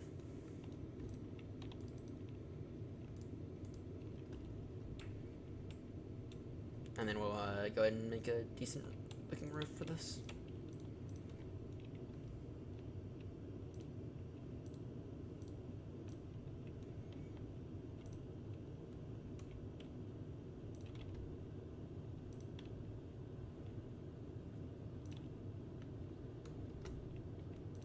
One, 2, 3, 4.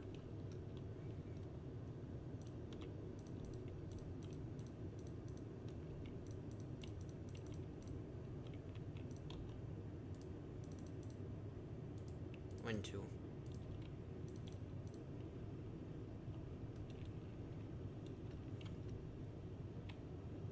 Something's wrong about that. Something's wrong with that. I think it's that. I think it's that. Give me a few more of those. Something was wrong. Something looks wrong with that.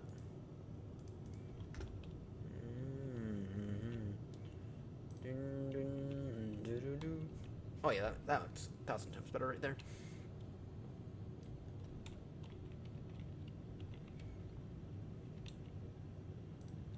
That looks 1,000 times better now, ain't it? That looks 1,000 times better now.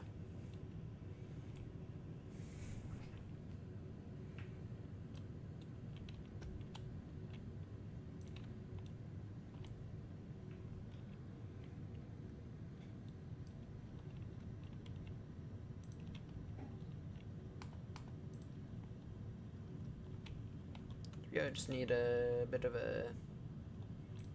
Just need shovel now.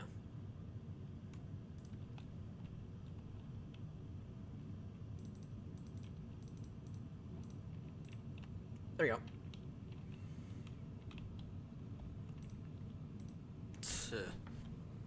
Actually, really? Oh. Yeah, that's not a lot, but it's not low either. I mean, that's how we get our bun meal from now on, ladies and gents. That's how we get our bun meal.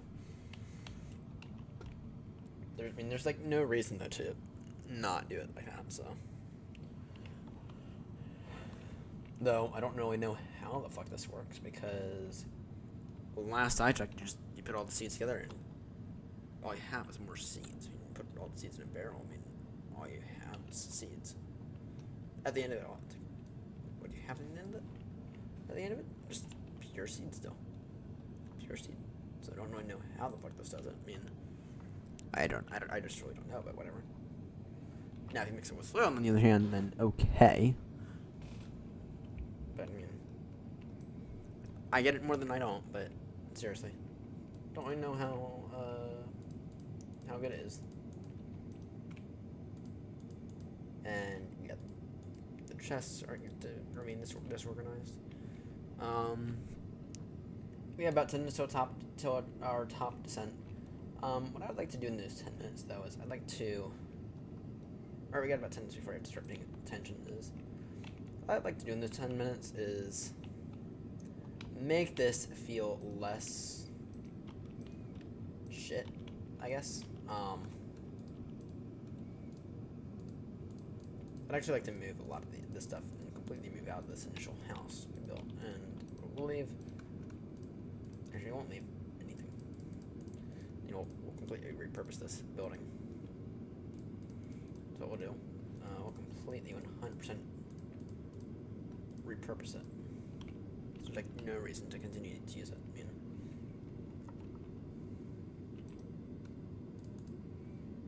probably this chest.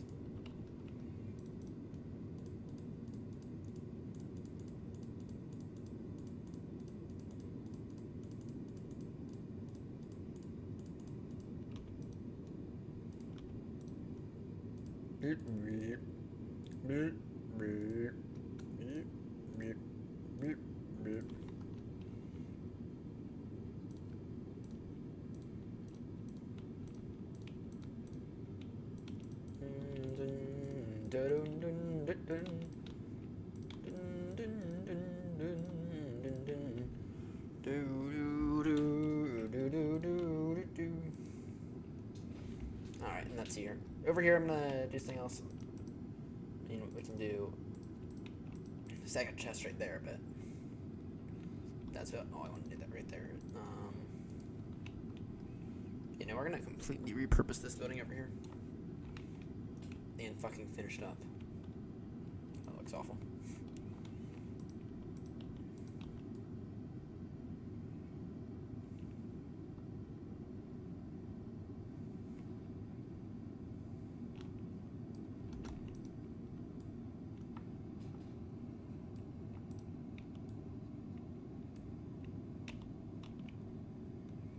Yeah, but we're gonna fucking finish this building up as well. Because, damn it, it looks quite awful.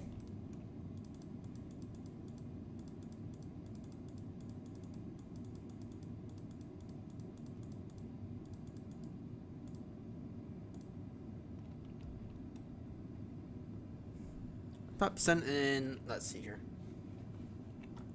We got about 15 minutes of top descent. 15 minutes till our top of descent. 15 minutes now.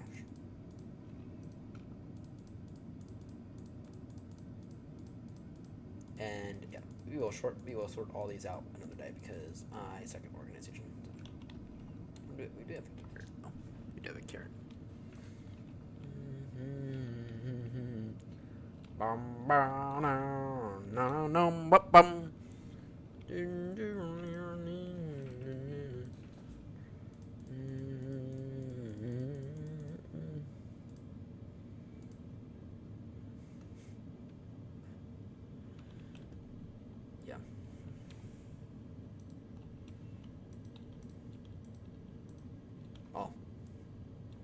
we'll bring this just because we should, and we'll bring that. But all right, and then for now, and we'll get back. And I'll get on top there.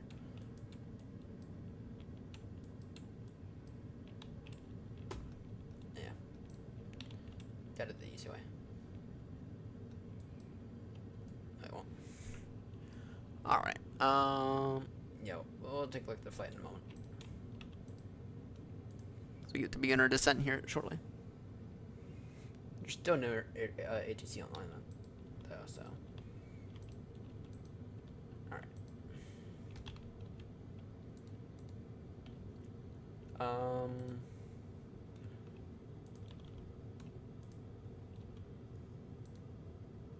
For right now, throw me some dirt, and then we'll get on top. We'll get on top of that roof, and I think the only thing we need to do with this roof is that. I think that's the only thing I want to do with this roof. For being 100% honest.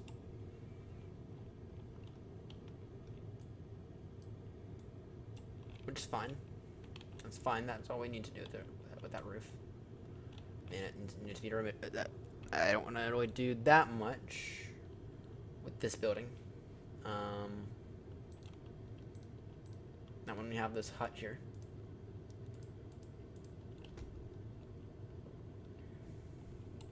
That's though if we can finish up the floor on the inside with this polished diorite. That'd be good.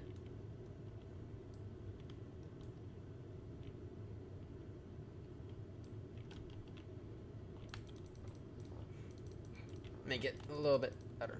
Look a little bit better, less shit. That's what we'll do.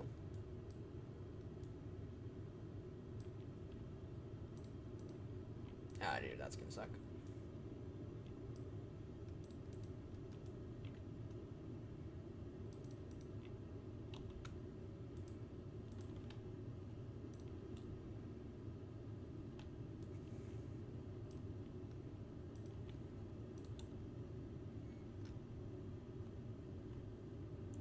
No, it won't. Yeah, well, kind of. Ever so slightly.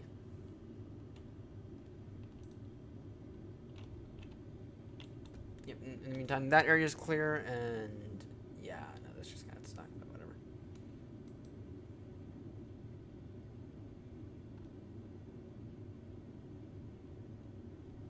Sure, broke off, and yeah.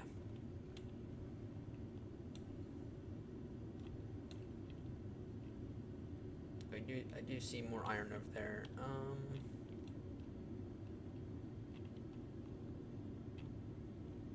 Yeah, okay, so it's noted.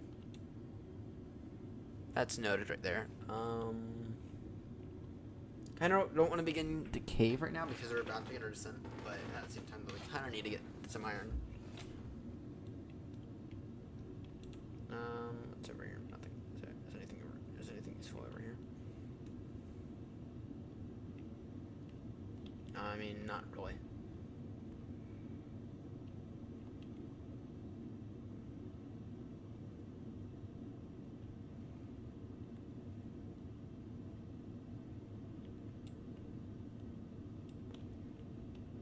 I mean, I try to jump that, and that's the death of me. But we do have just something right there. That might tell me as well. So.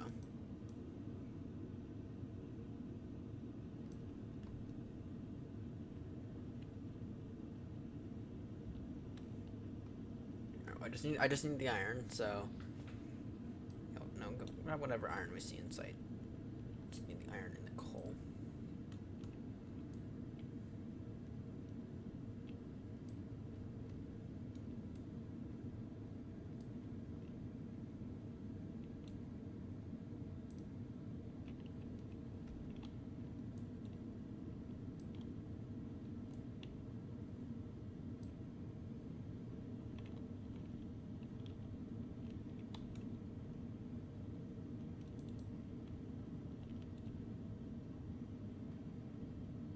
Grab this little bit of iron and the coal, and that'll last us not as long as I wish, but it'll last us a little longer than what we got right now.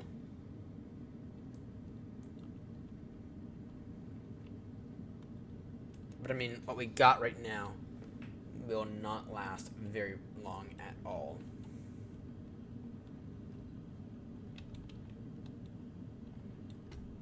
I mean, it just won't. Just facts are there.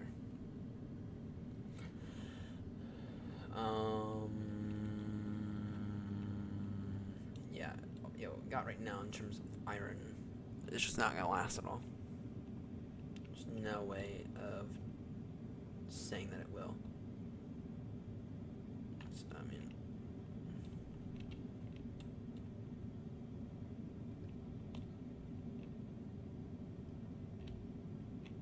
anything over here? No. No, not really.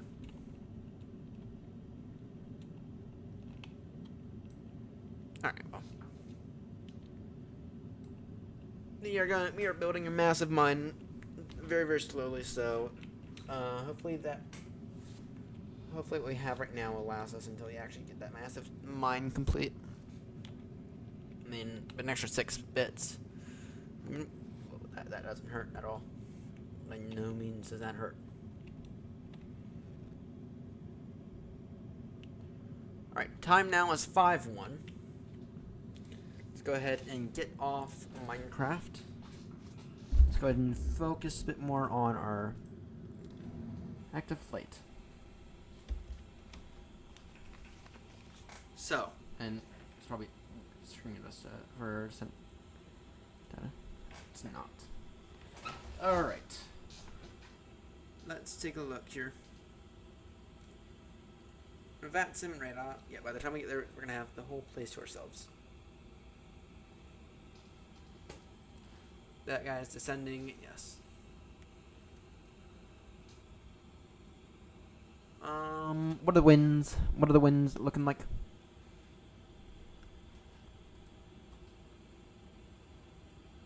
We're getting told to use runway 20 right. The winds are 170 degrees, 1 knots. QNH 1008. Alright, so we're taking that. We'll take the ILS. They have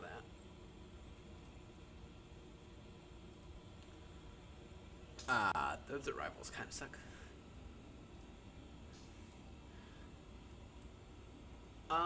It'll be the norm transition then. ILS from my 20 right.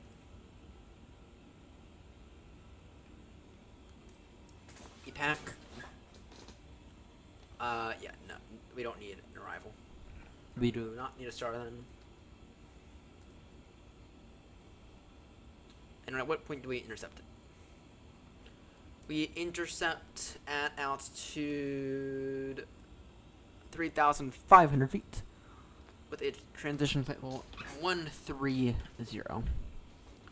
We'll go ahead and begin our descent now down to altitude 10,000 feet. Singapore traffic speedbird 93 whiskey beginning descent now. Flight level 200. Singapore traffic.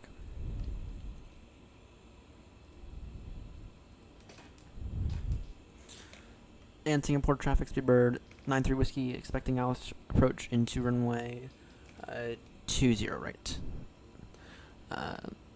Singapore traffic.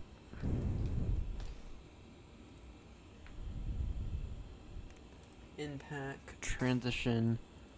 No star.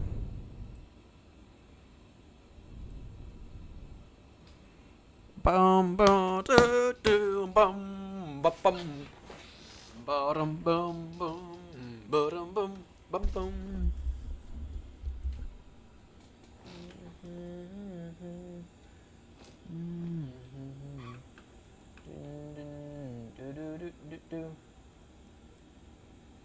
Yeah, so 2. This guy's most likely using 20 right if I had to guess. Or no, that guy's taking off. We'll arrive via 20 right, which is this runway all the way over here. Most likely behind Singapore 25. Or whatever, it's Air Singapore, Singapore 25. That's gonna be the plan for this rival.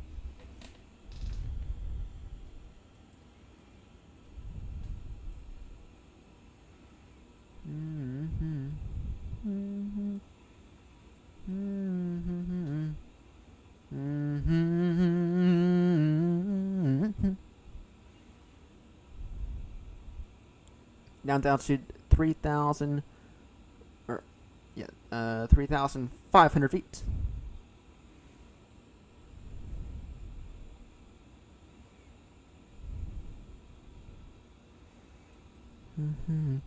Bum bum bum bottom bum bum bum.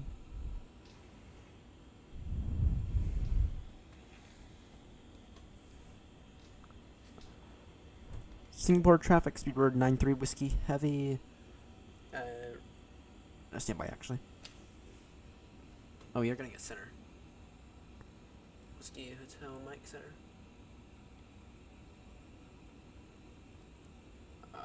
What center is this?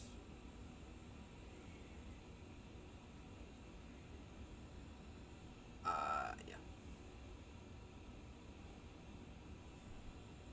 Victor. Wait, no. Wait, Whiskey Age. Hotel Mike.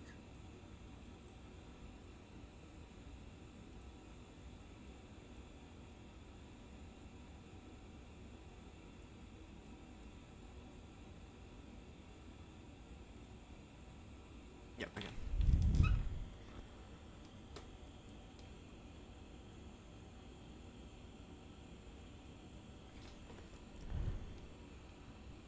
Singapore traffic, speedbird 93 whiskey, descent now, altitude 3,500 feet, speed level by impact. We're still about 120 miles from turning for impact, but we're descending we're descending altitude 3,500 feet, with decelerating as appropriately. Singapore traffic.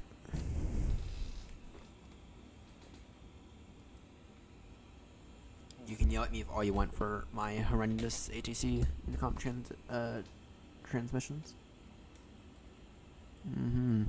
Do do do bum bum bum bum.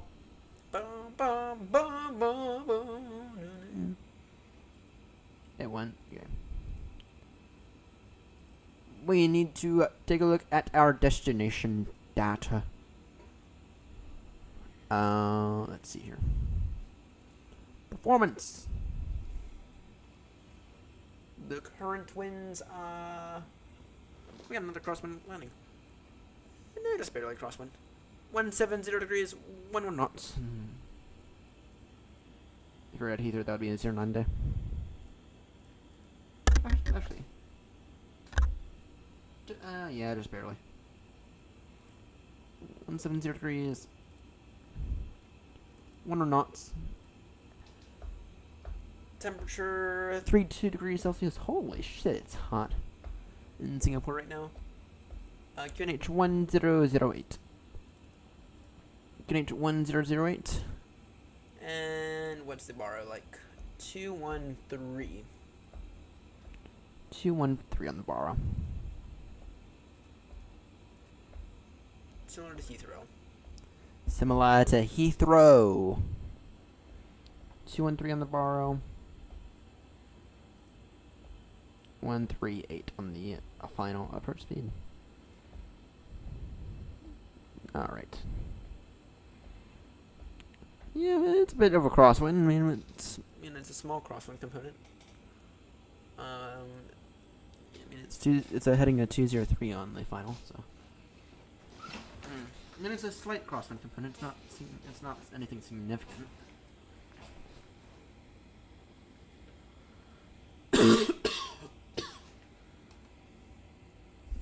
I want to pull back our speed a little.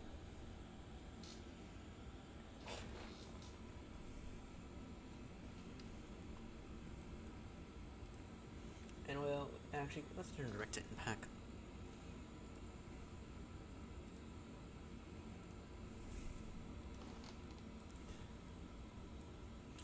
Singapore traffic, speedbird 93 whiskey heavy, still descending altitude 3,500 feet.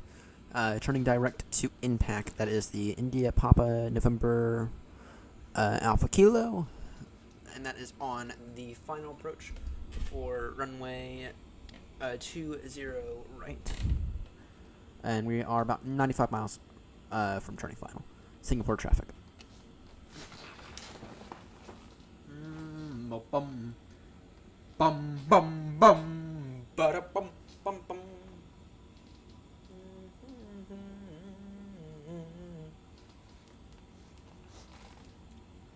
Do, do, do, do, do, do, do, do. Ba-da.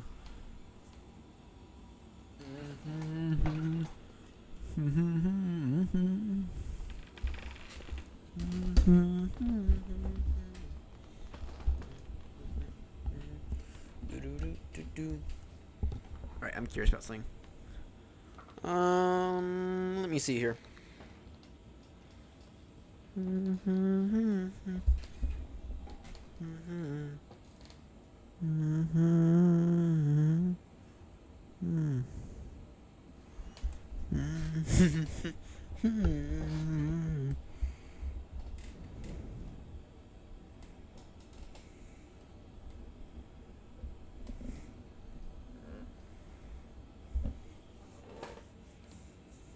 It's concerning.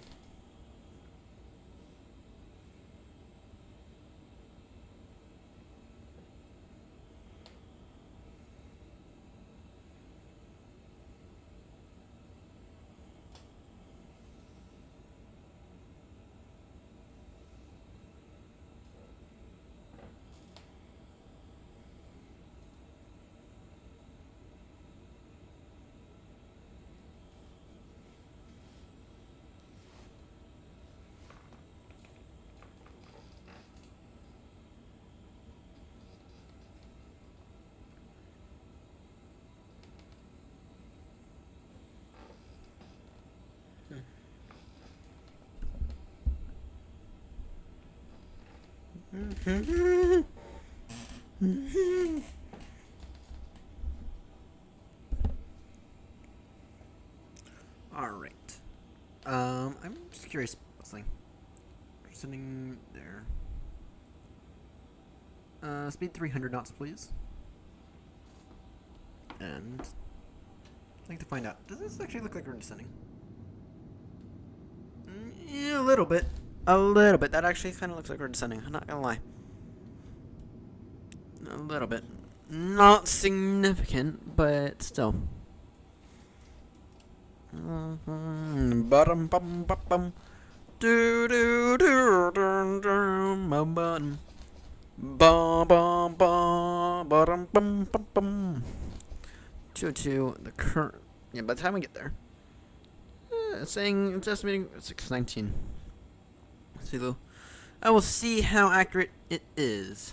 I'm estimating around that same time as well. So maybe closer to 30 though. Give or take a few minutes. Anyway, we're gonna try to be up in the air again. Death by like 45. By like 45. Yeah, we're gonna continue on. We're gonna press on with the next leg, I think.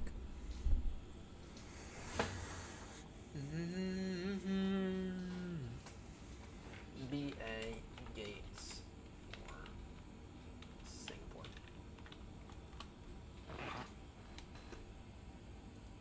Terminal 1.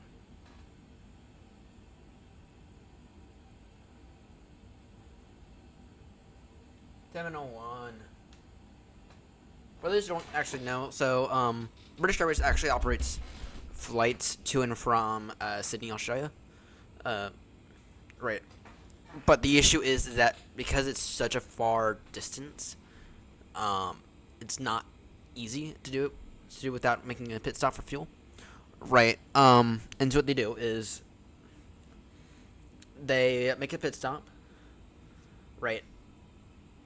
They exchange crew. They exchange. Right. So they exchange crew.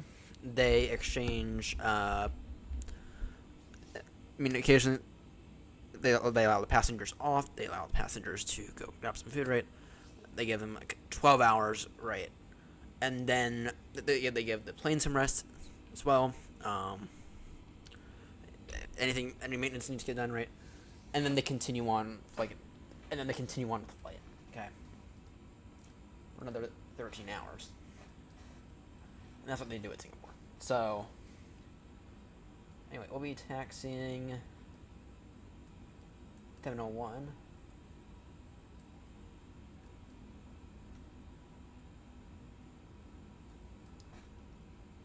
mean, that's not thrilling now, is it?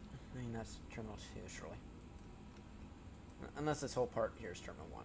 It might be.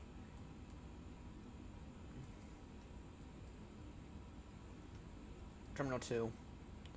Yeah, this whole part's Terminal 1, isn't it? So, okay, in that case, won't be that bad. We might just park it in some place at Terminal 5, though. Or in Terminal 3, so.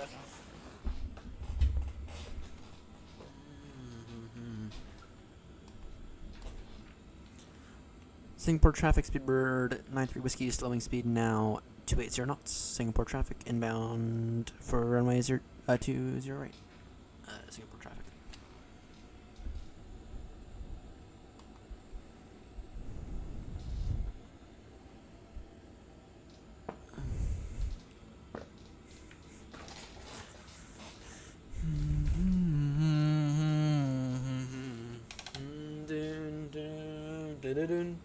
Oh dear, that looks like it. Surely that's got to be a go around. Oh dear. Yeah, that's go around.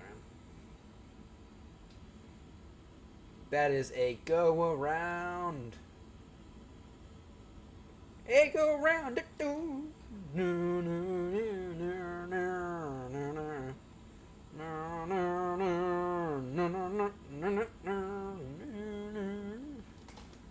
Yeah, no, that's a go around. What the fuck? He continued on? No, surely that's a go around.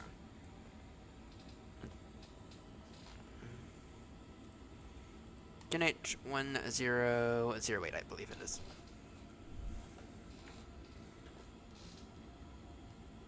How the fuck did he? Surely that's a go around. Surely that's a go around. Let me take a look here. Verified QNH1008. Yes, it is. Yeah, no, I'll see how badly Newsky bashes us for that. I mean, it's not gonna be a 10, but it's not gonna be horrendous either.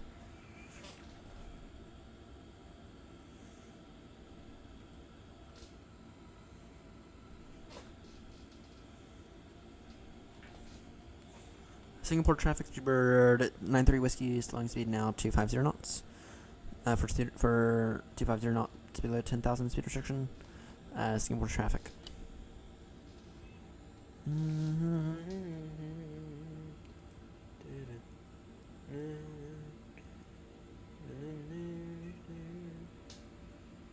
Okay, I still. Okay. What the fuck, man? What the fuck happened? What the fuck's wrong with that guy? You better not be there by the time we get there. SIA 25. So Singapore 25. You better not just be holding there. But it's like, no, that. Yeah. Surely he's in the go around. Okay, he's just peered off the network now. But surely that was a go. Surely that was either crash the desktop or a go around. Surely. Or it was just that horrendous.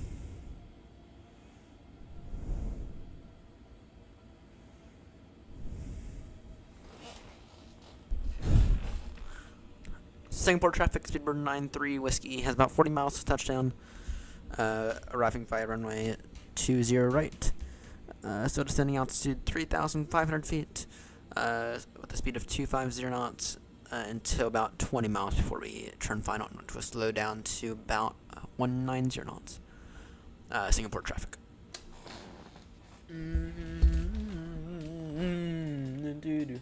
Bum bum bum ba-dum bum ba-dum bum.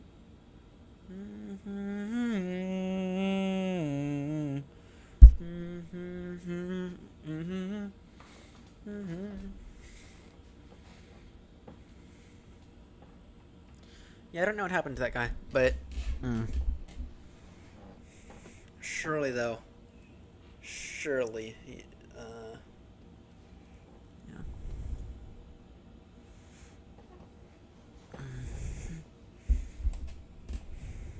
We do have a speed restriction at, or we do have a hold at Nylon, which we're passing, or yeah, we're gonna pass Nylon, so use it the direct waypoint. dun, dun. Bum bum bum bottom bum bada bum bum bum bum bum no no no no no no no no.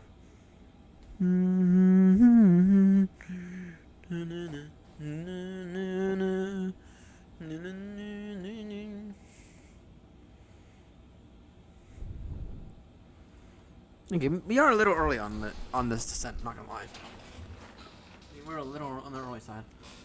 That said, they're nothing outlandish.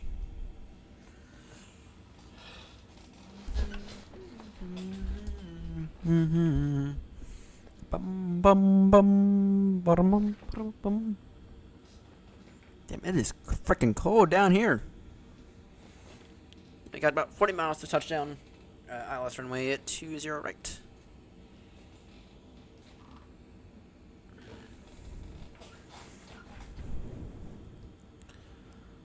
Singapore traffic, speedbird 93 whiskey, slowing speed now 230 knots. Further in a few moments. Singapore traffic.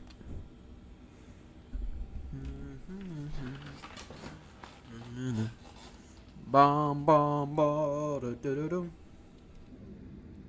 Got flaps 1 now.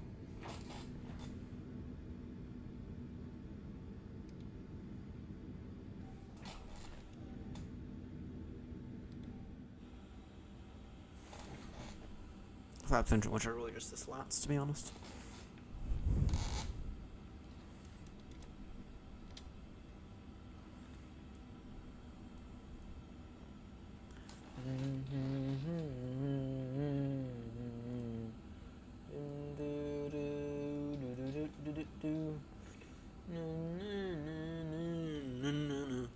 Bum bum bum ba bum bum bum.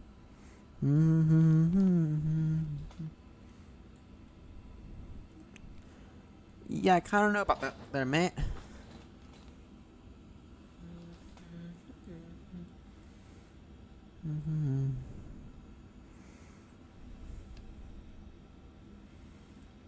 We can go and get the localizer up now. And yeah. Singapore traffic, speedbird 93 whiskey, and leveling off, altitude 3,500 feet. About 15 miles to a turn final for ILS runway 20 right. We will slow our speed down from 230 knots down to about 190 knots in about 5 miles or so. Singapore traffic.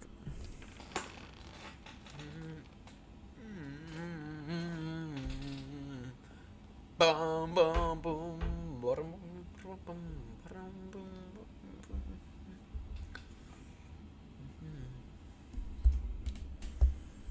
All right. Shall we get Yoke Cam up? I think it's about time for Yoke Cam. Control our speed in a moment. In the meantime, though, I think I see the airfield. If I'm not too mistaken.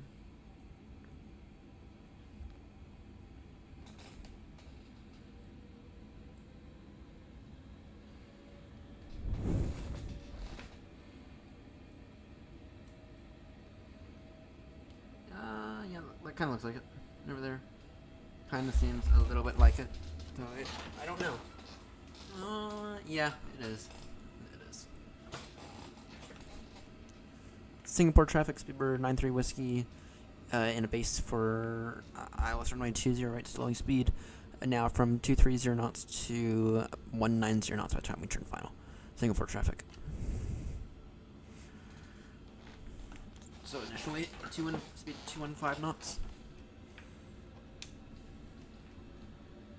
Speed now at 210.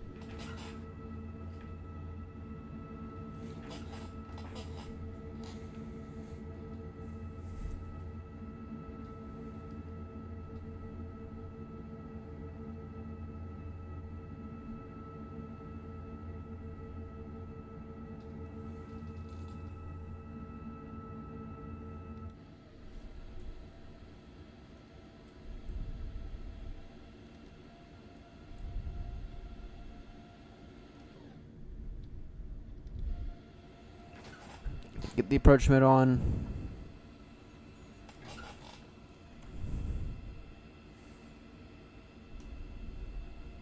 And I believe I have an airfield in sight. Unless that's it over there. Which it might be, I don't know. I don't know, I've never been to Singapore, so, this is an airport, this is another one of those airports we've never landed at, ever. Ever, we have never, ever landed at this airport, so I don't know.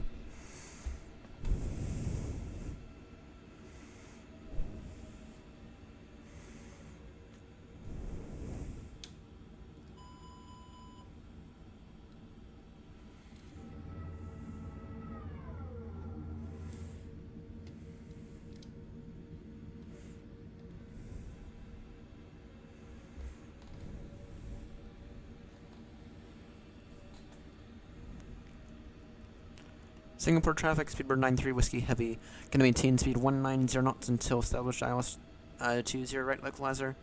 Once established, we will initially slow to speed 150 knots until 5 mile final. And at 5 mile final, we will slow down to our final approach speed of around 148 knots. We are about to turn final right now, Singapore traffic.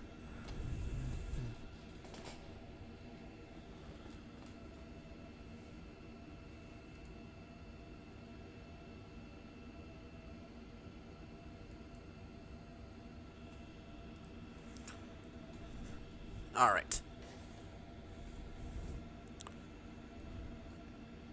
Singapore traffic, speedbird 93 Whiskey Heavy, turning final now, ILS runway 20 right. Singapore traffic.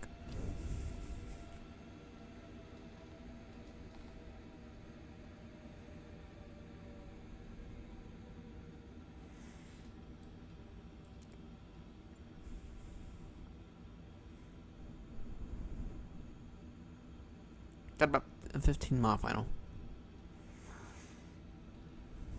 In my case, we'll maintain speed 175 knots until. Yeah. In the meantime, though, I still don't have an. I don't know if that's it up over there, which it might be.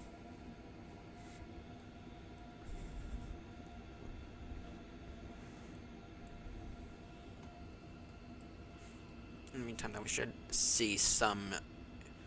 We should see someone passing through 9,000 up ahead. We got a nice big cloud. Oh dear, hang on. We are not expecting a storm. No, we're not.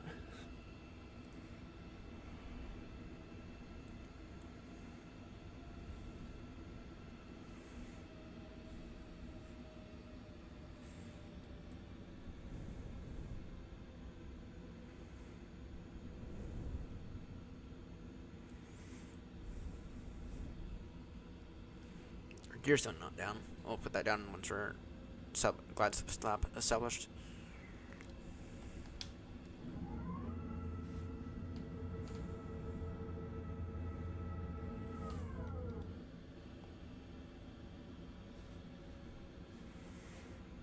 Singapore traffic, speedbird 93 Whiskey Heavy. Now fully established ILS runway 20 right. Singapore traffic. Gear down.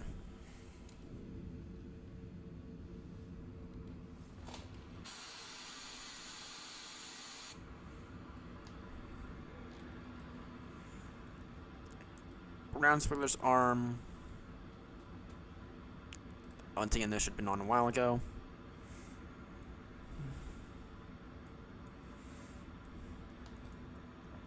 And I have the field in sight.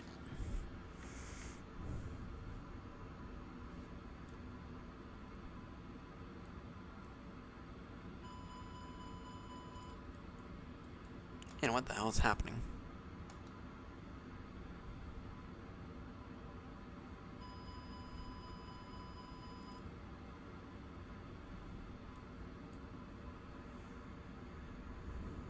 $2,500.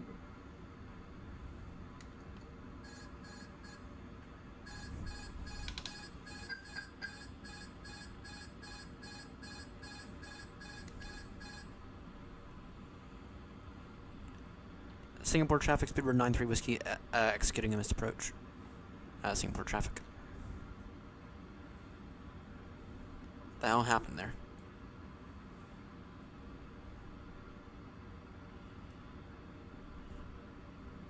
2,500.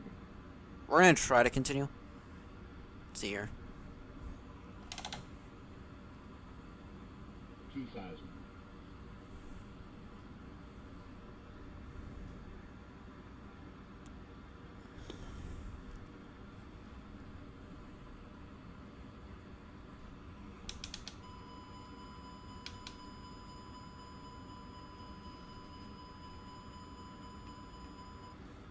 1,000. Slow.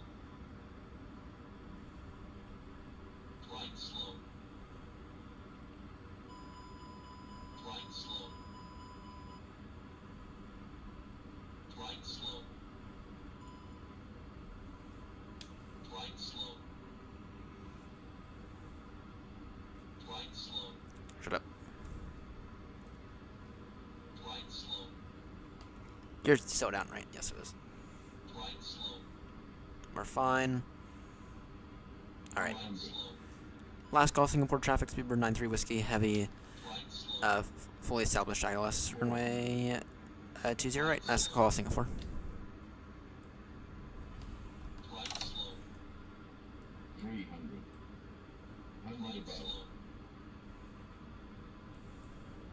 Glide slow. Glide slow. Glide slow. 200. Glide slow. This should didn't go around, by the way. I'm curious though. 100. 90. 80. 70. 60. 50. 40. 30. 20. Retard. 10. 5. 98 feet per minute. Okay.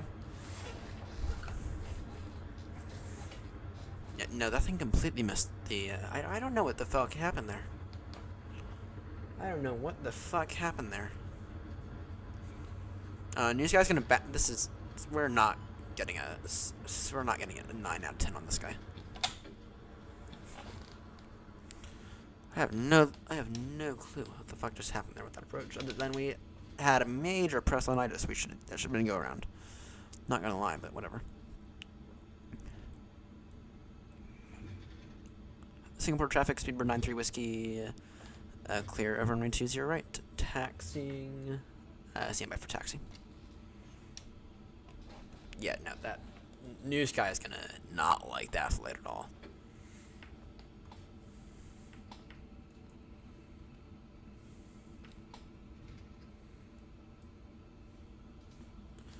Speedbird 93 Whiskey Heavy, taxiing, stand Bravo 7 via Whiskey and Victor. Singapore traffic.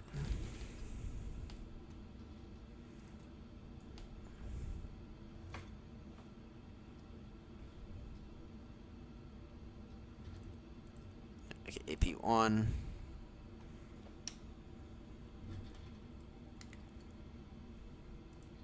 Ladies and gentlemen, welcome to our destination. Please remain seated with your seatbelt fastened until the aircraft has come to a complete stop and the seatbelt sign has been turned off. We remind you to check around your seat for any personal belongings before you leave the aircraft. On behalf of the crew, thank you for flying with us today, and we look forward to welcoming you again soon. Yeah, passengers won't want to welcome me. Want to fly with us again after that complete shit show. Not gonna lie. And Bravos. I will take. Actually, no. Bravo, whatever is Bravo 7 is straight out in front.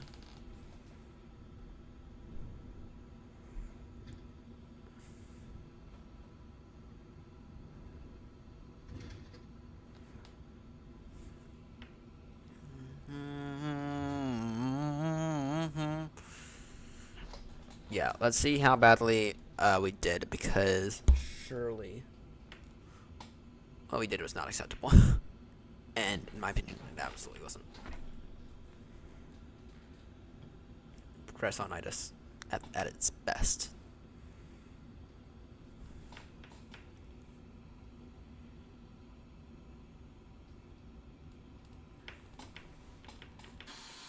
Not gonna lie, this is the stand meant for A380s, isn't it? Actually, no, that's fine. Engine number 1, engine number 2 off. Newsky. I'm before I close, I'm gonna put my guess on a whopping 8.5 at absolute best. Actually, I'm gonna put it at 8.9. That's my guess. 8.51. My first guess was okay. Late landing configuration. Below airline SOP altitude of 500 feet above airport level. Okay. And that knocked off a whole 1.2 points. Oh my word. Off center line landing. No, that was not an off center line landing. Okay. Yeah, no, that was not an off center line landing. No, it's the scenery. It's bad default scenery.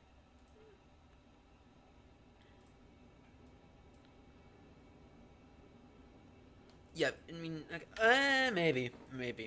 I have a hard time believing that. Okay. Yeah, no, late landing configuration, and that approach was very much unstable. Either way, it is above what it needed to be. You're now 16% the way through this. Off to, well, I gotta be honest, I'm kind of done for the night. After that, my head's not really in the right place to continue on with this for right now. Alright. In that case, that is going to do it for me. It's been a blast over the past 5-ish hours. More most likely tomorrow night. I don't know. I need to talk to some people about some plans for the night or for tomorrow or for Sunday morning. I think I might have plans. I don't know yet. If not, definitely Sunday night though. Anyway, thank you all so much for tuning in, and I will see you all later.